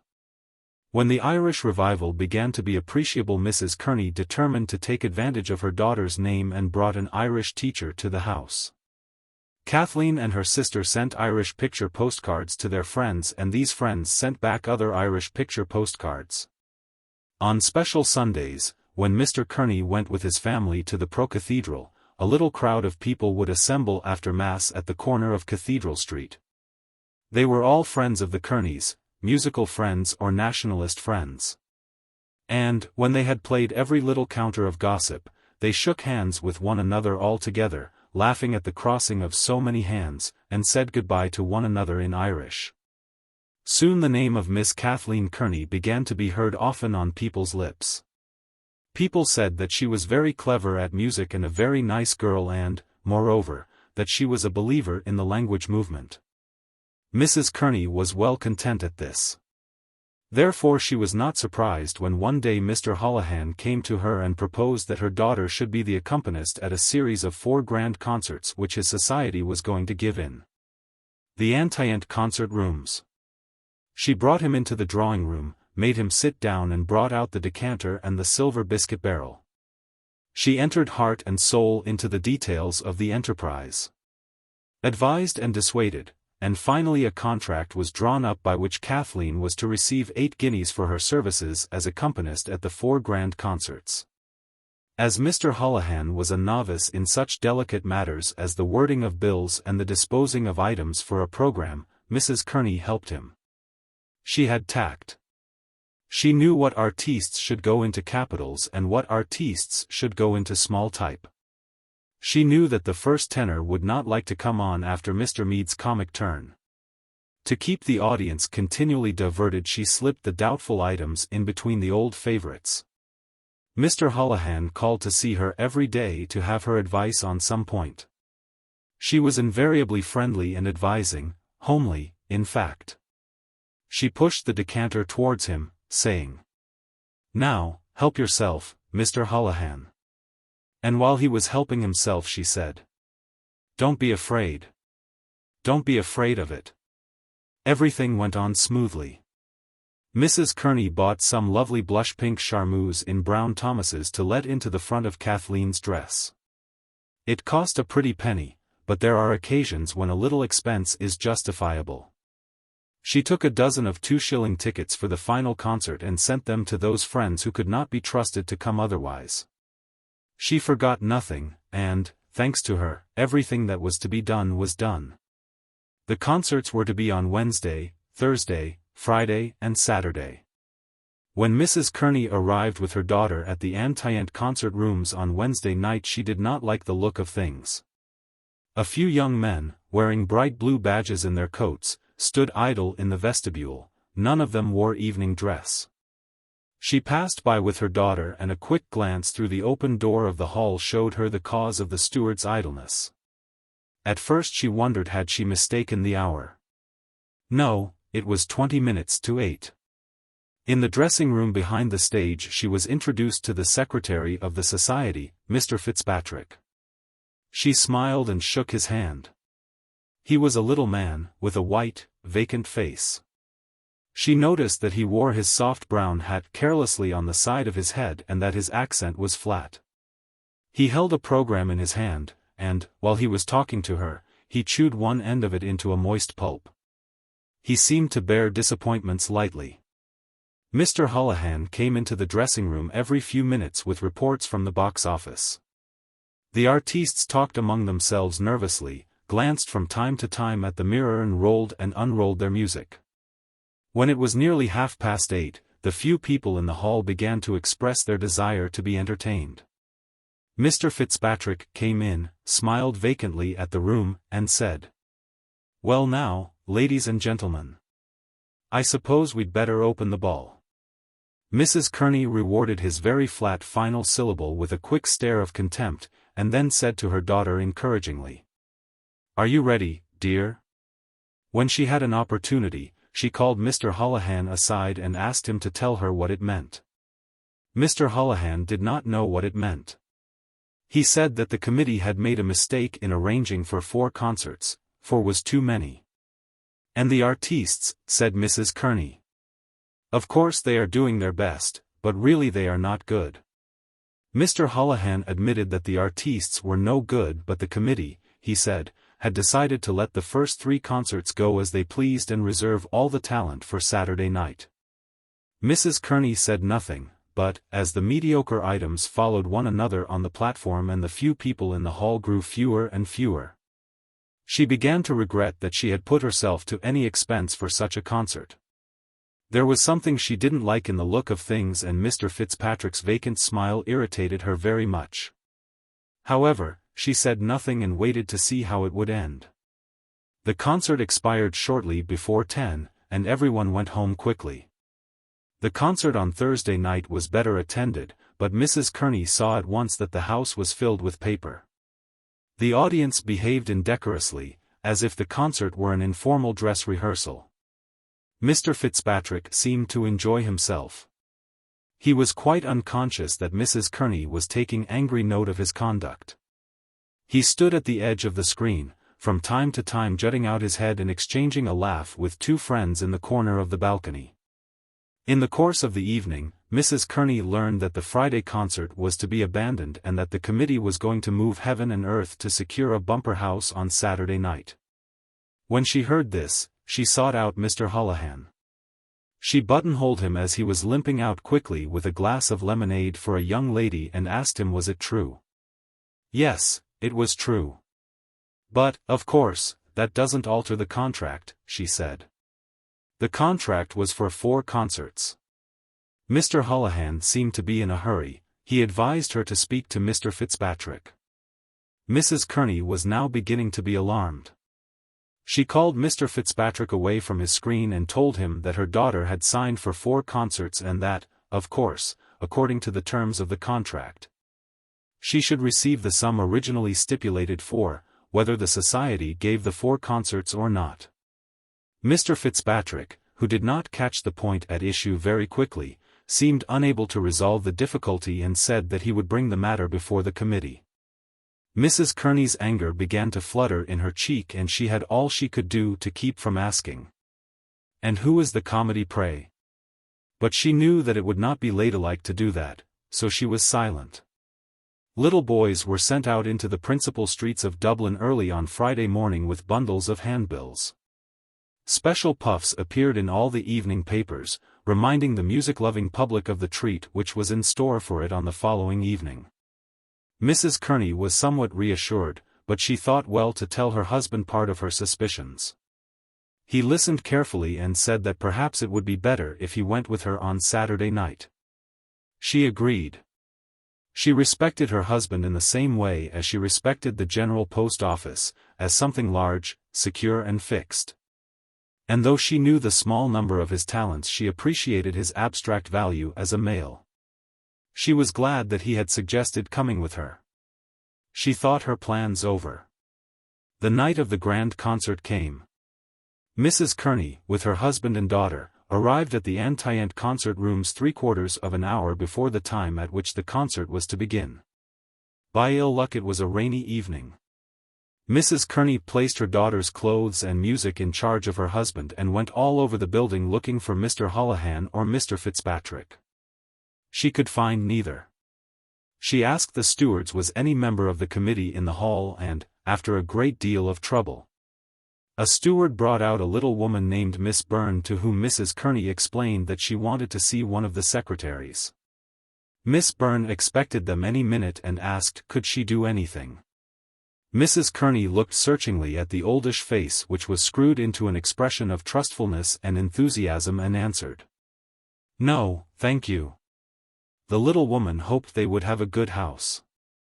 She looked out at the rain until the melancholy of the wet street effaced all the trustfulness and enthusiasm from her twisted features.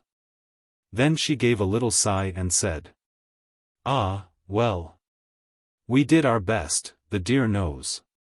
Mrs. Kearney had to go back to the dressing-room. The artistes were arriving. The bass and the second tenor had already come.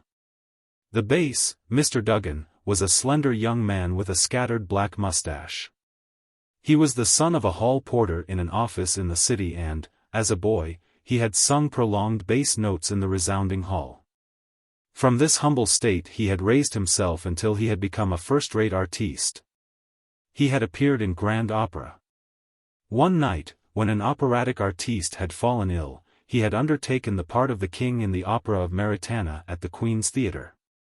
He sang his music with great feeling and volume and was warmly welcomed by the gallery.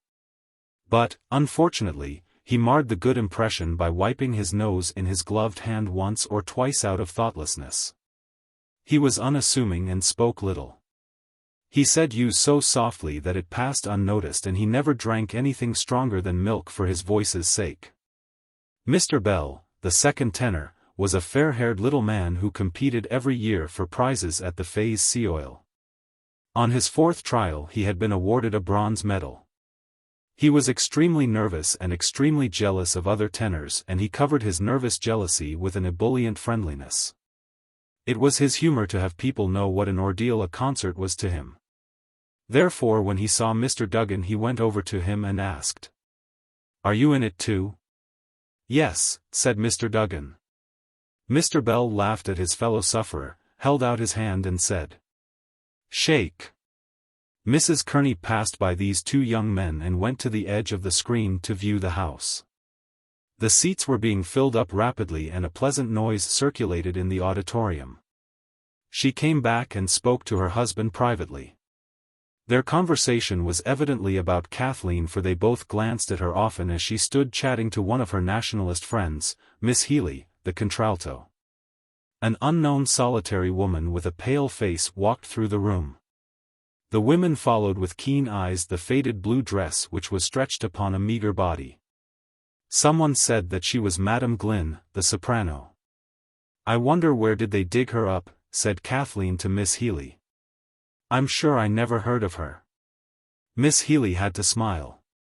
Mr. Holohan limped into the dressing room at that moment and the two young ladies asked him who was the unknown woman. Mr. Holohan said that she was Madame Glynn from London. Madame Glynn took her stand in a corner of the room, holding a roll of music stiffly before her and from time to time changing the direction of her startled gaze. The shadow took her faded dress into shelter but fell revengefully into the little cup behind her collarbone. The noise of the hall became more audible. The first tenor and the baritone arrived together. They were both well dressed, stout and complacent, and they brought a breath of opulence among the company. Mrs. Kearney brought her daughter over to them, and talked to them amiably. She wanted to be on good terms with them but, while she strove to be polite, her eyes followed Mr. Holohan in his limping and devious courses. As soon as she could she excused herself and went out after him. "Mr. Holohan, I want to speak to you for a moment," she said. They went down to a discreet part of the corridor. Mrs. Kearney asked him when was her daughter going to be paid. Mr. Holohan said that Mr. Fitzpatrick had charge of that. Mrs. Kearney said that she didn't know anything about Mr. Fitzpatrick. Her daughter had signed a contract for 8 guineas and she would have to be paid. Mr. Holohan said that it wasn't his business. "Why isn't it your business?" asked Mrs. Kearney. "Didn't you yourself bring her the contract? Anyway, if it's not your business it's my business and I mean to see to it." "You'd better speak to Mr. Fitzpatrick," said Mr. Holohan distantly. "I don't know anything about Mr. Fitzpatrick," repeated Mrs. Kearney. "I have my contract, and I intend to see that it is carried out." When she came back to the dressing room her cheeks were slightly suffused. The room was lively. 2 men in outdoor dress had taken possession of the fireplace and were chatting familiarly with Miss Healy and the baritone. They were the Freeman man and Mr. O'Madden Burke. The Freeman man had come in to say that he could not wait for the concert as he had to report the lecture which an American priest was giving in the Mansion House. He said they were to leave the report for him at the Freeman office and he would see that it went in. He was a grey-haired man, with a plausible voice and careful manners. He held an extinguished cigar in his hand and the aroma of cigar smoke floated near him. He had not intended to stay a moment because concerts and artistes bored him considerably, but he remained leaning against the mantelpiece. Miss Healy stood in front of him, talking and laughing. He was old enough to suspect one reason for her politeness but young enough in spirit to turn the moment to account. The warmth, fragrance and color of her body appealed to his senses. He was pleasantly conscious that the bosom which he saw rise and fall slowly beneath him rose and fell at that moment for him, that the laughter and fragrance and wilful glances were his tribute. When he could stay no longer he took leave of her regretfully. "O'Madden Burke will write the notice," he explained to Mr. Holohan, "and I'll see it in." "Thank you very much, Mr. Hendrick," said Mr. Holohan, "you'll see it in, I know. Now, won't you have a little something before you go?" "I don't mind," said Mr. Hendrick. The 2 men went along some tortuous passages and up a dark staircase and came to a secluded room where one of the stewards was uncorking bottles for a few gentlemen. One of these gentlemen was Mr. O'Madden Burke, who had found out the room by instinct. He was a suave, elderly man who balanced his imposing body, when at rest, upon a large silk umbrella. His magniloquent Western name was the moral umbrella upon which he balanced the fine problem of his finances. He was widely respected. While Mr. Holohan was entertaining the Freeman man, Mrs. Kearney was speaking so animatedly to her husband that he had to ask her to lower her voice. The conversation of the others in the dressing-room had become strained. Mr. Bell, the first item, stood ready with his music, but the accompanist made no sign. Evidently something was wrong. Mr. Kearney looked straight before him, stroking his beard, while Mrs. Kearney spoke into Kathleen's ear with subdued emphasis. From the hall came sounds of encouragement, clapping and stamping of feet.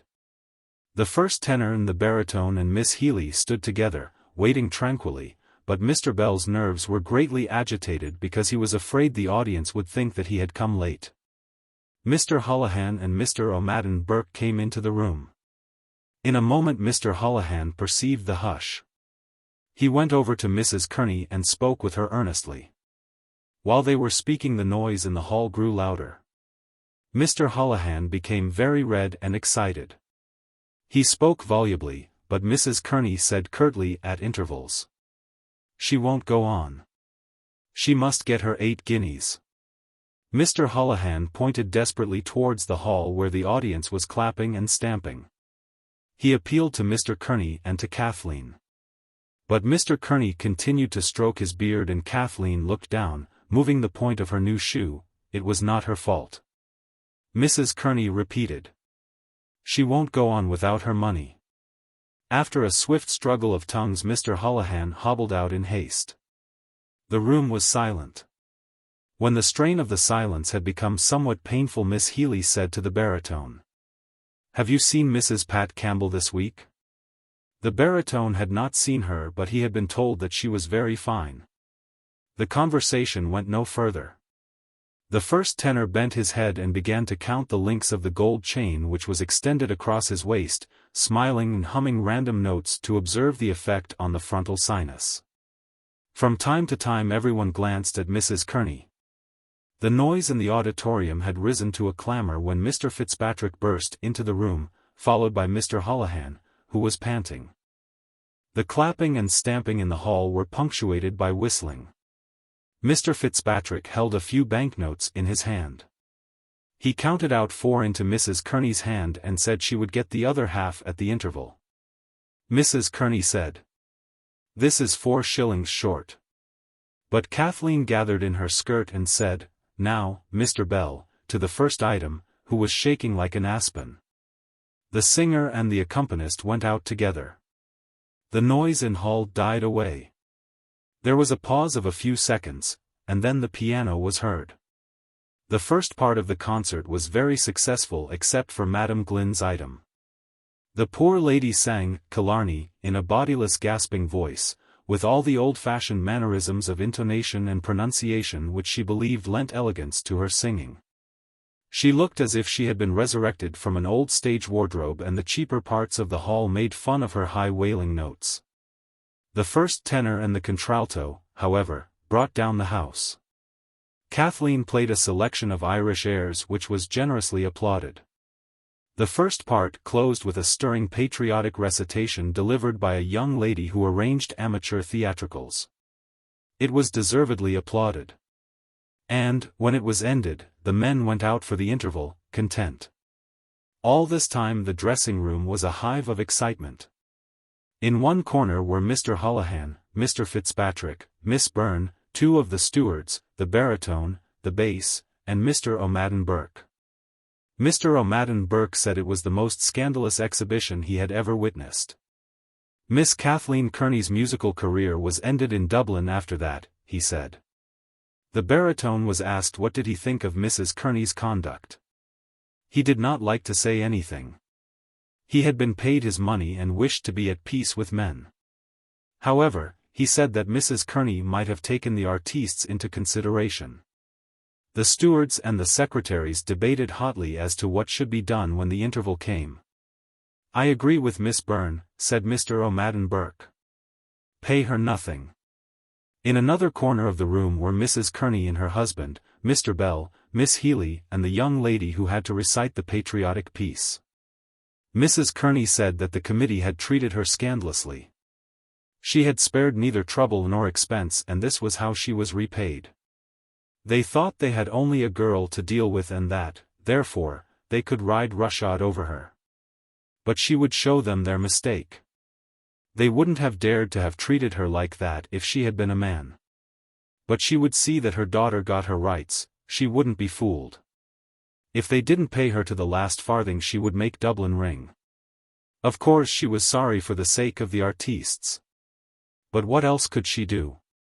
She appealed to the second tenor who said he thought she had not been well treated. Then she appealed to Miss Healy. Miss Healy wanted to join the other group but she did not like to do so because she was a great friend of Kathleen's and the Kearneys had often invited her to their house. As soon as the first part was ended Mr. Fitzpatrick and Mr. Holohan went over to Mrs. Kearney and told her that the other 4 guineas would be paid after the committee meeting on the following Tuesday and that, in case her daughter did not play for the second part, the committee would consider the contract broken and would pay nothing. "I haven't seen any committee," said Mrs. Kearney angrily. "My daughter has her contract. She will get £4.8 into her hand or a foot she won't put on that platform." "I'm surprised at you, Mrs. Kearney," said Mr. Holohan. "I never thought you would treat us this way." "And what way did you treat me?" asked Mrs. Kearney.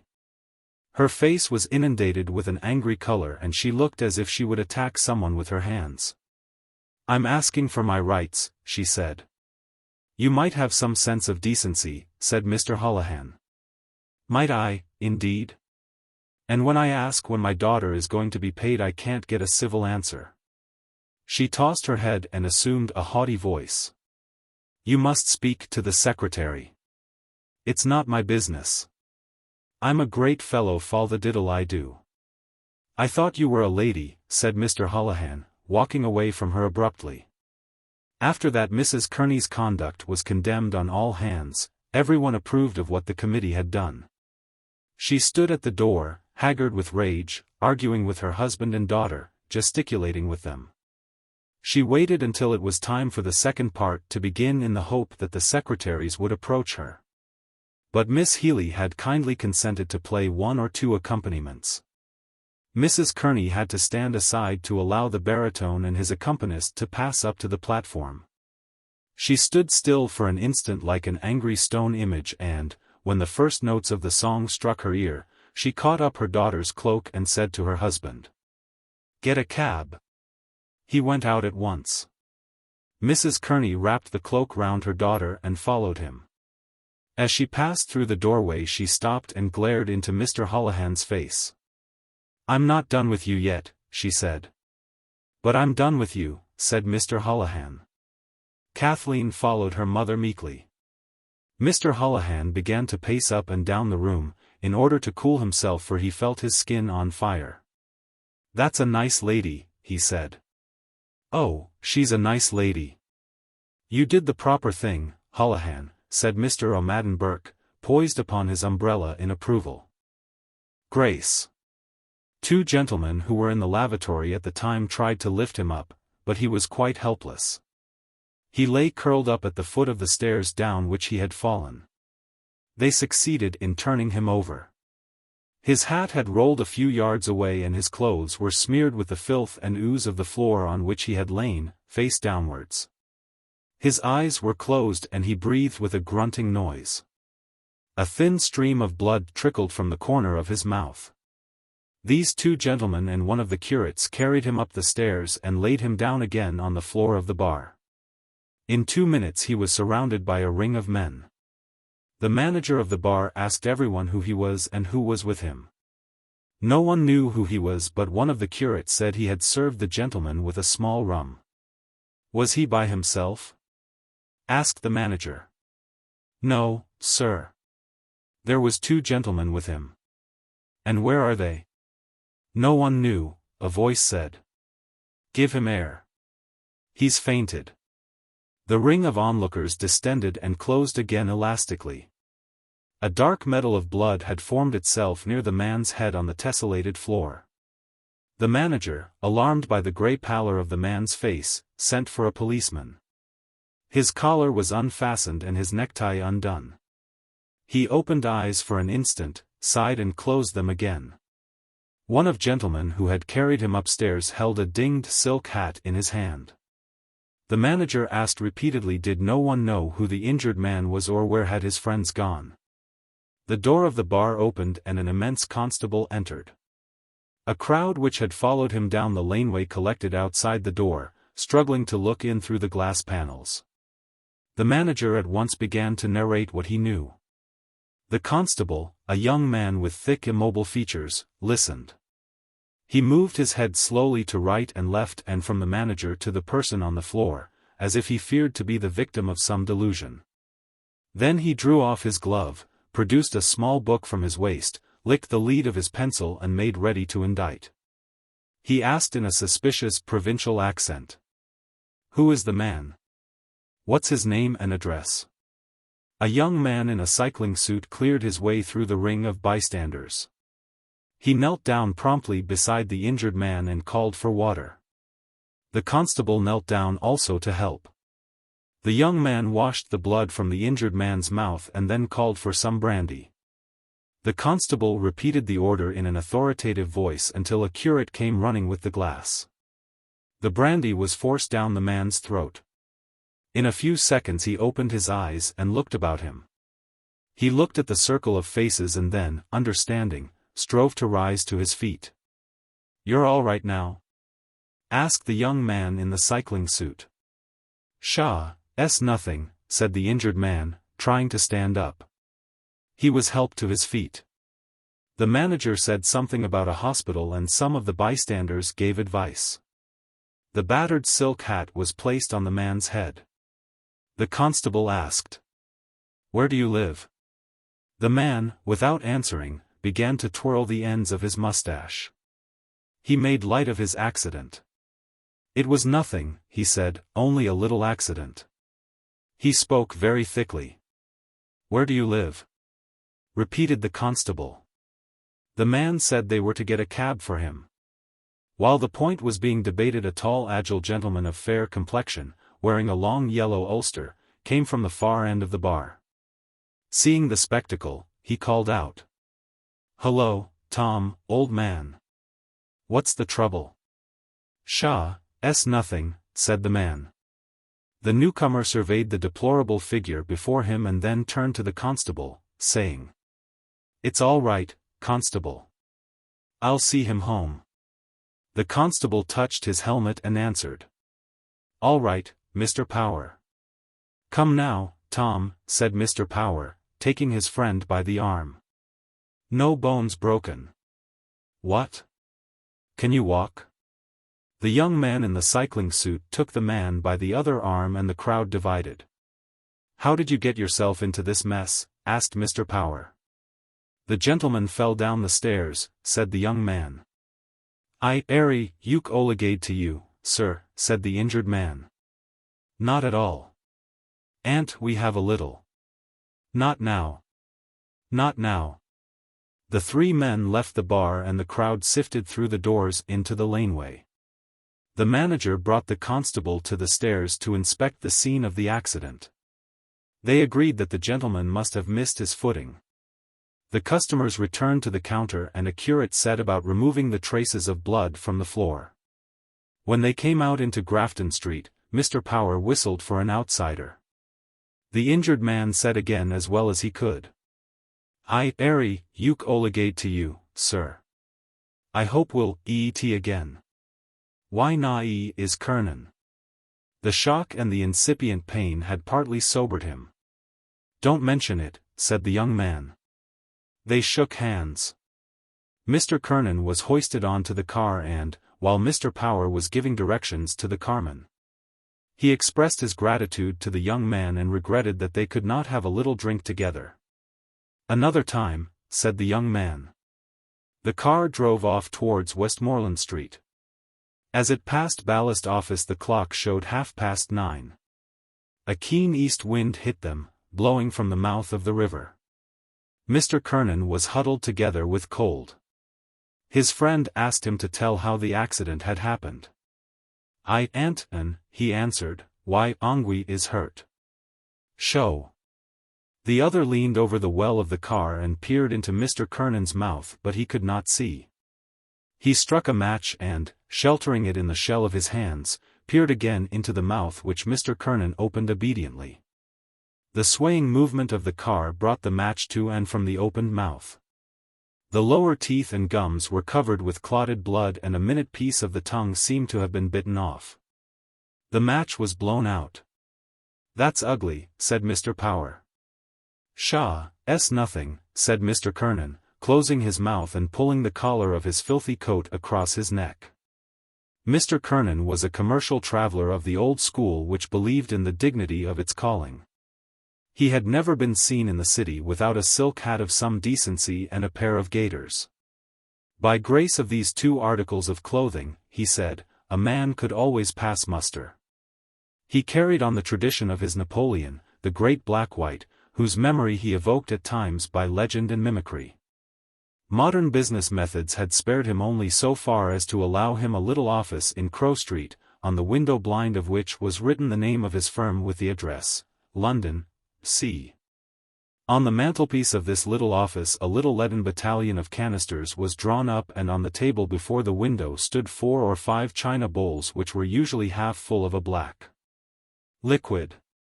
From these bowls Mr. Kernan tasted tea.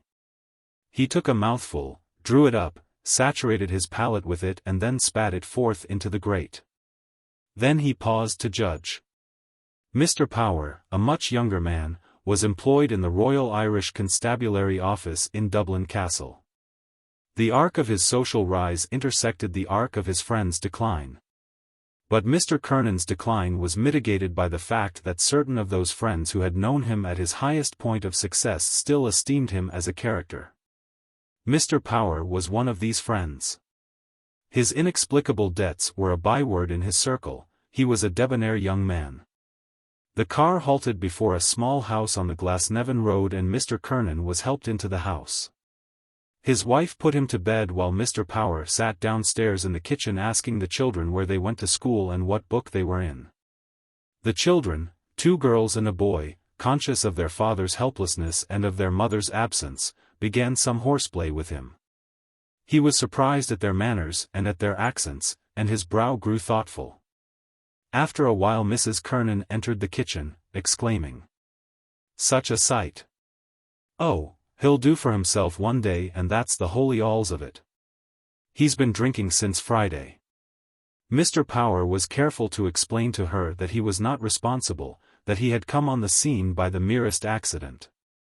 Mrs. Kernan, remembering Mr. Power's good offices during domestic quarrels, as well as many small, but opportune loans, said, "Oh, you needn't tell me that, Mr. Power. I know you're a friend of his, not like some of the others he does be with.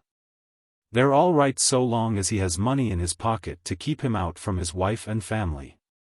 Nice friends. Who was he with tonight, I'd like to know?" Mr. Power shook his head but said nothing.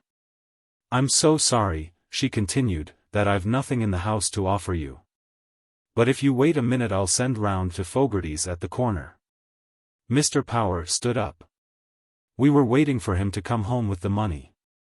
He never seems to think he has a home at all." "Oh, now, Mrs. Kernan," said Mr. Power, "we'll make him turn over a new leaf. I'll talk to Martin. He's the man. We'll come here one of these nights and talk it over." She saw him to the door. The carman was stamping up and down the footpath, and swinging his arms to warm himself. "It's very kind of you to bring him home," she said. "Not at all," said Mr. Power. He got up on the car. As it drove off he raised his hat to her gaily.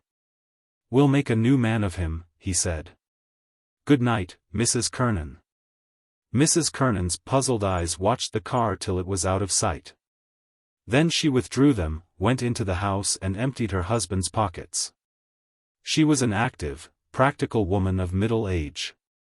Not long before she had celebrated her silver wedding and renewed her intimacy with her husband by waltzing with him to Mr. Power's accompaniment.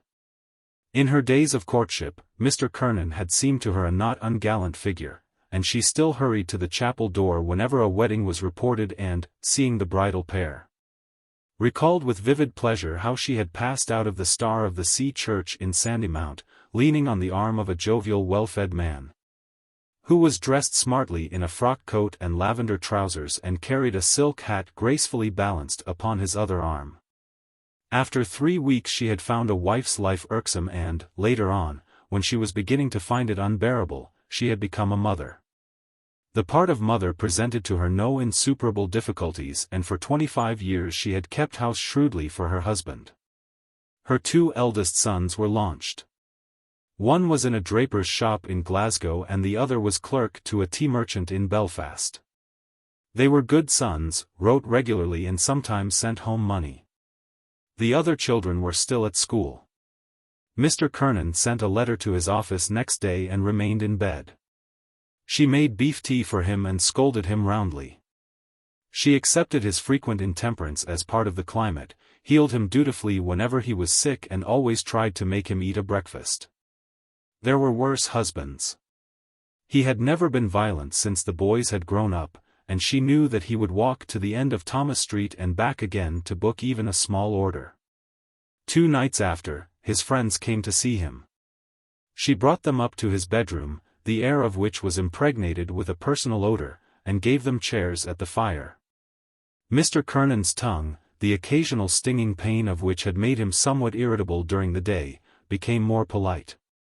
He sat propped up in the bed by pillows and the little color in his puffy cheeks made them resemble warm cinders. He apologized to his guests for the disorder of the room, but at the same time looked at them a little proudly, with a veteran's pride. He was quite unconscious that he was the victim of a plot which his friends, Mr. Cunningham, Mr. McCoy and Mr. Power had disclosed to Mrs. Kernan in the parlor. The idea had been Mr. Power's, but its development was entrusted to Mr. Cunningham. Mr. Kernan came of Protestant stock and, though he had been converted to the Catholic faith at the time of his marriage, he had not been in the pale of the church for 20 years. He was fond, moreover, of giving side thrusts at Catholicism. Mr. Cunningham was the very man for such a case. He was an elder colleague of Mr. Power. His own domestic life was not very happy. People had great sympathy with him, for it was known that he had married an unpresentable woman who was an incurable drunkard. He had set up house for her 6 times. And each time she had pawned the furniture on him. Everyone had respect for poor Martin Cunningham. He was a thoroughly sensible man, influential and intelligent. His blade of human knowledge, natural astuteness particularized by long association with cases in the police courts, had been tempered by brief immersions in the waters of general philosophy. He was well informed. His friends bowed to his opinions and considered that his face was like Shakespeare's. When the plot had been disclosed to her, Mrs. Kernan had said, "I leave it all in your hands, Mr. Cunningham." After a quarter of a century of married life, she had very few illusions left. Religion for her was a habit, and she suspected that a man of her husband's age would not change greatly before death. She was tempted to see a curious appropriateness in his accident and, but that she did not wish to seem bloody-minded, would have told the gentleman that Mr. Kernan's tongue would not suffer by being shortened. However, Mr. Cunningham was a capable man, and religion was religion. The scheme might do good and, at least, it could do no harm. Her beliefs were not extravagant. She believed steadily in the Sacred Heart as the most generally useful of all Catholic devotions and approved of the sacraments. Her faith was bounded by her kitchen, but, if she was put to it, she could believe also in the Banshee and in the Holy Ghost. The gentleman began to talk of the accident. Mr. Cunningham said that he had once known a similar case.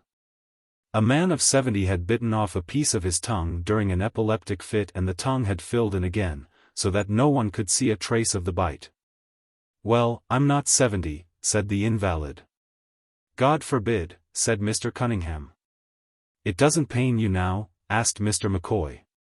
Mr. McCoy had been at one time a tenor of some reputation. His wife, who had been a soprano, still taught young children to play the piano at low terms. His line of life had not been the shortest distance between 2 points, and for short periods he had been driven to live by his wits. He had been a clerk in the Midland Railway, a canvasser for advertisements for the Irish Times and for the Freeman's Journal, a town traveller for a coal firm on commission, a private inquiry agent, a clerk in the office of the sub-sheriff, and he had recently become secretary to the city coroner. His new office made him professionally interested in Mr. Kernan's case. Pain? Not much, answered Mr. Kernan. But it's so sickening. I feel as if I wanted to retch off. That's the booze, said Mr. Cunningham firmly. No, said Mr. Kernan. I think I caught a cold on the car. There's something keeps coming into my throat, phlegm or mucus, said Mr. McCoy. It keeps coming like from down in my throat, sickening. Yes, said Mr. McCoy, that's the thorax. He looked at Mr. Cunningham and Mr. Power at the same time with an air of challenge. Mr. Cunningham nodded his head rapidly and Mr. Power said, "Ah, well, all's well that ends well." "I'm very much obliged to you, old man," said the invalid. Mr. Power waved his hand. "Those other 2 fellows I was with." "Who were you with?" asked Mr. Cunningham. "A chap. I don't know his name." "Damn it now, what's his name?" "Little chap with sandy hair." "And who else?" "Harford." Said Mr. Cunningham. When Mr. Cunningham made that remark, people were silent. It was known that the speaker had secret sources of information. In this case the monosyllable had a moral intention. Mr. Harford sometimes formed one of a little detachment which left the city shortly after noon on Sunday with the purpose of arriving as soon as possible at some public house on the outskirts of the city where its members duly qualified themselves as bona fide travelers. But his fellow travelers had never consented to overlook his origin. He had begun life as an obscure financier by lending small sums of money to workmen at usurious interest. Later on he had become the partner of a very fat, short gentleman, Mr. Goldberg, in the Liffey Loan Bank. Though he had never embraced more than the Jewish ethical code, his fellow Catholics, whenever they had smarted in person or by proxy under his exactions, spoke of him bitterly as an Irish Jew and an illiterate, and saw divine disapproval of usury made manifest through the person of his idiot son. At other times they remembered his good points. "I wonder where did he go to," said Mr. Kernan. He wished the details of the incident to remain vague. He wished his friends to think there had been some mistake, that Mr. Harford and he had missed each other. His friends, who knew quite well Mr. Harford's manners in drinking, were silent. Mr. Power said again, "All's well that ends well." Mr. Kernan changed the subject at once. "That was a decent young chap, that medical fellow," he said. "Only for him." "Oh, only for him," said Mr. Power, "it might have been a case of 7 days, without the option of a fine." Yes, said Mr. Kernan, trying to remember. "I remember now, there was a policeman. Decent young fellow, he seemed." "How did it happen at all?" "It happened that you were polluthered, Tom," said Mr. Cunningham gravely. "True, Bill," said Mr. Kernan, equally gravely. "I suppose you squared the constable, Jack," said Mr. McCoy. Mr. Power did not relish the use of his Christian name. He was not straight-laced, but he could not forget that Mr. McCoy had recently made a crusade in search of valises and portmanteaus to enable Mrs. McCoy to fulfill imaginary engagements in the country. More than he resented the fact that he had been victimized, he resented such low playing of the game.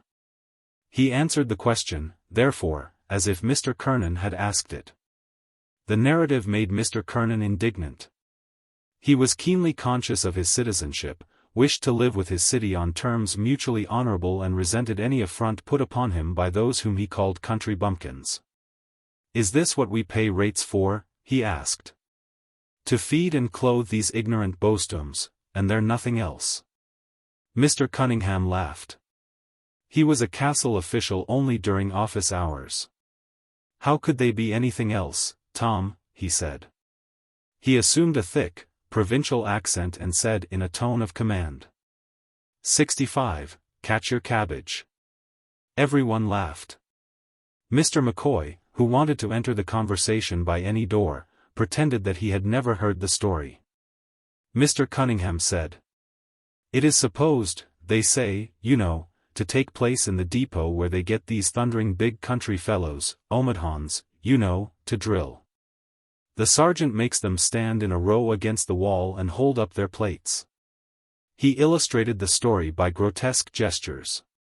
At dinner, you know. Then he has a bloody big bowl of cabbage before him on the table and a bloody big spoon like a shovel. He takes up a wad of cabbage on the spoon and pegs it across the room, and the poor devils have to try and catch it on their plates. 65, catch your cabbage. Everyone laughed again, but Mr. Kernan was somewhat indignant still. He talked of writing a letter to the papers.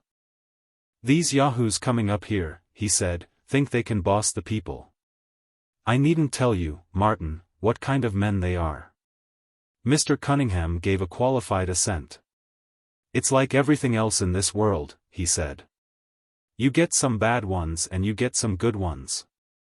Oh yes, you get some good ones, I admit, said Mr. Kernan, satisfied. It's better to have nothing to say to them, said Mr. McCoy. That's my opinion. Mrs. Kernan entered the room and, placing a tray on the table, said. Help yourselves, gentlemen. Mr. Power stood up to officiate, offering her his chair. She declined it, saying she was ironing downstairs, and, after having exchanged a nod with Mr. Cunningham behind Mr. Power's back, prepared to leave the room. Her husband called out to her. And have you nothing for me, ducky? Oh, you. The back of my hand to you, said Mrs. Kernan tartly. Her husband called after her. Nothing for poor little hubby. He assumed such a comical face and voice that the distribution of the bottles of stout took place amid general merriment. The gentlemen drank from their glasses, set the glasses again on the table and paused. Then Mr. Cunningham turned towards Mr. Power and said casually. On Thursday night, you said, Jack. Thursday, yes, said Mr. Power. Righto, said Mr. Cunningham promptly. We can meet in Molly's, said Mr. McCoy. That'll be the most convenient place. But we mustn't be late, said Mr. Power earnestly, because it is sure to be crammed to the doors. We can meet at 7:30, said Mr. McCoy. Righto, said Mr. Cunningham. 7:30 at Molly's be it. There was a short silence. Mr. Kernan waited to see whether he would be taken into his friend's confidence. Then he asked. What's in the wind?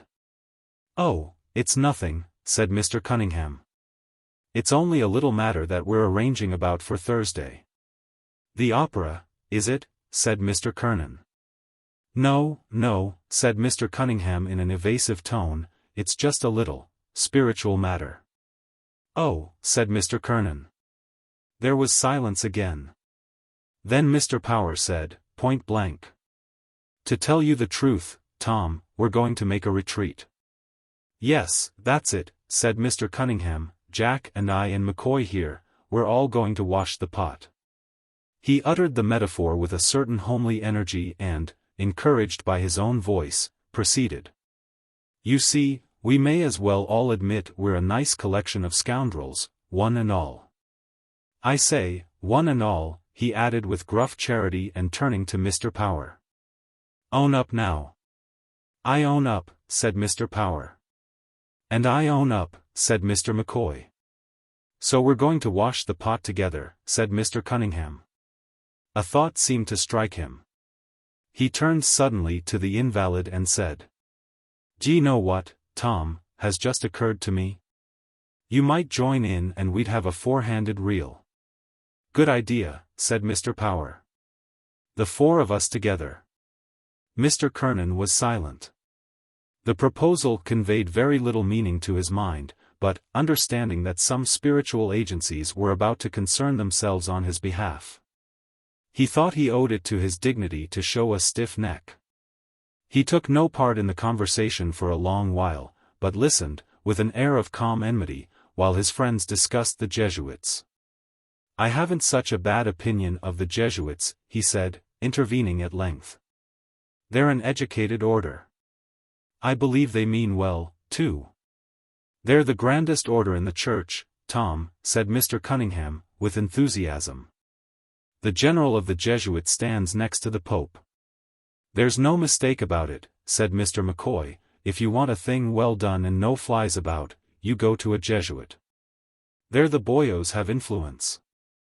I'll tell you a case in point." "The Jesuits are a fine body of men," said Mr. Power. "It's a curious thing," said Mr. Cunningham, "about the Jesuit order. Every other order of the Church had to be reformed at some time or other, but the Jesuit order was never once reformed. It never fell away." "Is that so?" asked Mr. McCoy. "That's a fact," said Mr. Cunningham. "That's history." "Look at their church, too," said Mr. Power. "Look at the congregation they have." "The Jesuits cater for the upper classes," said Mr. McCoy. "Of course," said Mr. Power. "Yes," said Mr. Kernan. "That's why I have a feeling for them. It's some of those secular priests, ignorant, bumptious." "They're all good men," said Mr. Cunningham, "each in his own way. The Irish priesthood is honored all the world over." "Oh yes," said Mr. Power. "Not like some of the other priesthoods on the continent," said Mr. McCoy, unworthy of the name. "Perhaps you're right," said Mr. Kernan, relenting. "Of course I'm right," said Mr. Cunningham. "I haven't been in the world all this time and seen most sides of it without being a judge of character." The gentlemen drank again, one following another's example. Mr. Kernan seemed to be weighing something in his mind. He was impressed. He had a high opinion of Mr. Cunningham as a judge of character and as a reader of faces. He asked for particulars. "Oh, it's just a retreat, you know," said Mr. Cunningham. "Father Purdon is giving it. It's for business men, you know." "He won't be too hard on us, Tom," said Mr. Power persuasively. "Father Purdon?" "Father Purdon," said the invalid. "Oh, you must know him, Tom," said Mr. Cunningham stoutly. "Fine, jolly fellow. He's a man of the world like ourselves." "Ah, yes. I think I know him. Rather red face, tall. That's the man. And tell me, Martin. Is he a good preacher?" "Munno. It's not exactly a sermon, you know. It's just kind of a friendly talk, you know, in a common-sense way." Mr. Kernan deliberated.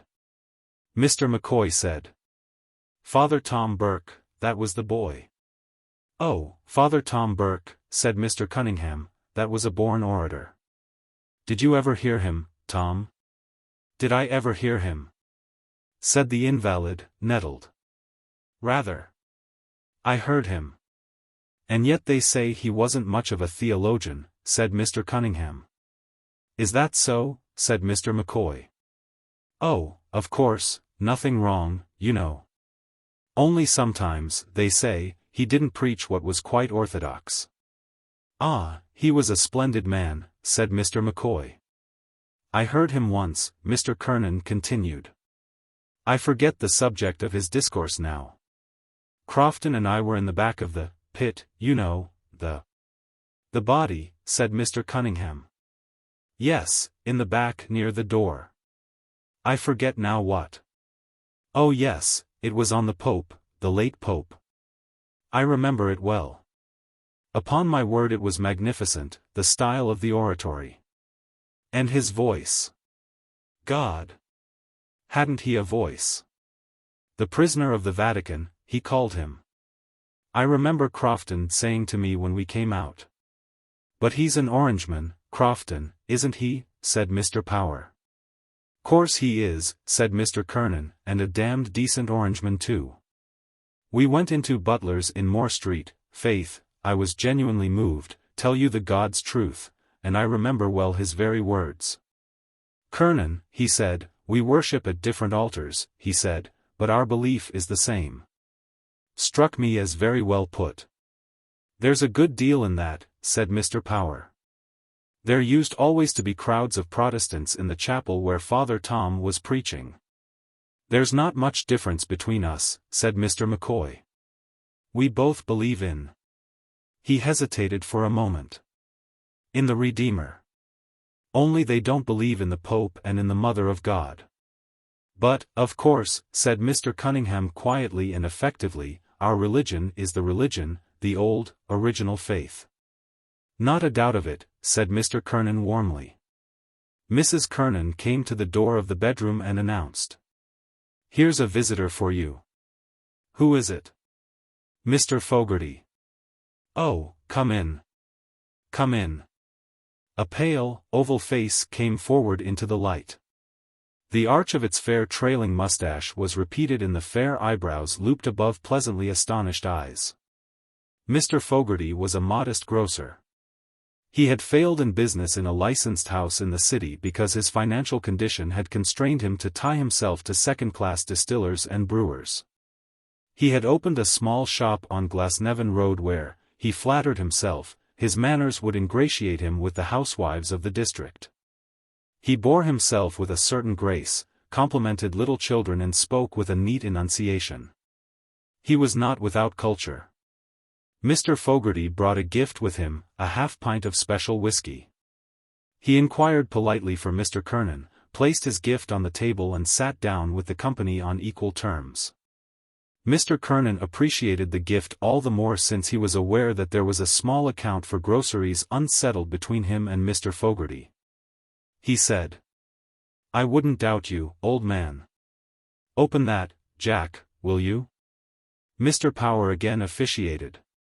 Glasses were rinsed and 5 small measures of whiskey were poured out. This new influence enlivened the conversation. Mr. Fogarty, sitting on a small area of the chair, was specially interested. Pope Leo XIII, said Mr. Cunningham, was one of the lights of the age. His great idea, you know, was the union of the Latin and Greek churches. That was the aim of his life. I often heard he was one of the most intellectual men in Europe, said Mr. Power. I mean, apart from his being Pope. So he was, said Mr. Cunningham, if not the most so. His motto, you know, as Pope, was lux upon lux, light upon light. No, no, said Mr. Fogarty eagerly. I think you're wrong there. It was lux in tenebris, I think, light in darkness. Oh yes, said Mr. McCoy, tenebrae. Allow me, said Mr. Cunningham positively, it was lux upon lux. And Pius IX his predecessor's motto was crux upon crux, that is, cross upon cross, to show the difference between their two pontificates. The inference was allowed. Mr. Cunningham continued. Pope Leo, you know, was a great scholar and a poet. He had a strong face, said Mr. Kernan. Yes, said Mr. Cunningham. He wrote Latin poetry. Is that so? Said Mr. Fogarty. Mr. McCoy tasted his whiskey contentedly and shook his head with a double intention, saying. That's no joke, I can tell you. We didn't learn that, Tom, said Mr. Power, following Mr. McCoy's example, when we went to the penny-a-week school. There was many a good man went to the penny-a-week school with a sod of turf under his oxter, said Mr. Kernan sententiously. The old system was the best, plain honest education. None of your modern trumpery. Quite right, said Mr. Power. No superfluities, said Mr. Fogarty. He enunciated the word and then drank gravely. I remember reading, said Mr. Cunningham, that one of Pope Leo's poems was on the invention of the photograph, in Latin, of course. On the photograph, exclaimed Mr. Kernan. Yes, said Mr. Cunningham. He also drank from his glass. Well, you know, said Mr. McCoy, isn't the photograph wonderful when you come to think of it? Oh, of course, said Mr. Power, great minds can see things. As the poet says, great minds are very near to madness, said Mr. Fogarty. Mr. Kernan seemed to be troubled in mind. He made an effort to recall the Protestant theology on some thorny points and in the end addressed Mr. Cunningham. Tell me, Martin, he said. Weren't some of the popes, of course, not our present man, or his predecessor, but some of the old popes, not exactly, you know, up to the knocker? There was a silence. Mr. Cunningham said. Oh, of course, there were some bad lots. But the astonishing thing is this. Not one of them, not the biggest drunkard, not the most out-and-out ruffian, not one of them ever preached ex cathedra a word of false doctrine. Now isn't that an astonishing thing? That is, said Mr. Kernan. Yes, because when the Pope speaks ex cathedra, Mr. Fogarty explained, he is infallible. Yes, said Mr. Cunningham. Oh, I know about the infallibility of the Pope. I remember I was younger then. Or was it that? Mr. Fogarty interrupted. He took up the bottle and helped the others to a little more. Mr. McCoy, seeing that there was not enough to go round, pleaded that he had not finished his first measure. The others accepted under protest. The light music of whiskey falling into glasses made an agreeable interlude. What's that you were saying, Tom? Asked Mr. McCoy. Papal infallibility, said Mr. Cunningham, that was the greatest scene in the whole history of the Church. How was that, Martin? Asked Mr. Power. Mr. Cunningham held up two thick fingers. In the Sacred College, you know, of cardinals and archbishops and bishops there were two men who held out against it while the others were all for it. The whole conclave except these two was unanimous. No. They wouldn't have it. Huh, said Mr. McCoy. And they were a German cardinal by the name of Dowling, or Dowling, or... Dowling was no German, and that's a sure five, said Mr. Power, laughing. Well, this great German cardinal, whatever his name was one, and the other was John Machale. What? Cried Mr. Kernan. Is it John of Tuam? Are you sure of that now? Asked Mr. Fogarty dubiously. I thought it was some Italian or American. John of Tuam, repeated Mr. Cunningham, was the man. He drank and the other gentlemen followed his lead. Then he resumed. There they were at it. All the cardinals and bishops and archbishops from all the ends of the earth and these two fighting dog and devil until at last the Pope himself stood up and declared infallibility a dogma of the Church ex cathedra. On the very moment John Machale, who had been arguing and arguing against it, stood up and shouted out with the voice of a lion, Credo. I believe, said Mr. Fogarty. Credo, said Mr. Cunningham. That showed the faith he had. He submitted the moment the Pope spoke. And what about Dowling? Asked Mr. McCoy. The German cardinal wouldn't submit. He left the Church.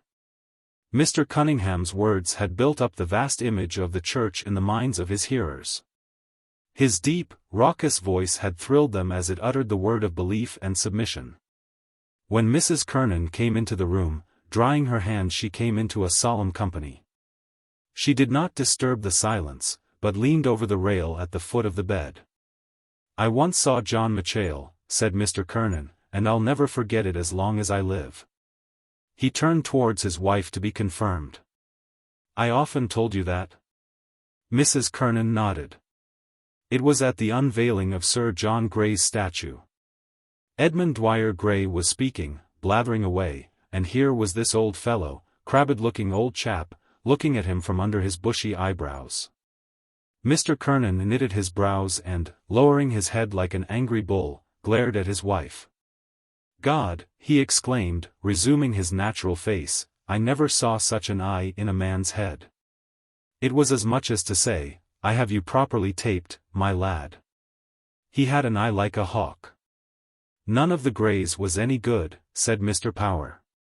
There was a pause again. Mr. Power turned to Mrs. Kernan and said with abrupt joviality. Well, Mrs. Kernan, we're going to make your man here a good holy pious and God-fearing Roman Catholic. He swept his arm round the company inclusively. "We're all going to make a retreat together and confess our sins, and God knows we want it badly." "I don't mind," said Mr. Kernan, smiling a little nervously. Mrs. Kernan thought it would be wiser to conceal her satisfaction. So she said, "I pity the poor priest that has to listen to your tale." Mr. Kernan's expression changed. "If he doesn't like it," he said bluntly, "he can do the other thing. I'll just tell him my little tale of woe. I'm not such a bad fellow." Mr. Cunningham intervened promptly. "We'll all renounce the devil," he said, "together, not forgetting his works and pomps." "Get behind me, Satan," said Mr. Fogarty, laughing and looking at the others. Mr. Power said nothing. He felt completely outgeneraled. But a pleased expression flickered across his face.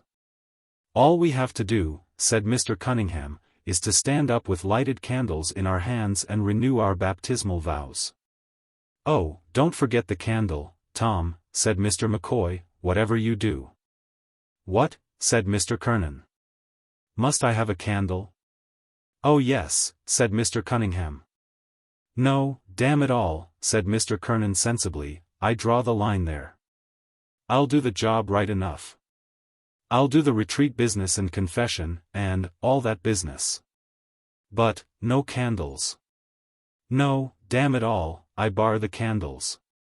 He shook his head with farcical gravity. "Listen to that," said his wife. "I bar the candles," said Mr. Kernan, conscious of having created an effect on his audience and continuing to shake his head to and fro. "I bar the magic lantern business." Everyone laughed heartily. "There's a nice Catholic for you," said his wife. "No candles," repeated Mr. Kernan obdurately. "That's off." The transept of the Jesuit church in Gardiner Street was almost full. And still at every moment gentlemen entered from the side door and, directed by the lay brother, walked on tiptoe along the aisles until they found seating accommodation. The gentlemen were all well dressed and orderly. The light of the lamps of the church fell upon an assembly of black clothes and white collars, relieved here and there by tweeds, on dark mottled pillars of green marble and on lugubrious canvases. The gentlemen sat in the benches, having hitched their trousers slightly above their knees and laid their hats in security.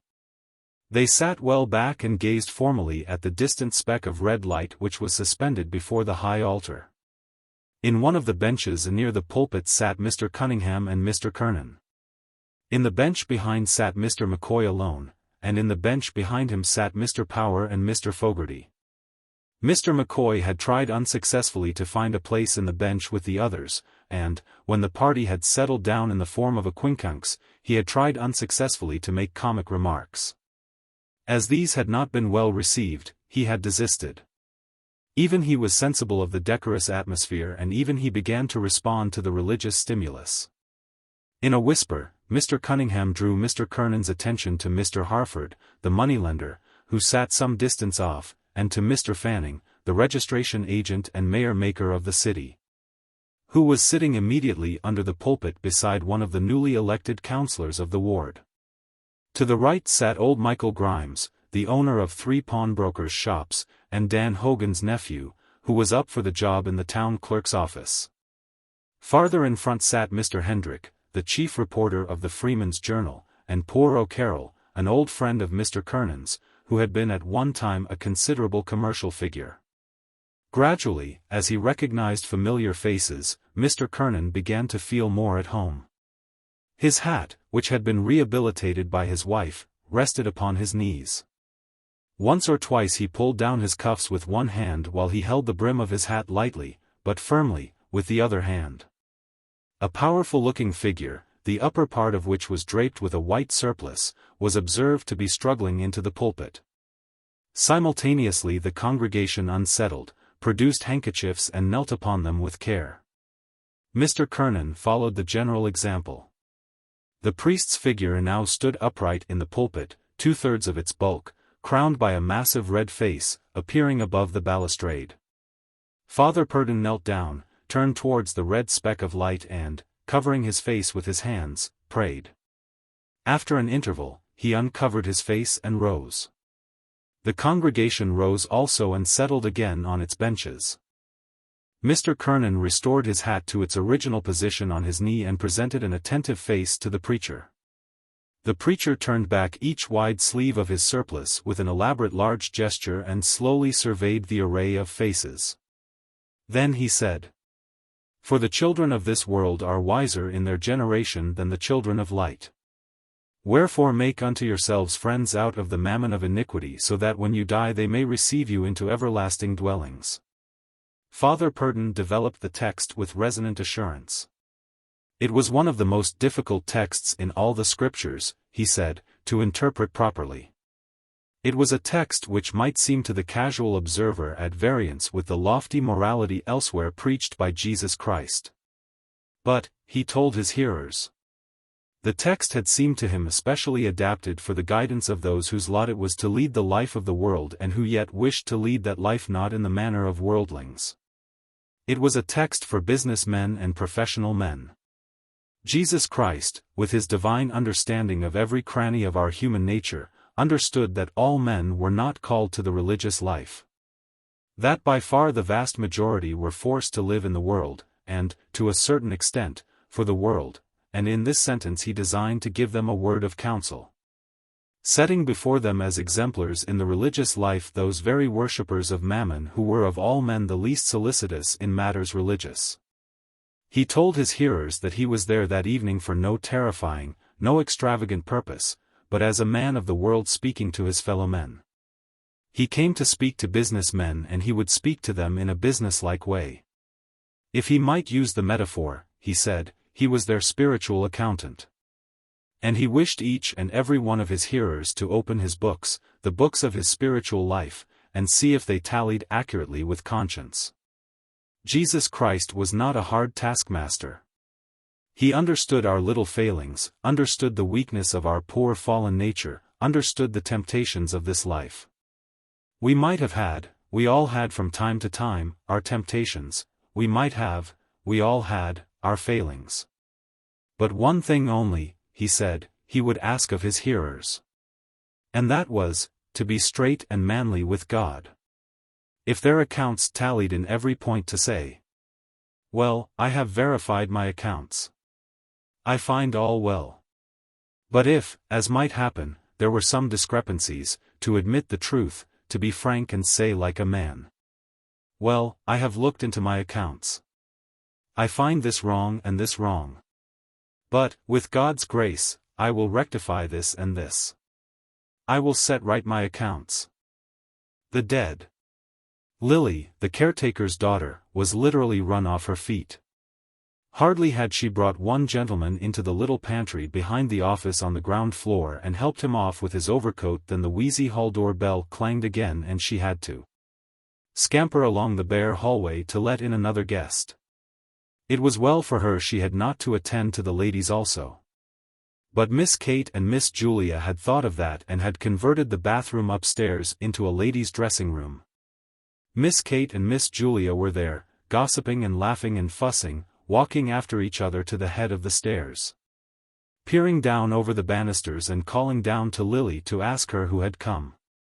It was always a great affair, the Misses Morkan's annual dance. Everybody who knew them came to it, members of the family, old friends of the family, the members of Julia's choir, any of Kate's pupils that were grown up enough. And even some of Mary Jane's pupils too. Never once had it fallen flat. For years and years it had gone off in splendid style, as long as anyone could remember. Ever since Kate and Julia, after the death of their brother Pat, had left the house in Stony Batter and taken Mary Jane, their only niece, to live with them in the dark gaunt house on Usher's Island, the upper part of which they had rented from Mr. Fulham, the corn factor on the ground floor. That was a good 30 years ago if it was a day. Mary Jane, who was then a little girl in short clothes, was now the main prop of the household, for she had the organ in Haddington Road. She had been through the academy and gave a pupils' concert every year in the upper room of the Antient concert rooms. Many of her pupils belonged to the better class families on the Kingstown and Dalkey line. Old as they were, her aunts also did their share. Julia, though she was quite grey, was still the leading soprano in Adam and Eve's, and Kate, being too feeble to go about much, gave music lessons to beginners on the old square piano in the back room. Lily, the caretaker's daughter, did housemaid's work for them. Though their life was modest, they believed in eating well. The best of everything, diamond-bone sirloins, 3-shilling tea, and the best bottled stout. But Lily seldom made a mistake in the orders, so that she got on well with her 3 mistresses. They were fussy, that was all. But the only thing they would not stand was back answers. Of course, they had good reason to be fussy on such a night. And then it was long after 10 o'clock and yet there was no sign of Gabriel and his wife. Besides, they were dreadfully afraid that Freddie Malins might turn up screwed. They would not wish for worlds that any of Mary Jane's pupils should see him under the influence, and when he was like that it was sometimes very hard to manage him. Freddie Malins always came late, but they wondered what could be keeping Gabriel, and that was what brought them every 2 minutes to the banisters to ask Lily had Gabriel or Freddie come. "Oh, Mr. Conroy," said Lily to Gabriel when she opened the door for him, "Miss Kate and Miss Julia thought you were never coming." "Good night, Mrs. Conroy." "I'll engage they did," said Gabriel, "but they forget that my wife here takes 3 mortal hours to dress herself." He stood on the mat, scraping the snow from his galoshes, while Lily led his wife to the foot of the stairs and called out, "Miss Kate, here's Mrs. Conroy." Kate and Julia came toddling down the dark stairs at once. Both of them kissed Gabriel's wife, said she must be perished alive, and asked was Gabriel with her. "Here I am as right as the mail, Aunt Kate." "Go on up." "I'll follow," called out Gabriel from the dark. He continued scraping his feet vigorously while the 3 women went upstairs, laughing, to the ladies' dressing room. A light fringe of snow lay like a cape on the shoulders of his overcoat and like toe-caps on the toes of his galoshes. And, as the buttons of his overcoat slipped with a squeaking noise through the snow-stiffened frieze, a cold, fragrant air from out-of-doors escaped from crevices and folds. "Is it snowing again, Mr. Conroy?" asked Lily. She had preceded him into the pantry to help him off with his overcoat. Gabriel smiled at the 3 syllables she had given his surname and glanced at her. She was a slim, growing girl, pale in complexion and with hay-colored hair. The gas in the pantry made her look still paler. Gabriel had known her when she was a child and used to sit on the lowest step nursing a rag doll. "Yes, Lily," he answered, "and I think we're in for a night of it." He looked up at the pantry ceiling, which was shaking with the stamping and shuffling of feet on the floor above, listened for a moment to the piano and then glanced at the girl, who was folding his overcoat carefully at the end of a shelf. "Tell me, Lily," he said in a friendly tone, "do you still go to school?" "Oh no, sir," she answered. "I'm done schooling this year and more." "Oh, then," said Gabriel gaily, "I suppose we'll be going to your wedding one of these fine days with your young man, eh?" The girl glanced back at him over her shoulder and said with great bitterness, "The men that is now is only all palaver and what they can get out of you." Gabriel colored, as if he felt he had made a mistake and, without looking at her, kicked off his galoshes and flicked actively with his muffler at his patent leather shoes. He was a stout, tallish young man.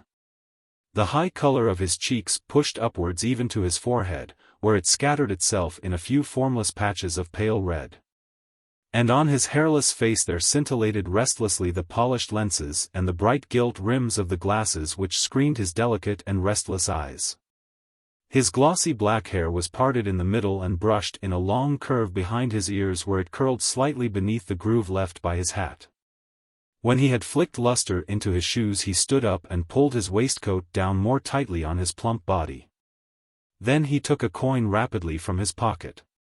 "Oh Lily," he said, thrusting it into her hands, "it's Christmas time, isn't it? Just, here's a little." He walked rapidly towards the door. "Oh no, sir," cried the girl, following him. "Really, sir, I wouldn't take it. Christmas time." "Christmas time," said Gabriel, almost trotting to the stairs and waving his hand to her in deprecation. The girl, seeing that he had gained the stairs, called out after him. "Well, thank you, sir." He waited outside the drawing-room door until the waltz should finish, listening to the skirts that swept against it and to the shuffling of feet. He was still discomposed by the girl's bitter and sudden retort. It had cast a gloom over him which he tried to dispel by arranging his cuffs and the bows of his tie. He then took from his waistcoat pocket a little paper and glanced at the headings he had made for his speech. He was undecided about the lines from Robert Browning, for he feared they would be above the heads of his hearers. Some quotation that they would recognize from Shakespeare or from the melodies would be better. The indelicate clacking of the men's heels and the shuffling of their soles reminded him that their grade of culture differed from his. He would only make himself ridiculous by quoting poetry to them which they could not understand. They would think that he was airing his superior education. He would fail with them just as he had failed with the girl in the pantry. He had taken up a wrong tone. His whole speech was a mistake from first to last, an utter failure. Just then his aunts and his wife came out of the ladies' dressing-room. His aunts were two small, plainly dressed old women. Aunt Julia was an inch or so the taller. Her hair, drawn low over the tops of her ears, was grey, and grey also, with darker shadows, was her large flaccid face. Though she was stout in build and stood erect, her slow eyes and parted lips gave her the appearance of a woman who did not know where she was or where she was going. Aunt Kate was more vivacious. Her face, healthier than her sister's, was all puckers and creases, like a shriveled red apple, and her hair, braided in the same old-fashioned way, had not lost its ripe nut color. They both kissed Gabriel frankly. He was their favorite nephew, the son of their dead elder sister, Ellen, who had married T.J. Conroy of the Port and Docks. "Greta tells me you're not going to take a cab back to Monkstown tonight, Gabriel," said Aunt Kate. "No," said Gabriel, turning to his wife, "we had quite enough of that last year, hadn't we? Don't you remember, Aunt Kate, what a cold Greta got out of it? Cab windows rattling all the way, and the east wind blowing in after we passed Marion. Very jolly it was. Greta caught a dreadful cold." Aunt Kate frowned severely and nodded her head at every word. "Quite right, Gabriel, quite right," she said. "You can't be too careful." "But as for Greta there," said Gabriel, "she'd walk home in the snow if she were let." Mrs. Conroy laughed. "Don't mind him, Aunt Kate," she said. "He's really an awful bother, what with green shades for Tom's eyes at night and making him do the dumbbells, and forcing Eva to eat the stirabout. The poor child. And she simply hates the sight of it. Oh, but you'll never guess what he makes me wear now." She broke out into a peal of laughter and glanced at her husband, whose admiring and happy eyes had been wandering from her dress to her face and hair. The two aunts laughed heartily, too, for Gabriel's solicitude was a standing joke with them. "Galoshes," said Mrs. Conroy. "That's the latest. Whenever it's wet underfoot I must put on my galoshes. Tonight even, he wanted me to put them on, but I wouldn't. The next thing he'll buy me will be a diving suit." Gabriel laughed nervously and patted his tie reassuringly, while Aunt Kate nearly doubled herself, so heartily did she enjoy the joke. The smile soon faded from Aunt Julia's face and her mirthless eyes were directed towards her nephew's face. After a pause she asked, "And what are galoshes, Gabriel?" "Galoshes, Julia!" exclaimed her sister, "Goodness me, don't you know what galoshes are? You wear them over your boots, Greta, isn't it?" "Yes," said Mrs. Conroy. "Gutta percha things. We both have a pair now. Gabriel says everyone wears them on the continent." "Oh, on the continent," murmured Aunt Julia, nodding her head slowly. Gabriel knitted his brows and said, as if he were slightly angered, "It's nothing very wonderful, but Greta thinks it very funny because she says the word reminds her of Christy minstrels." "But tell me, Gabriel," said Aunt Kate, with brisk tact. Of course, you've seen about the room. Greta was saying. Oh, the room is all right, replied Gabriel. I've taken one in the Gresham. To be sure, said Aunt Kate, by far the best thing to do. And the children, Greta, you're not anxious about them? Oh, for one night, said Mrs. Conroy. Besides, Bessie will look after them. To be sure, said Aunt Kate again. What a comfort it is to have a girl like that, one you can depend on. There's that Lily, I'm sure I don't know what has come over her lately.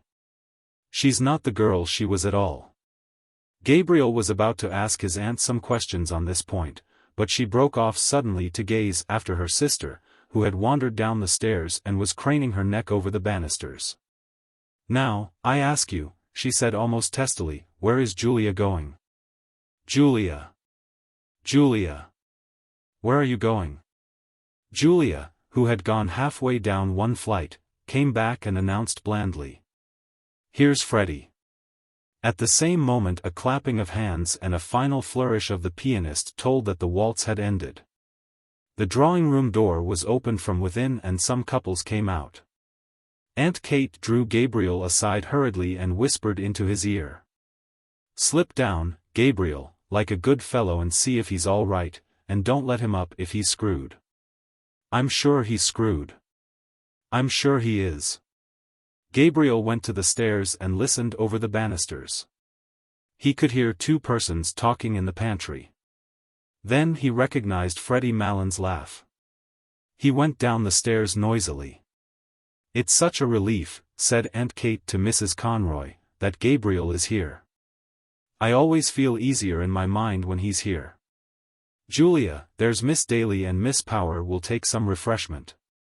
Thanks for your beautiful waltz, Miss Daly. It made lovely time.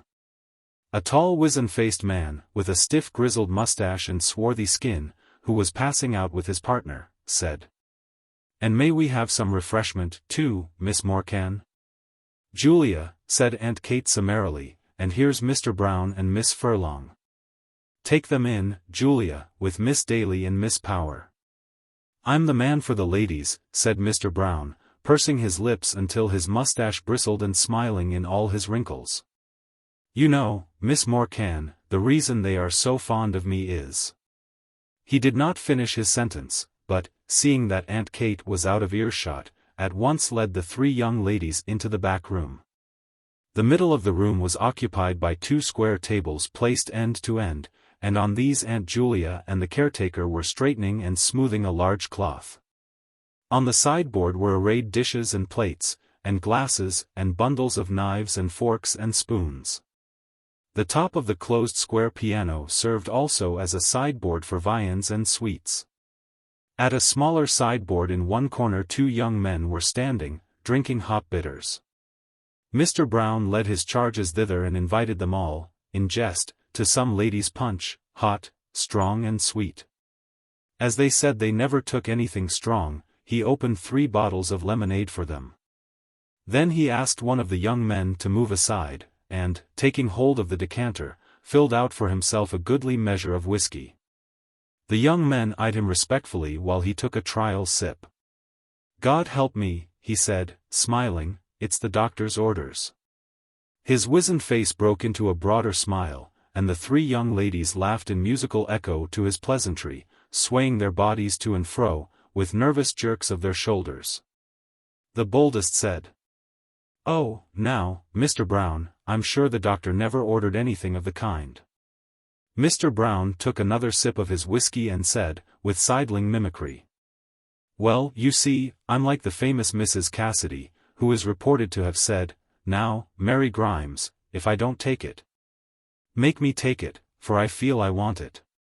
His hot face had leaned forward a little too confidentially and he had assumed a very low Dublin accent so that the young ladies, with one instinct, received his speech in silence. Miss Furlong, who was one of Mary Jane's pupils, asked Miss Daly what was the name of the pretty waltz she had played. And Mr. Brown, seeing that he was ignored, turned promptly to the 2 young men who were more appreciative. A red-faced young woman, dressed in pansy, came into the room, excitedly clapping her hands and crying, Quadrilles. Quadrilles. Close on her heels came Aunt Kate, crying. 2 gentlemen and 3 ladies, Mary Jane. Oh, here's Mr. Bergen and Mr. Kerrigan, said Mary Jane. Mr. Kerrigan, will you take Miss Power? Miss Furlong, may I get you a partner, Mr. Bergen? Oh, that'll just do now. 3 ladies, Mary Jane, said Aunt Kate. The 2 young gentlemen asked the ladies if they might have the pleasure, and Mary Jane turned to Miss Daly. Oh, Miss Daly, you're really awfully good, after playing for the last 2 dances, but really we're so short of ladies tonight. I don't mind in the least, Miss Morcan. But I've a nice partner for you, Mr. Bartell Darcy, the tenor. I'll get him to sing later on. All Dublin is raving about him. Lovely voice, said Aunt Kate. As the piano had twice begun the prelude to the first figure, Mary Jane led her recruits quickly from the room. They had hardly gone when Aunt Julia wandered slowly into the room, looking behind her at something. What is the matter, Julia? Asked Aunt Kate anxiously. Who is it? Julia, who was carrying in a column of table napkins, turned to her sister and said, simply, as if the question had surprised her. It's only Freddie, Kate, and Gabriel with him. In fact, right behind her Gabriel could be seen piloting Freddie Malins across the landing. The latter, a young man of about 40, was of Gabriel's size and build, with very round shoulders. His face was fleshy and pallid, touched with color only at the thick hanging lobes of his ears and at the wide wings of his nose. He had coarse features, a blunt nose, a convex and receding brow, tumid and protruded lips. His heavy-lidded eyes and the disorder of his scanty hair made him look sleepy. He was laughing heartily in a high key at a story which he had been telling Gabriel on the stairs and at the same time rubbing the knuckles of his left fist backwards and forwards into his left eye. Good evening, Freddie, said Aunt Julia. Freddie Malins bade the Misses Morcan good evening in what seemed an offhand fashion by reason of the habitual catch in his voice, and then, seeing that Mr. Brown was grinning at him from the sideboard, crossed the room on rather shaky legs and began to repeat in an undertone the story he had just told to Gabriel. He's not so bad, is he? Said Aunt Kate to Gabriel. Gabriel's brows were dark, but he raised them quickly and answered. Oh, no, hardly noticeable. Now, isn't he a terrible fellow, she said. And his poor mother made him take the pledge on New Year's Eve. But come on, Gabriel, into the drawing-room. Before leaving the room with Gabriel she signaled to Mr. Brown by frowning and shaking her forefinger in warning to and fro.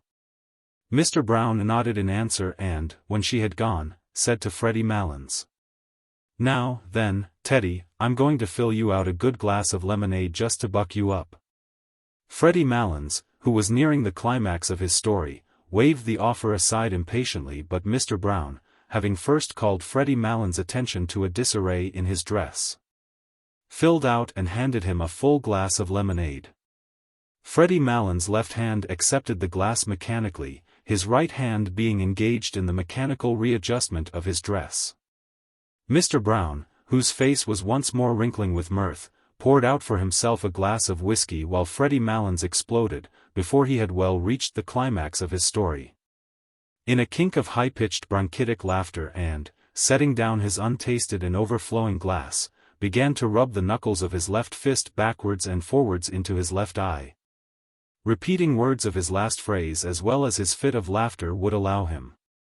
Gabriel could not listen while Mary Jane was playing her academy piece, full of runs and difficult passages, to the hushed drawing-room. He liked music, but the piece she was playing had no melody for him, and he doubted whether it had any melody for the other listeners, though they had begged Mary Jane to play something. For young men, who had come from the refreshment room to stand in the doorway at the sound of the piano, had gone away quietly in couples after a few minutes.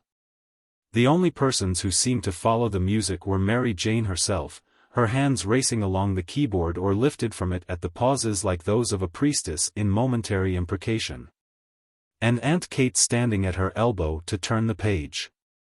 Gabriel's eyes, irritated by the floor, which glittered with beeswax under the heavy chandelier, wandered to the wall above the piano. A picture of the balcony scene in Romeo and Juliet hung there, and beside it was a picture of the two murdered princes in the tower which Aunt Julia had worked in red, blue and brown wools when she was a girl. Probably in the school they had gone to as girls that kind of work had been taught for 1 year.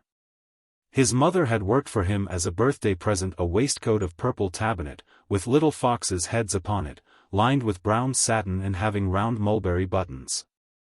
It was strange that his mother had had no musical talent, though Aunt Kate used to call her the brains carrier of the Morcan family.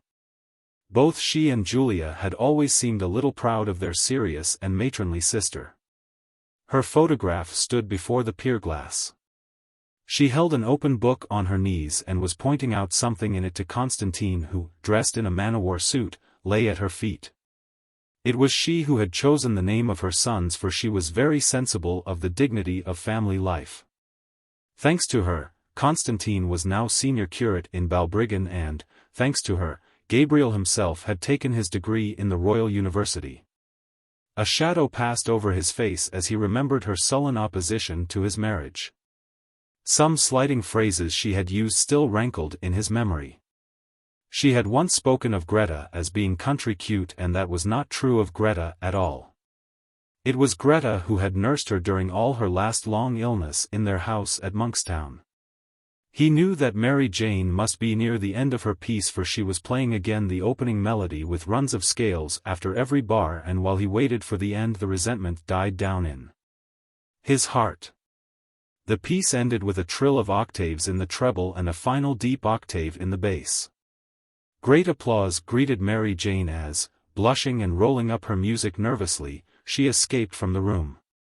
The most vigorous clapping came from the 4 young men in the doorway, who had gone away to the refreshment room at the beginning of the piece but had come back when the piano had stopped. Lancers were arranged. Gabriel found himself partnered with Miss Ivors. She was a frank-mannered, talkative young lady, with a freckled face and prominent brown eyes. She did not wear a low-cut bodice, and the large brooch which was fixed in the front of her collar bore on it an Irish device and motto.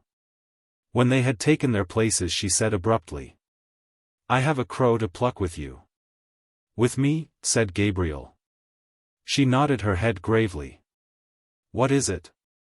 asked Gabriel, smiling at her solemn manner. "Who is G.C.?" answered Miss Ivors, turning her eyes upon him. Gabriel colored and was about to knit his brows, as if he did not understand, when she said bluntly, "Oh, innocent Amy. I have found out that you write for the Daily Express.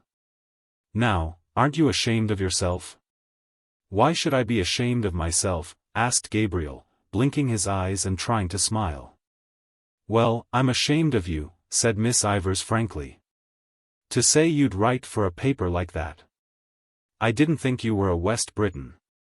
A look of perplexity appeared on Gabriel's face. It was true that he wrote a literary column every Wednesday in the Daily Express, for which he was paid 15 shillings. But that did not make him a West Briton, surely. The books he received for review were almost more welcome than the paltry cheque. He loved to feel the covers and turn over the pages of newly printed books. Nearly every day when his teaching in the college was ended he used to wander down the quays to the second-hand booksellers, to Hickey's on Bachelor's Walk, to Webb's or Massey's on Aston's Quay, or to Auchlahissies in the by-street. He did not know how to meet her charge. He wanted to say that literature was above politics. But they were friends of many years' standing, and their careers had been parallel, first at the university and then as teachers. He could not risk a grandiose phrase with her. He continued blinking his eyes and trying to smile, and murmured lamely that he saw nothing political in writing reviews of books. When their turn to cross had come he was still perplexed and inattentive. Miss Ivors promptly took his hand in a warm grasp and said in a soft friendly tone, "Of course, I was only joking. Come, we cross now." When they were together again she spoke of the university question, and Gabriel felt more at ease. A friend of hers had shown her his review of Browning's poems. That was how she had found out the secret, but she liked the review immensely. Then she said suddenly, "Oh, Mr. Conroy, will you come for an excursion to the Aran Isles this summer? We're going to stay there a whole month. It will be splendid out in the Atlantic. You ought to come. Mr. Clancy is coming, and Mr. Kilkelly and Kathleen Kearney. It would be splendid for Greta too if she'd come. She's from Connaught, isn't she?" "Her people are," said Gabriel shortly. "But you will come, won't you?" said Miss Ivors, laying her warm hand eagerly on his arm. "The fact is," said Gabriel, "I have just arranged to go." "Go where?" asked Miss Ivors. "Well, you know, every year I go for a cycling tour with some fellows and so." "But where?" asked Miss Ivors. "Well, we usually go to France or Belgium or perhaps Germany," said Gabriel awkwardly. "And why do you go to France and Belgium," said Miss Ivors, "instead of visiting your own land?" "Well," said Gabriel, "it's partly to keep in touch with the languages and partly for a change." "And haven't you your own language to keep in touch with, Irish?" asked Miss Ivors. "Well," said Gabriel, "if it comes to that, you know, Irish is not my language." Their neighbors had turned to listen to the cross-examination. Gabriel glanced right and left nervously and tried to keep his good humor under the ordeal which was making a blush invade his forehead. "And haven't you your own land to visit," continued Miss Ivors, "that you know nothing of, your own people, and your own country?" "Oh, to tell you the truth," retorted Gabriel suddenly, "I'm sick of my own country, sick of it." "Why?" asked Miss Ivors. Gabriel did not answer, for his retort had heated him. "Why?" repeated Miss Ivors. They had to go visiting together and, as he had not answered her, Miss Ivors said warmly, "Of course, you've no answer." Gabriel tried to cover his agitation by taking part in the dance with great energy. He avoided her eyes, for he had seen a sour expression on her face. But when they met in the long chain he was surprised to feel his hand firmly pressed. She looked at him from under her brows for a moment quizzically until he smiled. Then, just as the chain was about to start again, she stood on tiptoe and whispered into his ear. "West Britain." When the Lancers were over, Gabriel went away to a remote corner of the room where Freddie Mallon's mother was sitting. She was a stout, feeble old woman with white hair. Her voice had a catch in it like her son's, and she stuttered slightly. She had been told that Freddie had come and that he was nearly all right. Gabriel asked her whether she had had a good crossing. She lived with her married daughter in Glasgow and came to Dublin on a visit once a year. She answered placidly that she had had a beautiful crossing and that the captain had been most attentive to her. She spoke also of the beautiful house her daughter kept in Glasgow, and of all the friends they had there. While her tongue rambled on, Gabriel tried to banish from his mind all memory of the unpleasant incident with Miss Ivors. Of course the girl or woman, or whatever she was an enthusiast, but there was a time for all things. Perhaps he ought not to have answered her like that. But she had no right to call him a West Briton before people, even in joke. She had tried to make him ridiculous before people, heckling him and staring at him with her rabbit's eyes. He saw his wife making her way towards him through the waltzing couples. When she reached him she said into his ear, "Gabriel, Aunt Kate wants to know, won't you carve the goose as usual? Miss Daly will carve the ham and I'll do the pudding." "All right," said Gabriel. "She's sending in the younger ones first as soon as this waltz is over so that we'll have the table to ourselves." "Were you dancing?" asked Gabriel. "Of course I was. Didn't you see me? What row had you with Molly Ivors?" "No row." "Why? Did she say so?" "Something like that. I'm trying to get that Mr. Darcy to sing. He's full of conceit, I think." "There was no row," said Gabriel moodily, "only she wanted me to go for a trip to the west of Ireland and I said I wouldn't." His wife clasped her hands excitedly and gave a little jump. "Oh, do go, Gabriel," she cried. "I'd love to see Galway again." "You can go if you like," said Gabriel coldly. She looked at him for a moment, then turned to Mrs. Malins and said, There's a nice husband for you, Mrs. Malins." While she was threading her way back across the room, Mrs. Malins, without adverting to the interruption, went on to tell Gabriel what beautiful places there were in Scotland and beautiful scenery. Her son-in-law brought them every year to the lakes and they used to go fishing. Her son-in-law was a splendid fisher. One day he caught a beautiful big fish and the man in the hotel cooked it for their dinner. Gabriel hardly heard what she said. Now that supper was coming near, he began to think again about his speech and about the quotation. When he saw Freddie Malins coming across the room to visit his mother, Gabriel left the chair free for him and retired into the embrasure of the window. The room had already cleared and from the back room came the clatter of plates and knives. Those who still remained in the drawing room seemed tired of dancing and were conversing quietly in little groups. Gabriel's warm trembling fingers tapped the cold pane of the window. How cool it must be outside! How pleasant it would be to walk out alone, first along by the river and then through the park. The snow would be lying on the branches of the trees and forming a bright cap on the top of the Wellington Monument. How much more pleasant it would be there than at the supper table. He ran over the headings of his speech: Irish hospitality, sad memories, the three graces, Paris, the quotation from Browning.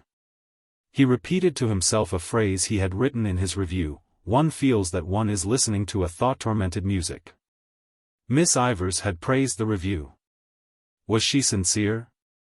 Had she really any life of her own behind all her propagandism? There had never been any ill feeling between them until that night. It unnerved him to think that she would be at the supper table, looking up at him while he spoke with her critical quizzing eyes. Perhaps she would not be sorry to see him fail in his speech. An idea came into his mind and gave him courage.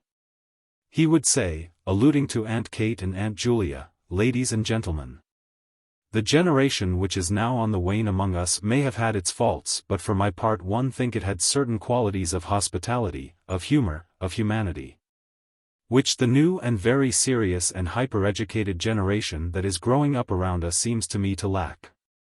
Very good, that was one for Miss Ivors.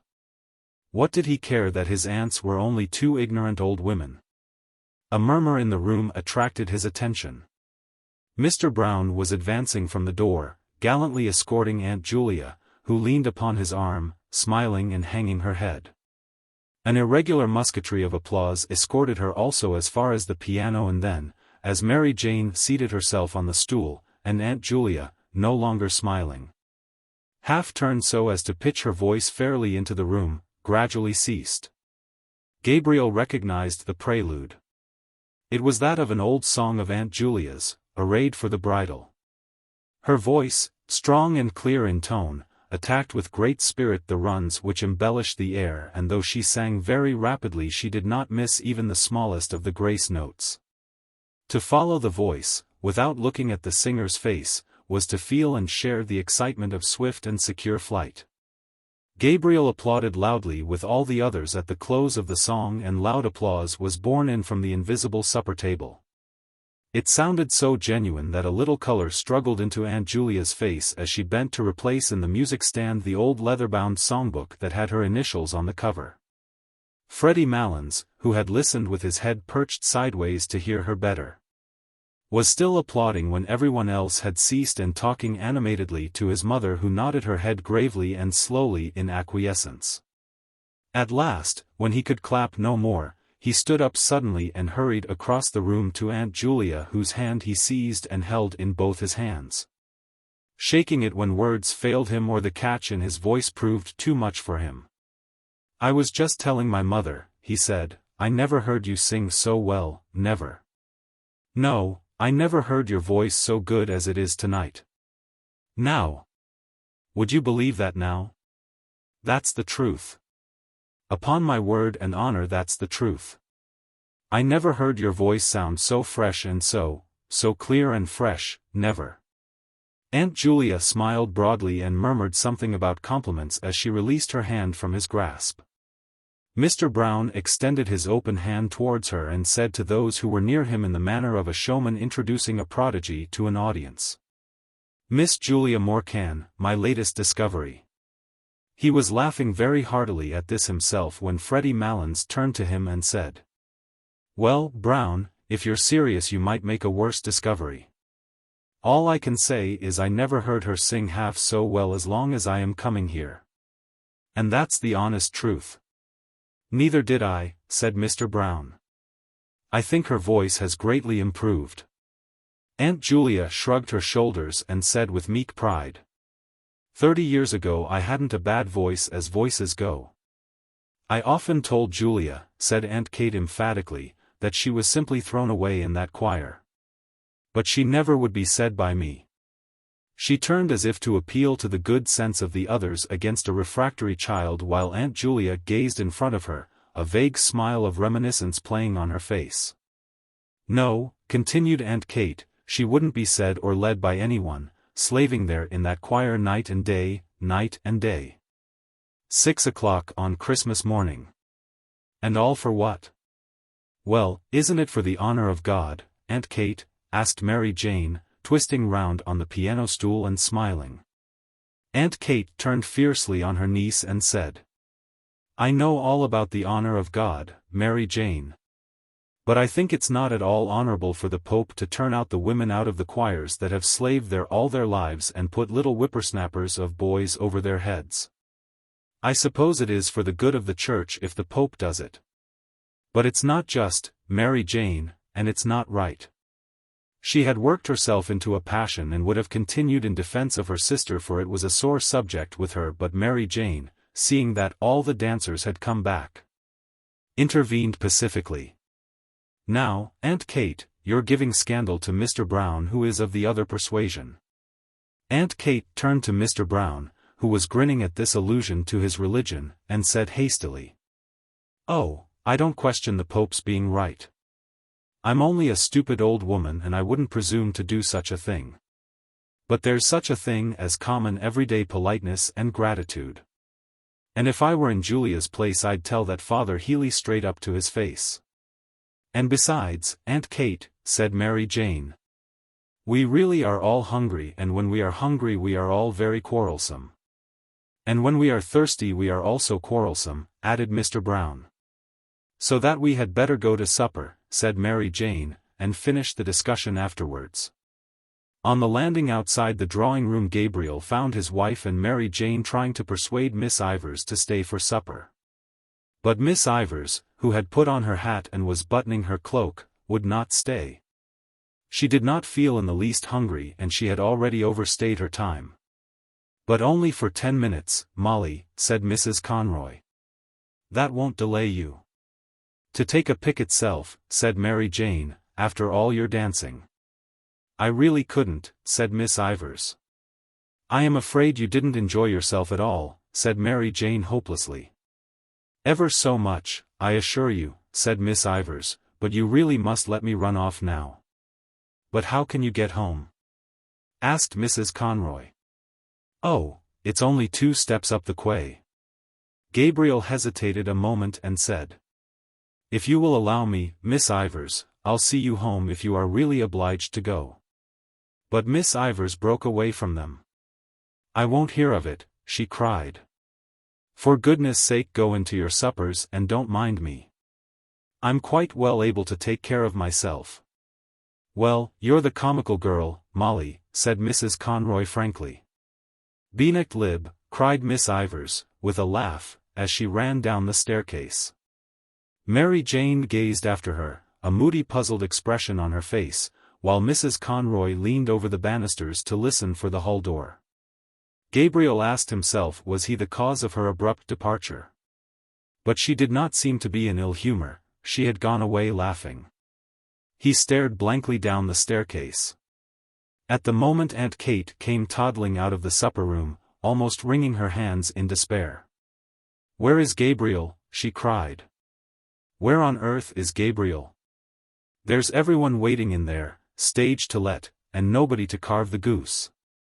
"Here I am, Aunt Kate," cried Gabriel, with sudden animation, ready to carve a flock of geese, if necessary. A fat brown goose lay at one end of the table and at the other end, on a bed of creased paper strewn with sprigs of parsley, lay a great ham. stripped of its outer skin and peppered over with crust crumbs, a neat paper frill round its shin, and beside this was a round of spiced beef. Between these rival ends ran parallel lines of side dishes, 2 little minsters of jelly, red and yellow. A shallow dish full of blocks of blancmange and red jam, a large green leaf-shaped dish with a stalk-shaped handle, on which lay bunches of purple raisins and peeled almonds. A companion dish on which lay a solid rectangle of Smyrna figs, a dish of custard topped with grated nutmeg. A small bowl full of chocolates and sweets wrapped in gold and silver papers, and a glass vase in which stood some tall celery stalks. In the center of the table there stood, as sentries to a fruit stand which upheld a pyramid of oranges and American apples, 2 squat old-fashioned decanters of cut glass. One containing port and the other dark sherry. On the closed square piano a pudding in a huge yellow dish lay in waiting, and behind it were 3 squads of bottles of stout and ale and minerals.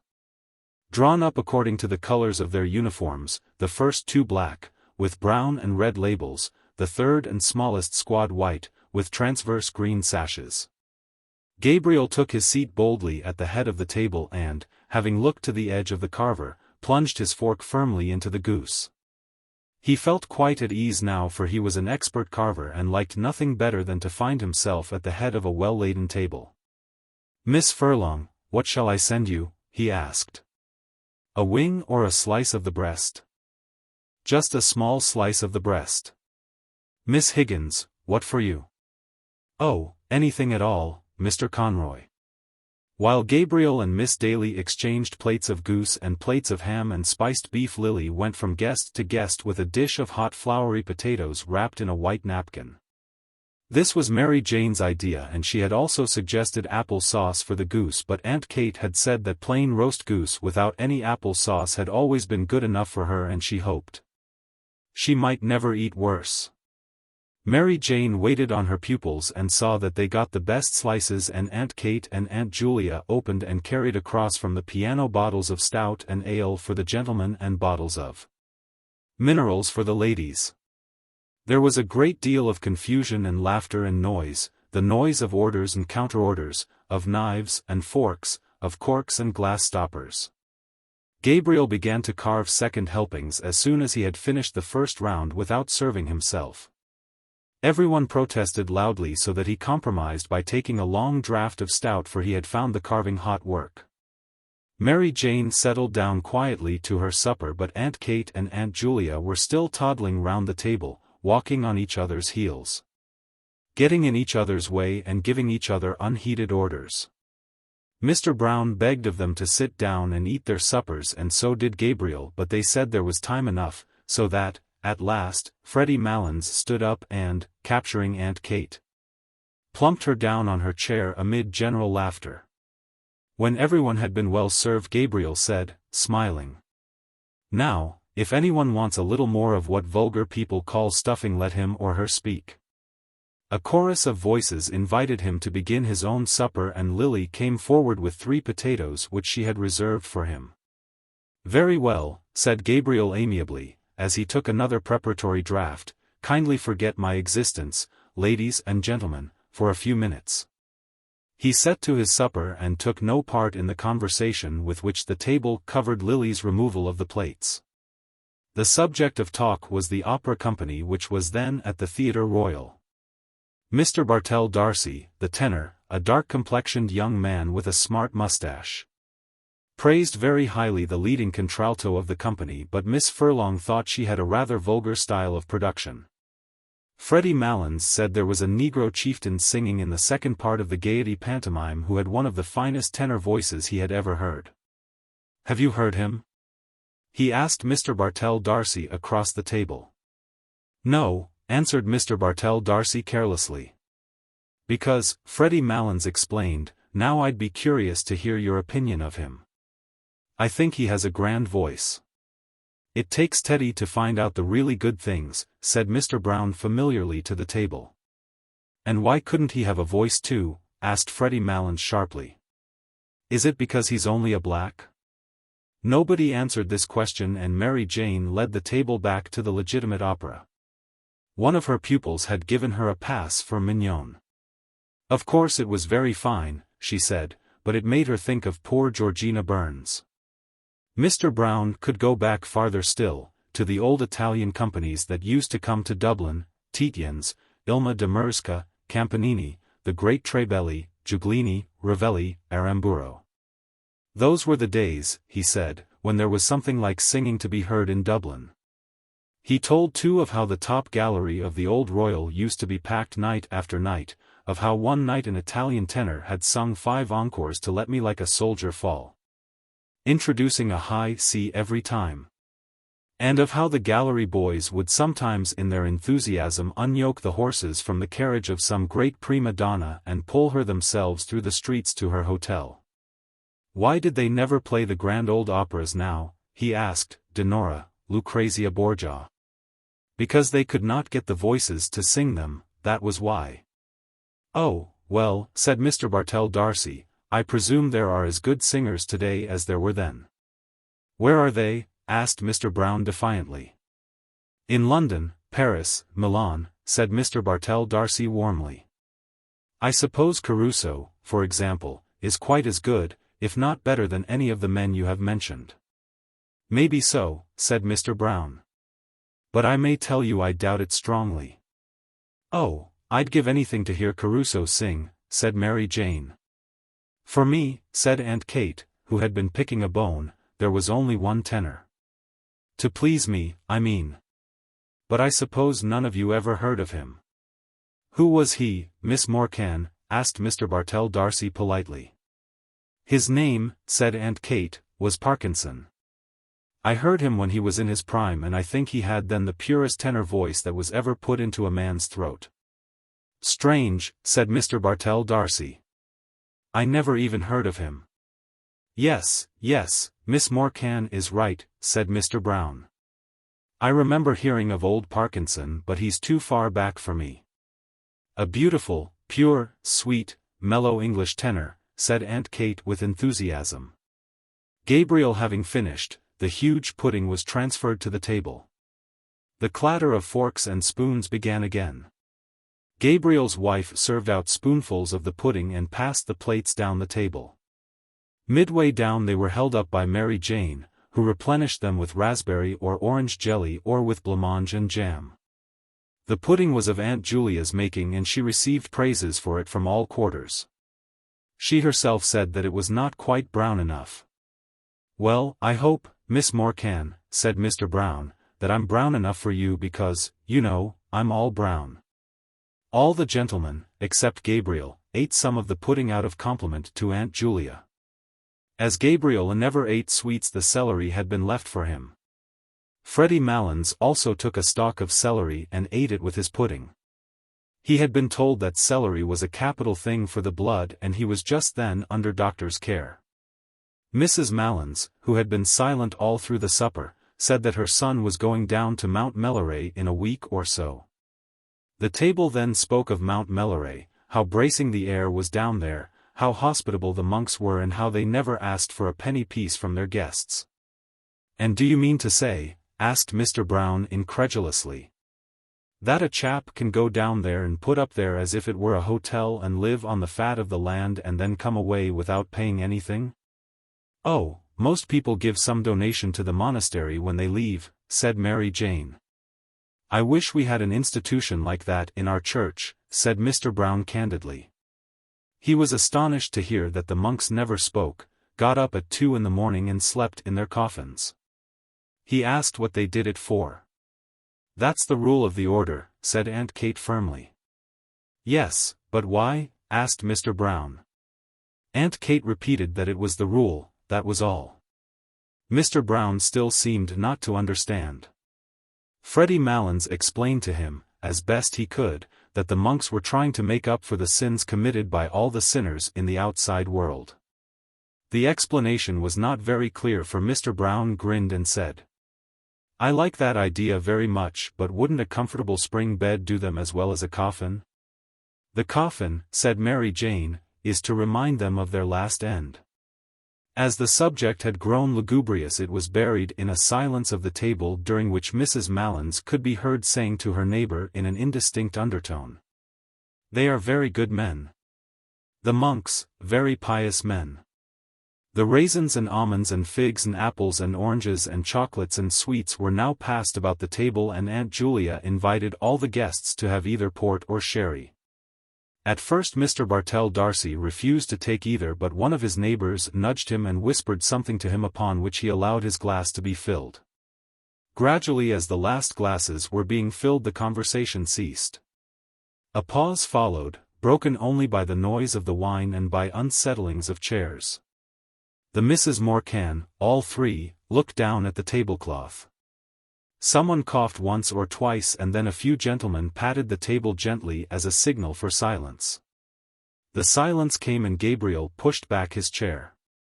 The patting at once grew louder in encouragement and then ceased altogether. Gabriel leaned his 10 trembling fingers on the tablecloth and smiled nervously at the company. Meeting a row of upturned faces, he raised his eyes to the chandelier. The piano was playing a waltz tune, and he could hear the skirts sweeping against the drawing-room door.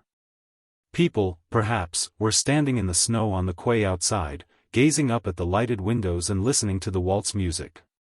The air was pure there. In the distance lay the park where the trees were weighted with snow. The Wellington Monument wore a gleaming cap of snow that flashed westward over the white field of 15 acres. He began. Ladies and gentlemen. It has fallen to my lot this evening, as in years past, to perform a very pleasing task, but a task for which I am afraid my poor powers as a speaker are all too inadequate. No, no, said Mr. Brown. But, however that may be, I can only ask you tonight to take the will for the deed and to lend me your attention for a few moments while I endeavor to express to you in words what my feelings are on this occasion. Ladies and gentlemen, it is not the first time that we have gathered together under this hospitable roof, around this hospitable board. It is not the first time that we have been the recipients, or perhaps, I had better say, the victims, of the hospitality of certain good ladies. He made a circle in the air with his arm and paused. Everyone laughed or smiled at Aunt Kate and Aunt Julia and Mary Jane, who all turned crimson with pleasure. Gabriel went on more boldly.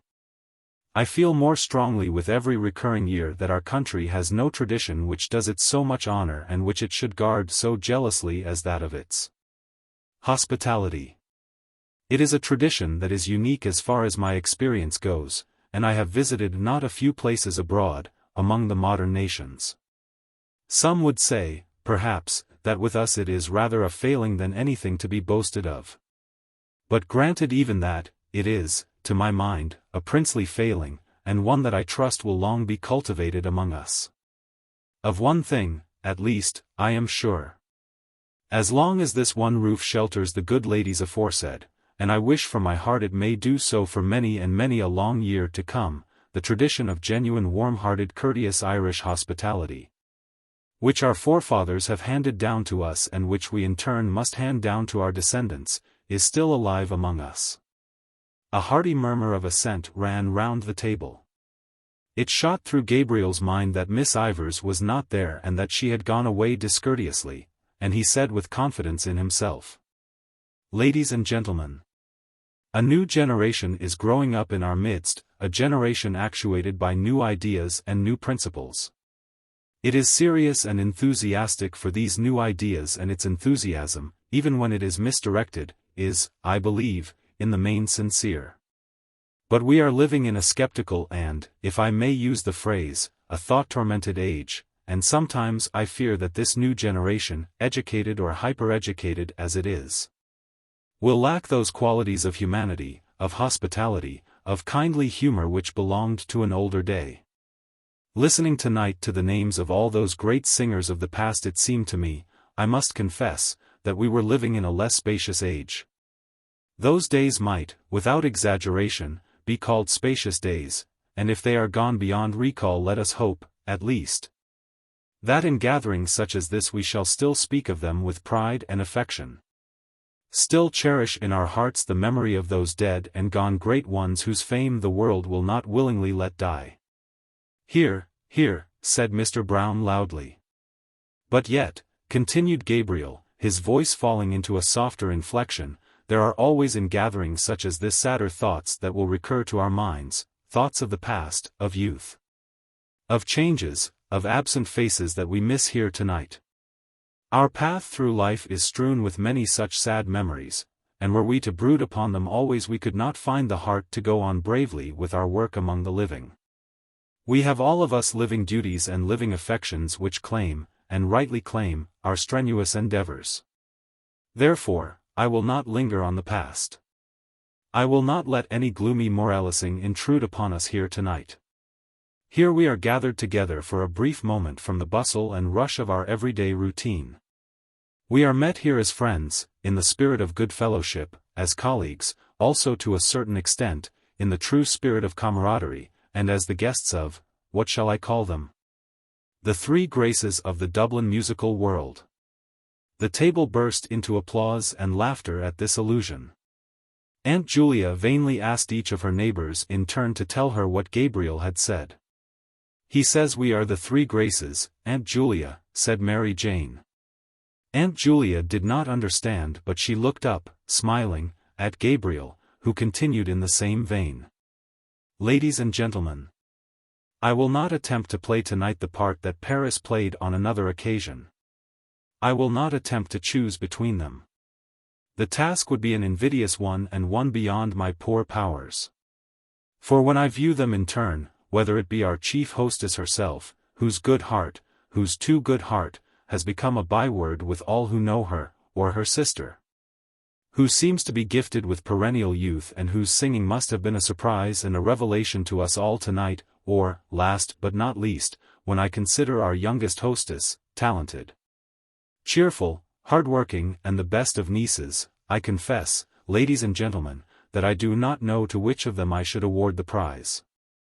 Gabriel glanced down at his aunts and, seeing the large smile on Aunt Julia's face and the tears which had risen to Aunt Kate's eyes, hastened to his close. He raised his glass of port gallantly, while every member of the company fingered a glass expectantly, and said loudly, "Let us toast them all three together.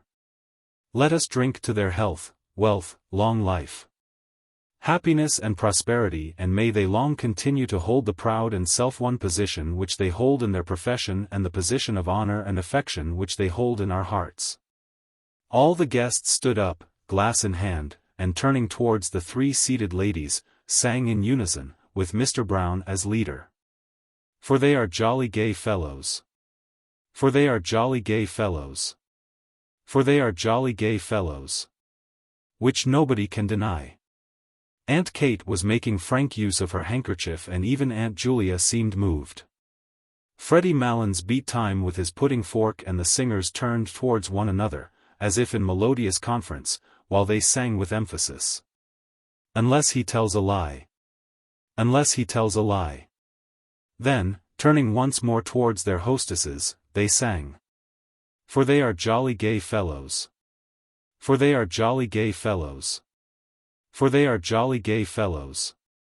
Which nobody can deny. The acclamation which followed was taken up beyond the door of the supper-room by many of the other guests and renewed time after time, Freddie Malins acting as officer with his fork on high.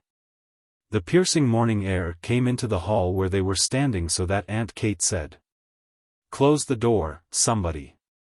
Mrs. Malins will get her death of cold."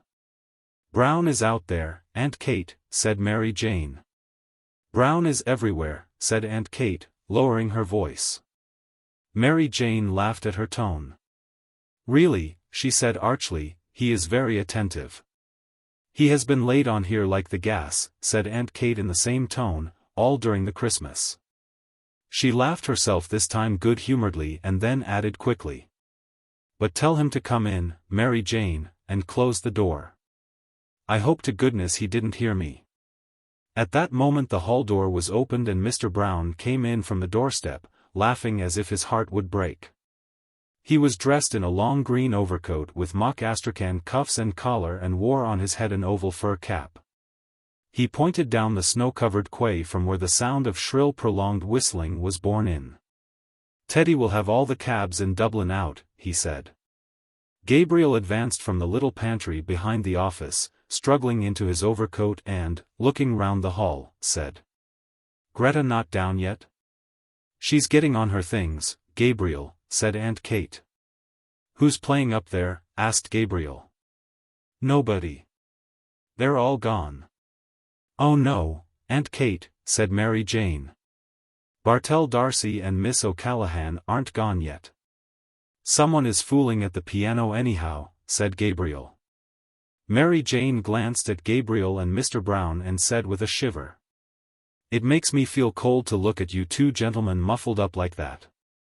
I wouldn't like to face your journey home at this hour.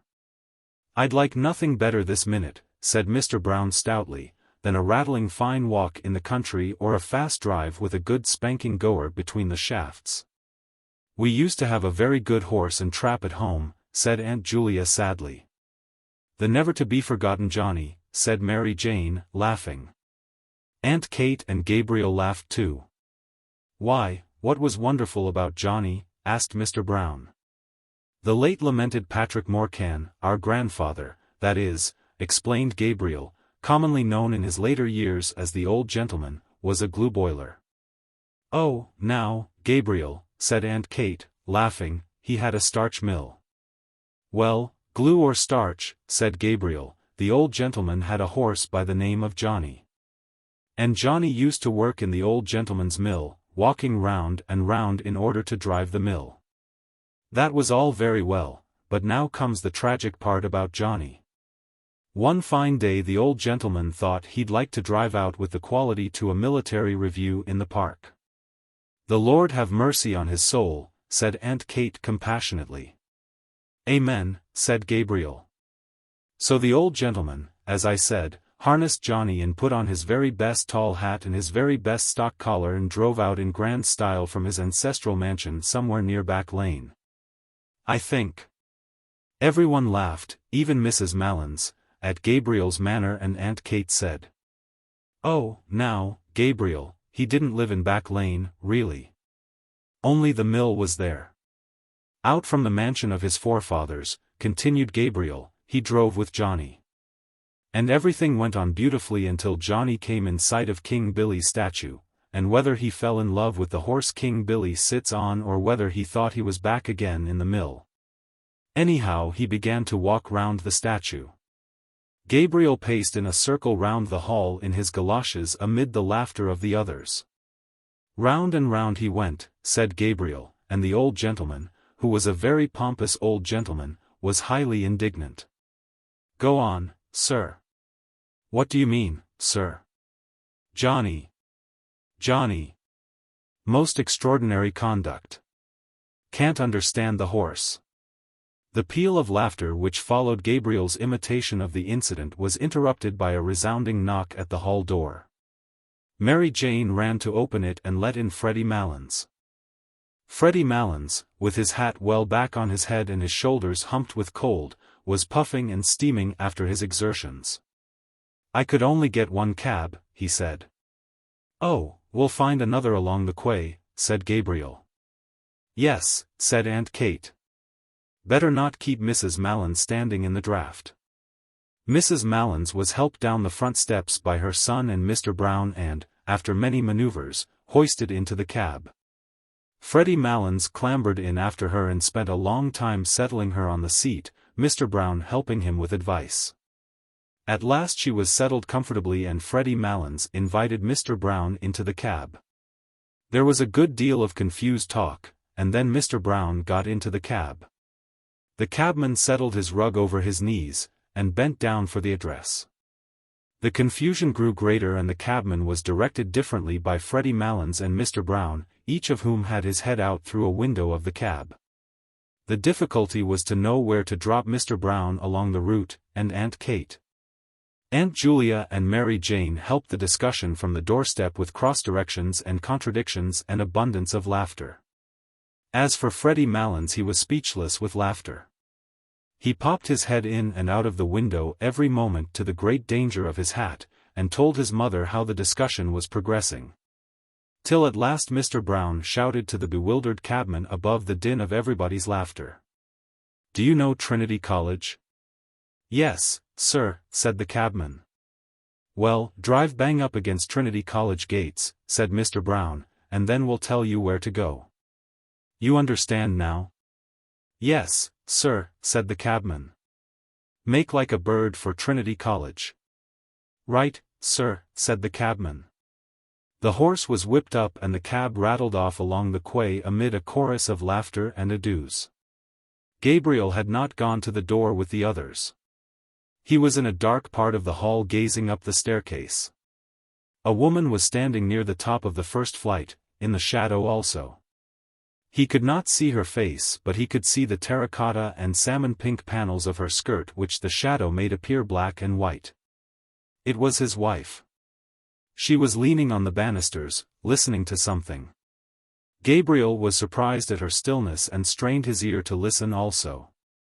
But he could hear little save the noise of laughter and dispute on the front steps, a few chords struck on the piano and a few notes of a man's voice singing. He stood still in the gloom of the hall, trying to catch the air that the voice was singing and gazing up at his wife. There was grace and mystery in her attitude as if she were a symbol of something. He asked himself, what is a woman standing on the stairs in the shadow, listening to distant music, a symbol of? If he were a painter he would paint her in that attitude. Her blue felt hat would show off the bronze of her hair against the darkness and the dark panels of her skirt would show off the light ones. Distant music he would call the picture if he were a painter. The hall door was closed, and Aunt Kate, Aunt Julia and Mary Jane came down the hall, still laughing. "Well, isn't Freddie terrible?" said Mary Jane. "He's really terrible." Gabriel said nothing but pointed up the stairs towards where his wife was standing. Now that the hall door was closed the voice and the piano could be heard more clearly. Gabriel held up his hand for them to be silent. The song seemed to be in the old Irish tonality and the singer seemed uncertain both of his words and of his voice. The voice, made plaintive by distance and by the singer's hoarseness, faintly illuminated the cadence of the air with words expressing grief. "Oh! The rain falls on my heavy locks. And the dew wets my skin. My babe lies cold." "Oh!" exclaimed Mary Jane. "It's Bartell D'Arcy singing and he wouldn't sing all the night." "Oh, I'll get him to sing a song before he goes." "Oh, do, Mary Jane," said Aunt Kate. Mary Jane brushed past the others and ran to the staircase, but before she reached it the singing stopped and the piano was closed abruptly. "Oh, what a pity," she cried. "Is he coming down, Greta?" Gabriel heard his wife answer yes and saw her come down towards them. A few steps behind her were Mr. Bartell D'Arcy and Miss O'Callaghan. "Oh, Mr. D'Arcy," cried Mary Jane, "it's downright mean of you to break off like that when we were all in raptures listening to you." "I have been at him all the evening," said Miss O'Callaghan, "and Mrs. Conroy, too, and he told us he had a dreadful cold and couldn't sing." "Oh, Mr. D'Arcy," said Aunt Kate, now that was a great fib to tell. "Can't you see that I'm as hoarse as a crow?" said Mr. D'Arcy roughly. He went into the pantry hastily and put on his overcoat. The others, taken aback by his rude speech, could find nothing to say. Aunt Kate wrinkled her brows and made signs to the others to drop the subject. Mr. D'Arcy stood swathing his neck carefully and frowning. "It's the weather," said Aunt Julia, after a pause. "Yes, everybody has colds," said Aunt Kate readily, "everybody." "They say," said Mary Jane, "we haven't had snow like it for 30 years, and I read this morning in the newspapers that the snow is general all over Ireland." "I love the look of snow," said Aunt Julia sadly. "So do I," said Miss O'Callaghan. "I think Christmas is never really Christmas unless we have the snow on the ground." "But poor Mr. D'Arcy doesn't like the snow," said Aunt Kate, smiling. Mr. D'Arcy came from the pantry, fully swathed and buttoned, and in a repentant tone told them the history of his cold. Everyone gave him advice and said it was a great pity and urged him to be very careful of his throat in the night air. Gabriel watched his wife, who did not join in the conversation. She was standing right under the dusty fanlight and the flame of the gas lit up the rich bronze of her hair, which he had seen her drying at the fire a few days before. She was in the same attitude and seemed unaware of the talk about her. At last she turned towards them and Gabriel saw that there was color on her cheeks and that her eyes were shining. A sudden tide of joy went leaping out of his heart. "Mr. Darcy," she said, "what is the name of that song you were singing?" "It's called The Lass of Aughrim," said Mr. Darcy, "but I couldn't remember it properly." "Why? Do you know it?" "The Lass of Aughrim," she repeated. "I couldn't think of the name." "It's a very nice air," said Mary Jane. "I'm sorry you were not in voice tonight." "Now, Mary Jane," said Aunt Kate, "don't annoy Mr. Darcy." "I won't have him annoyed." Seeing that all were ready to start, she shepherded them to the door, where good night was said. "Well, good night, Aunt Kate, and thanks for the pleasant evening." "Good night, Gabriel." "Good night, Greta." "Good night, Aunt Kate, and thanks ever so much." "Good night, Aunt Julia." "Oh, good night, Greta, I didn't see you." "Good night, Mr. Darcy." "Good night, Miss O'Callaghan." "Good night, Miss Morcan." "Good night, again." "Good night, all. Safe home." "Good night." "Good night." The morning was still dark. A dull, yellow light brooded over the houses and the river. And the sky seemed to be descending. It was slushy underfoot, and only streaks and patches of snow lay on the roofs, on the parapets of the quay and on the area railings. The lamps were still burning redly in the murky air and, across the river, the Palace of the Four Courts stood out menacingly against the heavy sky. She was walking on before him with Mr. Bartell Darcy, her shoes in a brown parcel tucked under one arm and her hands holding her skirt up from the slush. She had no longer any grace of attitude, but Gabriel's eyes were still bright with happiness. The blood went bounding along his veins. And the thoughts went rioting through his brain, proud, joyful, tender, valorous. She was walking on before him so lightly and so erect that he longed to run after her noiselessly, catch her by the shoulders and say something foolish and affectionate into her ear. She seemed to him so frail that he longed to defend her against something and then to be alone with her. Moments of their secret life together burst like stars upon his memory. A heliotrope envelope was lying beside his breakfast cup and he was caressing it with his hand. Birds were twittering in the ivy and the sunny web of the curtain was shimmering along the floor. He could not eat for happiness. They were standing on the crowded platform and he was placing a ticket inside the warm palm of her glove. He was standing with her in the cold, looking in through a grated window at a man making bottles in a roaring furnace. It was very cold. Her face, fragrant in the cold air, was quite close to his. And suddenly he called out to the man at the furnace. "Is the fire hot, sir?"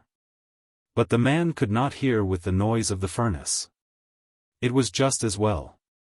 He might have answered rudely. A wave of yet more tender joy escaped from his heart and went coursing in warm flood along his arteries. Like the tender fire of stars, moments of their life together, that no one knew of or would ever know of, broke upon and illumined his memory. He longed to recall to her those moments, to make her forget the years of their dull existence together and remember only their moments of ecstasy. For the years, he felt, had not quenched his soul or hers. Their children, his writing, her household cares had not quenched all their soul's tender fire. In one letter that he had written to her then he had said, "Why is it that words like these seem to me so dull and cold? Is it because there is no word tender enough to be your name?"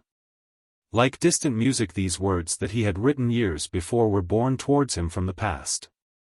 He longed to be alone with her. When the others had gone away, when he and she were in the room in their hotel, then they would be alone together. He would call her softly. "Greta." Perhaps she would not hear at once, she would be undressing. Then something in his voice would strike her. She would turn and look at him. At the corner of Wine Tavern Street they met a cab. He was glad of its rattling noise as it saved him from conversation. She was looking out of the window and seemed tired.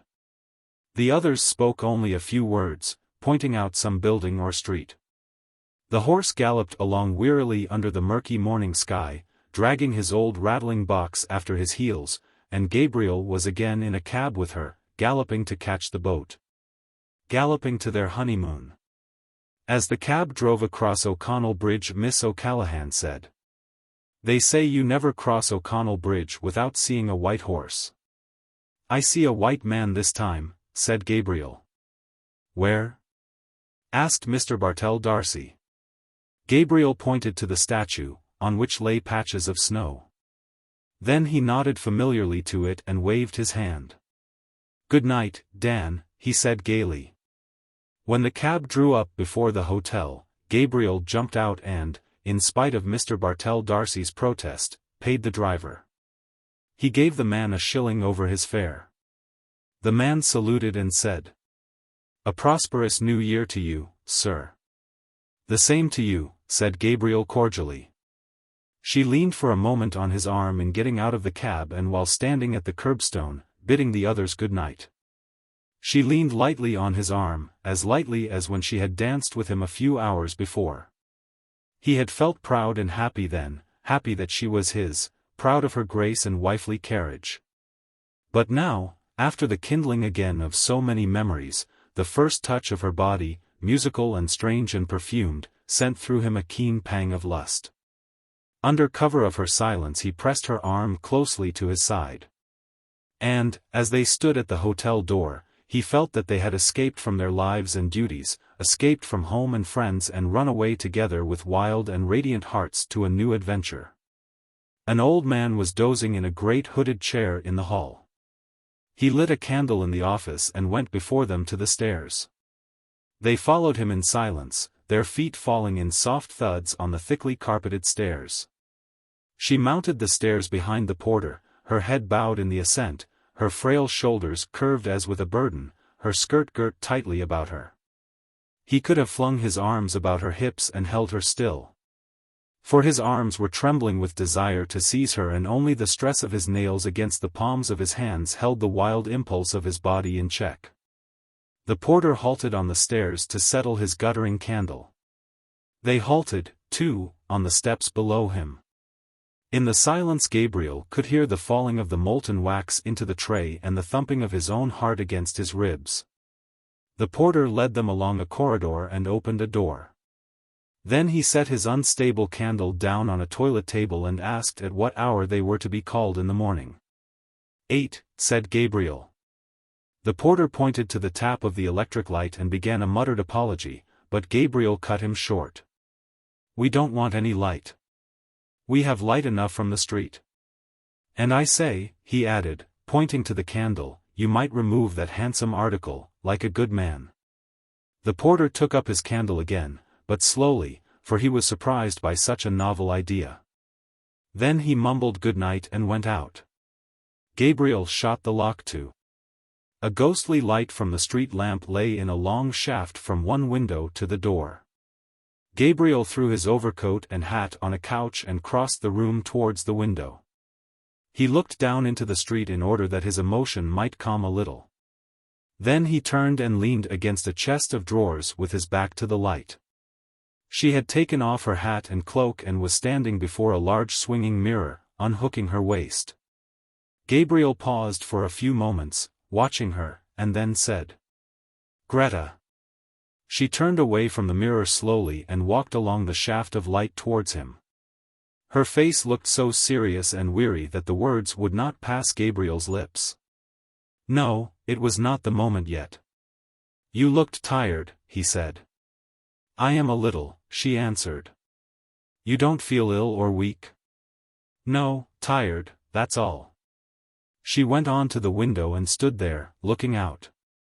Gabriel waited again and then, fearing that diffidence was about to conquer him, he said abruptly, "By the way, Greta." "What is it?" "You know that poor fellow Malins," he said quickly. "Yes." "What about him?" "Well, poor fellow, he's a decent sort of chap, after all," continued Gabriel in a false voice. "He gave me back that sovereign I lent him, and I didn't expect it, really. It's a pity he wouldn't keep away from that Brown, because he's not a bad fellow, really. He was trembling now with annoyance. Why did she seem so abstracted? He did not know how he could begin. Was she annoyed, too, about something? If she would only turn to him or come to him of her own accord. To take her as she was would be brutal. No, he must see some ardor in her eyes first. He longed to be master of her strange mood. "When did you lend him the £1?" she asked, after a pause. Gabriel strove to restrain himself from breaking out into brutal language about the sottish Malins and his £1. He longed to cry to her from his soul, to crush her body against his, to overmaster her. But he said, "Oh, at Christmas, when he opened that little Christmas card shop in Henry Street." He was in such a fever of rage and desire that he did not hear her come from the window. She stood before him for an instant, looking at him strangely. Then, suddenly raising herself on tiptoe and resting her hands lightly on his shoulders, she kissed him. "You are a very generous person, Gabriel," she said. Gabriel, trembling with delight at her sudden kiss and at the quaintness of her phrase, put his hands on her hair and began smoothing it back, scarcely touching it with his fingers. The washing had made it fine and brilliant. His heart was brimming over with happiness.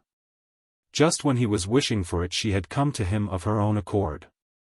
Perhaps her thoughts had been running with his. Perhaps she had felt the impetuous desire that was in him, and then the yielding mood had come upon her. Now that she had fallen to him so easily, he wondered why he had been so diffident. He stood, holding her head between his hands. Then, slipping one arm swiftly about her body and drawing her towards him, he said softly, "Greta, dear, what are you thinking about?" She did not answer or yield wholly to his arm. He said again, softly, "Tell me what it is, Greta. I think I know what is the matter." "Do I know?" She did not answer at once. Then she said in an outburst of tears, "Oh, I am thinking about that song, The Lass of Aughrim." She broke loose from him and ran to the bed and, throwing her arms across the bed rail, hid her face.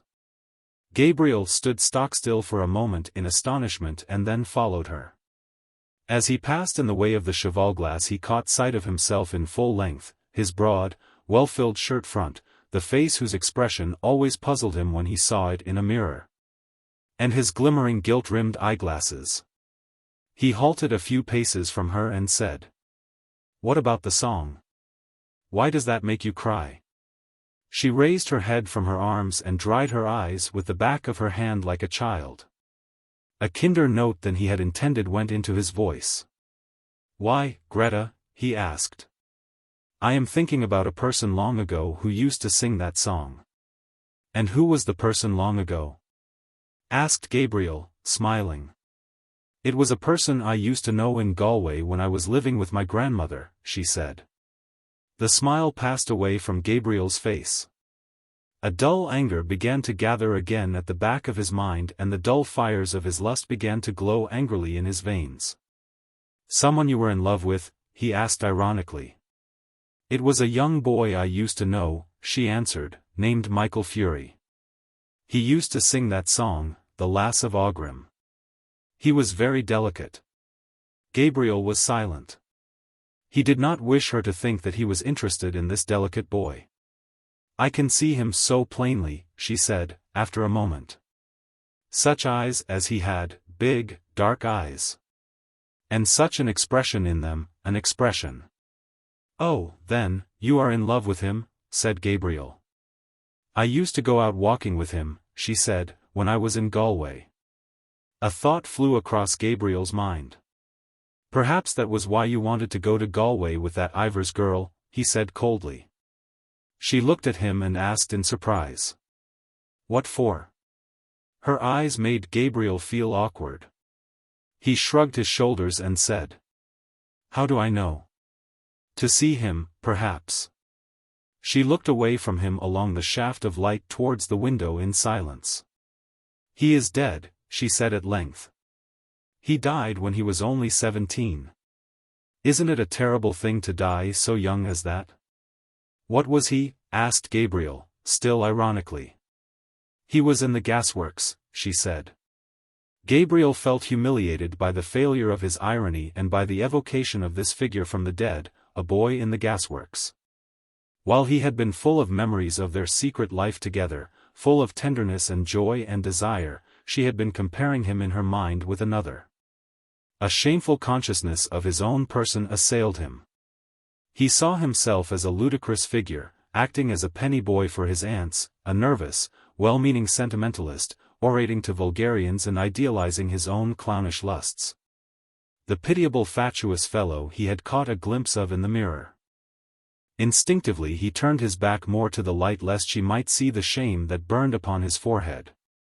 He tried to keep up his tone of cold interrogation, but his voice when he spoke was humble and indifferent. "I suppose you were in love with this Michael Fury, Greta," he said. "I was great with him at that time," she said. Her voice was veiled and sad.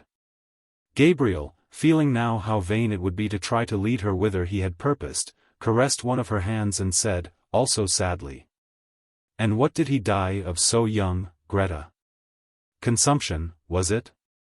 "I think he died for me," she answered.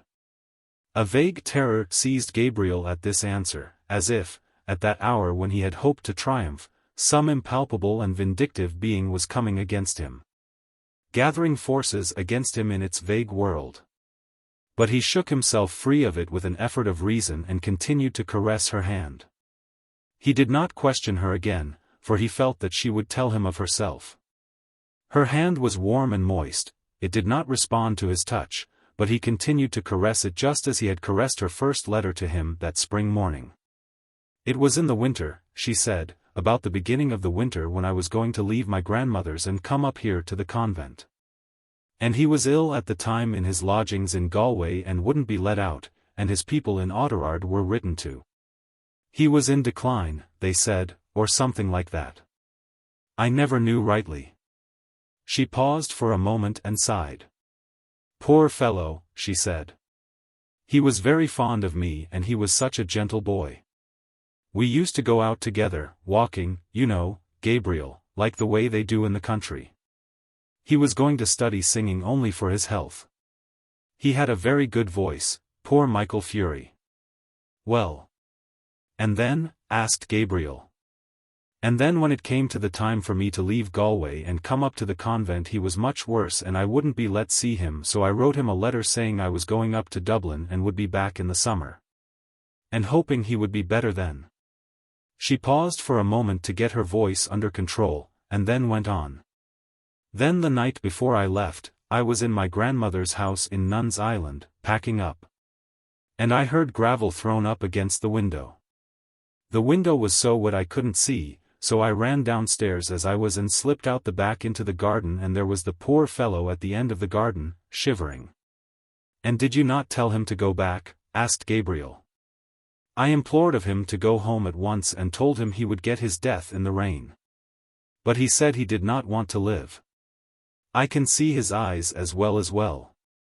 He was standing at the end of the wall where there was a tree." "And did he go home?" asked Gabriel. "Yes, he went home. And when I was only a week in the convent he died and he was buried in Oughterard, where his people came from. Oh, the day I heard that he was dead." She stopped, choking with sobs, and, overcome by emotion, flung herself face downward on the bed, sobbing in the quilt. Gabriel held her hand for a moment longer, irresolutely, and then, shy of intruding on her grief, let it fall gently and walked quietly to the window. She was fast asleep. Gabriel, leaning on his elbow, looked for a few moments unresentfully on her tangled hair and half-open mouth, listening to her deep-drawn breath. So she had had that romance in her life, a man had died for her sake. It hardly pained him now to think how poor a part he, her husband, had played in her life. He watched her while she slept, as though he and she had never lived together as man and wife. His curious eyes rested long upon her face and on her hair, and, as he thought of what she must have been then, in that time of her first girlish beauty, a strange, friendly pity for her entered his soul. He did not like to say even to himself that her face was no longer beautiful, but he knew that it was no longer the face for which Michael Fury had braved death. Perhaps she had not told him all the story. His eyes moved to the chair over which she had thrown some of her clothes. A petticoat string dangled to the floor. One boot stood upright, its limp upper fallen down, the fellow of it lay upon its side. He wondered at his riot of emotions of an hour before. From what had it proceeded? From his aunt's supper, from his own foolish speech, from the wine and dancing, the merrymaking when saying good night in the hall, the pleasure of the walk along the river in the snow. Poor Aunt Julia! She, too, would soon be a shade with the shade of Patrick Morcan and his horse. He had caught that haggard look upon her face for a moment when she was singing, arrayed for the bridal. Soon, perhaps, he would be sitting in that same drawing-room, dressed in black, his silk hat on his knees.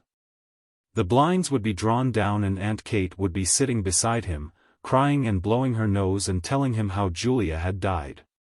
He would cast about in his mind for some words that might console her, and would find only lame and useless ones. Yes, that would happen very soon. The air of the room chilled his shoulders.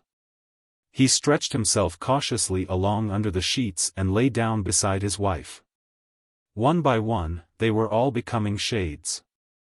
Better pass boldly into that other world, in the full glory of some passion, than fade and wither dismally with age. He thought of how she who lay beside him had locked in her heart for so many years that image of her lover's eyes when he had told her that he did not wish to live. Generous tears filled Gabriel's eyes. He had never felt like that himself towards any woman, but he knew that such a feeling must be love. The tears gathered more thickly in his eyes, and in the partial darkness he imagined he saw the form of a young man standing under a dripping tree. Other forms were near. His soul had approached that region where dwell the vast hosts of the dead. He was conscious of, but could not apprehend, their wayward and flickering existence.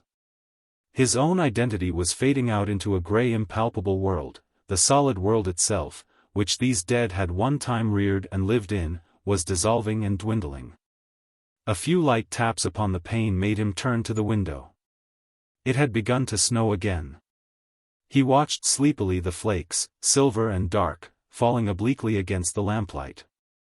The time had come for him to set out on his journey westward. Yes, the newspapers were right, snow was general all over Ireland. It was falling on every part of the dark central plain, on the treeless hills, falling softly upon the bog of Allen and, farther westward, softly falling into the dark mutinous Shannon waves. It was falling, too, upon every part of the lonely churchyard on the hill where Michael Fury lay buried. It lay thickly drifted on the crooked crosses and headstones, on the spears of the little gate, on the barren thorns. His soul swooned slowly as he heard the snow falling faintly through the universe and faintly falling, like the descent of their last end, upon all the living and the dead.